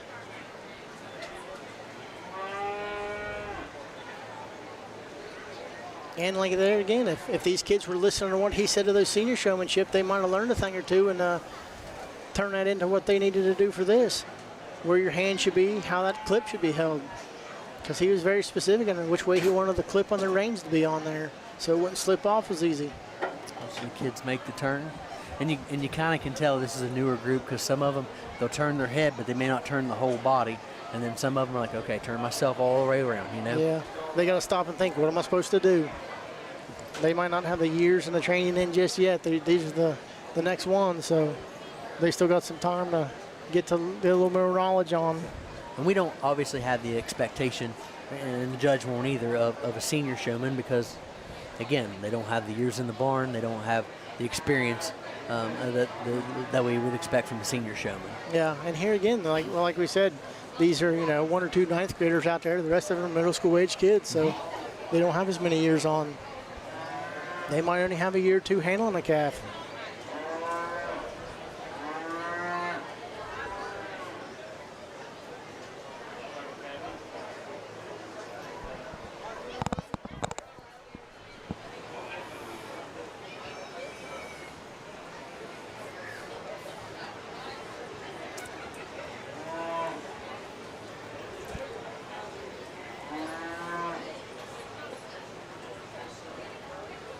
So my guess is he'll take 2 or 3 out of this one. Yeah, it seems like it. We'll see. He took 3 out of the last one, so we'll see if he takes 3 out of this one.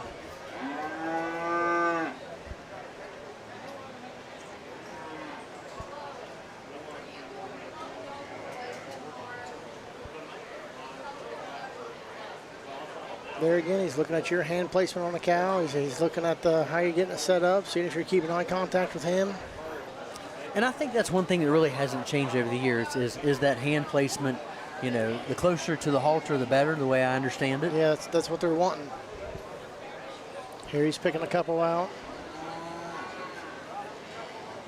So Elin Wire appears to be moving forward. Jedi. Yep. Jed Long's headed up.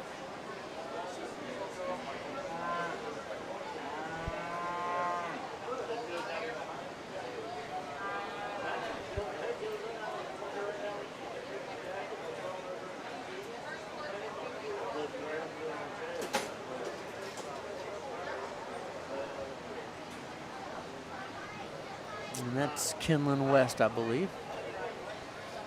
Yeah, that's a new face here this year.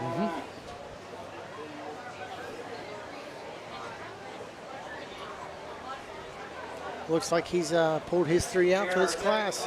Intermediate showman, and I'm going to go ahead and keep these 3 over here that I pulled along the rail over here. I think all these kids do an exceptional job. It's like I've mentioned all night long. It just comes down to the little things and the minor details, and I think these 3 do an exceptional job. If you could, put your hands together for a nice group of intermediate showmen. So congratulations to Jedediah there and Elin and Miss Kinlan West for moving on. We'll bring out the other top 3 in the intermediate class, and we'll see who leaves out of here as intermediate showmanship.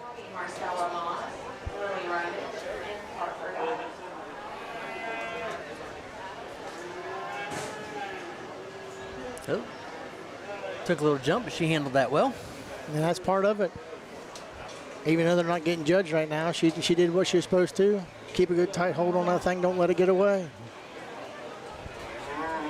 We'll bring the other 3 out here and finish out this part of the intermediate showmanship.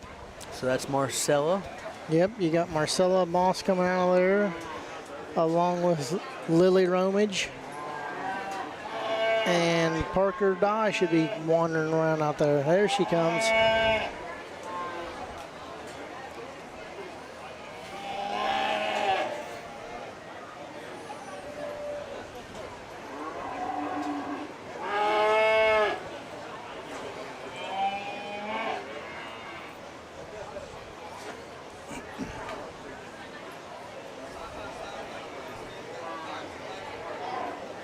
He's going to get them set up, get a look at the kids, see how well they do.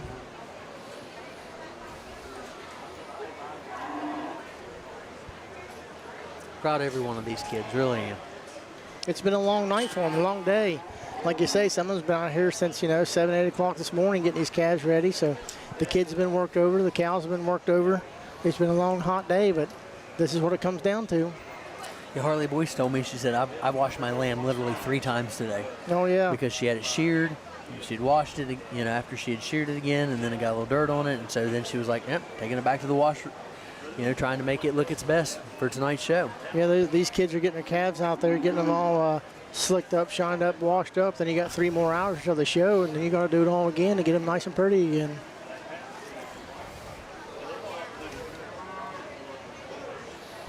Again, I'm going to go back and I'm going to thank Annette and George Easton for everything they've done. We've all had a sampling of the food they've made for the kids and the parents this week that have been here essentially since Tuesday night, and they take that on as just something they want to do, and they love the 4-H and the FFA, and they're huge supporters, and we just can't thank them enough. I filled my belly a couple times, I know. Oh, yeah, and Annette does a wonderful job down there. Every one of these kids, from daylight to dark's got something to eat, drink, doesn't cost you anything, so she does a wonderful job and gets some food, gets some drinks, keeps everything going, and that's a lot of work for her, but and all that goes off donation too, so you got parents and people giving money, buying things, dropping them off, but and that's down there all day long, daylight to dark, getting food ready, feeding everybody. No kid's got to be here hungry, no kid's got to show up with money. They got something in their belly all times. And a lot of these kids have got the relief now. They know where they stand for tomorrow night's sale. The decisions have been made, so now But I talked to Ashton Lockhart and Kate Waggle and a few of them back in the barn a little while ago, and I was just kind of like, what's the feeling in the barn, And they all said hot. It's been a little hot and muggy, that's for sure. Yeah. They said they're anxious and they said they're stressed. They said, and the words were, and just to repeat the words, they said, because you work for so long for preparing for one night. Some kids have had them for a few months, and while others have had them for nearly 2 years. And we go back to this. This isn't just the fair week. This is an investment in their time and in their life. And some of them just a few months maybe. Some of them up to 2 years. Oh yeah. They're putting the time and effort in, and tonight's a big night because it's all on the cow and on these kids for the showmanship and with the grand champion reserve and all that. But unfortunately, a lot of these kids really comes down to tomorrow too, because everybody likes receiving that paycheck, and all these kids are looking forward to getting paid tomorrow. And it's nice because they have put in a tremendous amount of time and effort into it. So we hope there'll be some good people come out and some good people putting out some money, and there are. We've had the same buyers for years always coming out, and we got we got some wonderful individuals that come and spend money that they don't need to, but they do it for these children, and it's nice. Yeah, and you look over to the right at the board, it says Wirt County Fair, and it's got all the sponsors up there, and man, they're awesome. Oh yeah, I mean, like I say, tomorrow's the big night because everybody wants to get paid, and all these kids deserve it, and and we have people that have stepped up that want no recognition whatsoever. I'm going to say thank you very much, Mr. Happy Giver, because absolutely, for the last 4, 5, 6, 7, who knows how many years, that gentleman has donated money and has asked for nothing in return but to say thank you, and he remains a mystery, and we thank you for that. So thank you, Mr. Happy Giver. Absolutely. He's been a constant, and so we are definitely appreciative of whoever that gentleman or group of people, whoever that is. And we're equally as thankful for all the folks who just come out and just support it in whatever way. Right? If you can't afford to buy an animal, but you're down here tonight and you're showing your support because it's your kid or your grandkid, or you're helping out George and Annette down there by donating some food or whatever, you know, or maybe it's you bought some feed for your kid to help him out a little bit. You know, all that goes a long way. Oh, yeah. And like you say, we've got some really good buyers, ones that show up year in and year out that really have nothing to do with Wirt County, but hey, they come back and support us, and we appreciate that. So we definitely welcome them back tomorrow night. We hope we have these stands full for these kids. Yeah, because tomorrow night it is definitely about them, because we like to get them paid and for all the work and hard times that they've done. So I got one more kid that I talked to, and I promised him I'd say something, and it was Tanner Cox, who actually won Grand Champion Goat today. He said you can't be nervous. You just walk in with confidence like you own the place. Well, he owned the place tonight, didn't he? He did a good job. He stuck to his word. His goat took it. Yep. So I appreciate those kids, you know, sitting and talking for just a little bit, and you know, we want them to get the notoriety they deserve. So he makes his walk. He stole the sticks again. Yep, seeing how well these young kids get their animals set up without the stick. And now they get it back.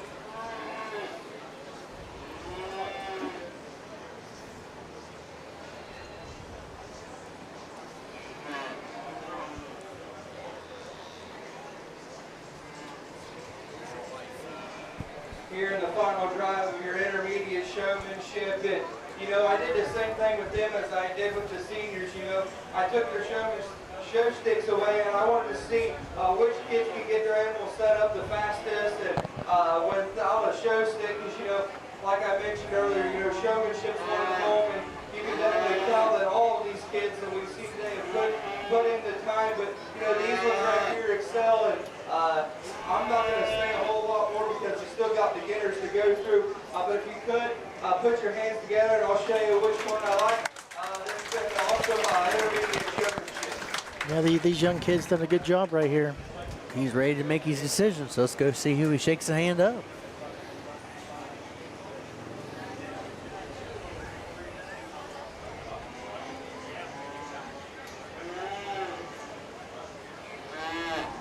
Looks like he might be making a long walk down the end of the line here.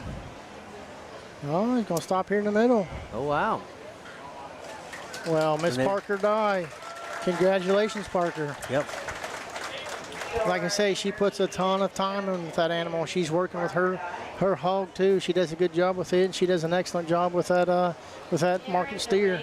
We tried to move that hog out of the barn last night, and, you know, we get up behind it with the board and do a little pushing, and it doesn't want to go. And so somebody comes up with the little whip and taps it on his nose, and he is right off to the races.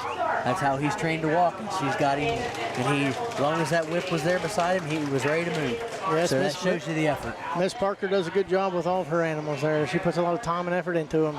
She's always enjoying those animals and taking care of them.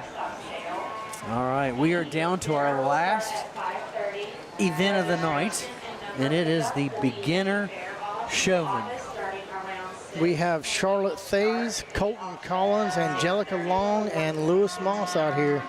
These kids are the younger kids of the whole thing. They haven't been out doing it too much, so we'll see how well they can handle their animal. Got a little reserve champion there walking out, and with the Angelica Long.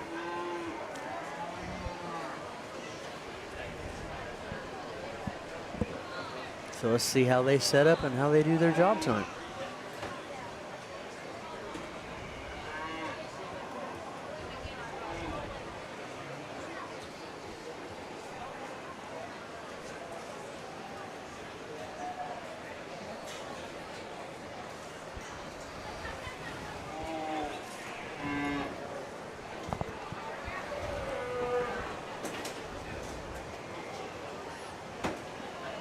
Not quite as big a class as everybody else, but there's still some kids out there putting out some effort, so we'll see how well he does with these four out here.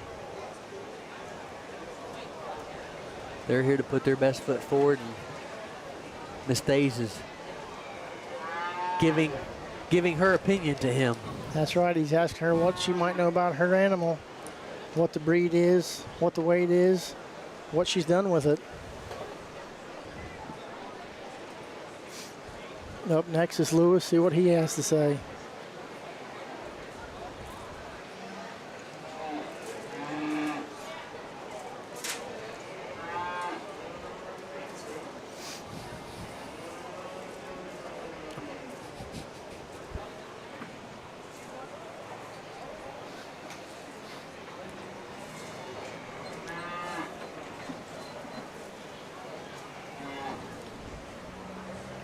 And he's finished with Mr. Moss. Going over here to one of the longs. We got Angelica long.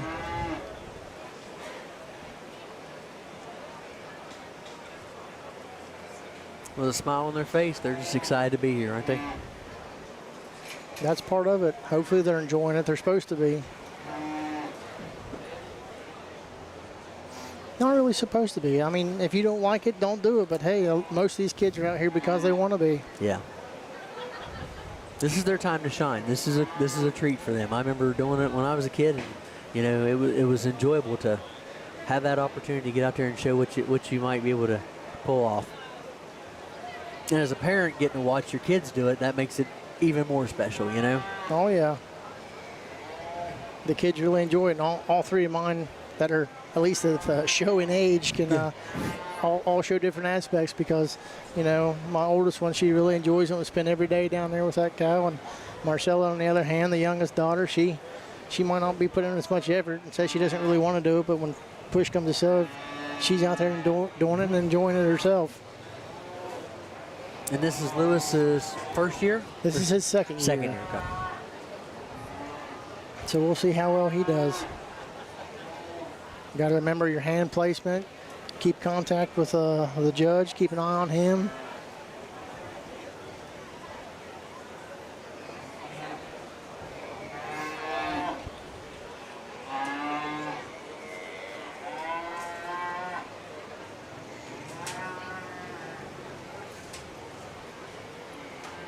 Miss Daisy is doing a good job of holding that stick out there upright and that hand tight, isn't she? Yeah.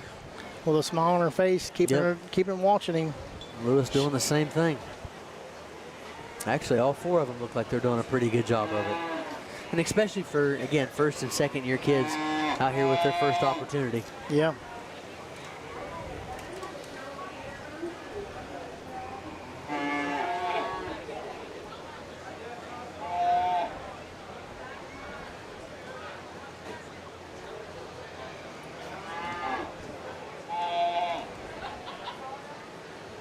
There again, he's not really looking at their animal. He's looking at them to see if they're looking at him, where their hand is placed, how they're using their stick, how they're setting their animal up. He was here last night and this evening, and we are very appreciative of him giving up his good evening to come and judge our animals and extend the knowledge of our youth. I'm taking a moment there to thank Carter Hall for coming back again and spending the last 2 nights here. Put your hands together here for this one and only class beginner meet showmanship. You know, I'd like to thank everybody for having me out these last 2 days, and you know, it was good to come back again for year 2, because these kids in Wirt County here, they definitely put the time in. The quality of animals has been exceptional, and I really appreciate all the support we still have here ringside. I know it's getting late, but you know, the future is agriculture. Without agriculture, you know, we wouldn't be able to do everything that we do in our everyday lives, and there's no better place to get your start at the county fair and get involved with the agriculture industry. And the support you guys have shown these kids over the last 2 days has been phenomenal. So I want to thank you guys for that. With that being said, you know, it's been a long evening. I'm not going to keep you all any much longer. I'm going to go show you the one I like. If you could, give these exhibitors a nice big round of applause. You guys have been a great crowd. And these kids all did a good job. It's been a long, hot night for them, so we'll see what it comes down to for these beginner showmen. Looks like he might be going for Miss Charlotte Thays. Yep. Congratulations, Charlotte. So Charlotte Thays will win your beginner Your beginner championship showmanship for the cattle. Good job, Charlotte. Miss Charlotte Hayes, and that concludes concludes the goat, sheep, and cattle livestock shows. Thank you for joining us this Well, evening. And we that hope to that see you concludes tomorrow us for at the tonight. auction. Josh, Yeah. thank you for being here. Yeah, hopefully it wasn't too bad of a show. And at least nothing else. The kids did a wonderful job. The cattle stood out, so hopefully it went all right. Again, we'll thank Casey McCaldy for being here and being our videographer tonight. And thank you everybody that's online watching. We again want to thank the sponsors for making this possible tonight. Wirt County Fair Association, the Camp Barb Association, Wirt County Youth Livestock Association. And on behalf of the WVRC Wirt County family, I want to thank you all for being out here tonight. And Yeah, Josh, it till was the a good next time. night. We'll see how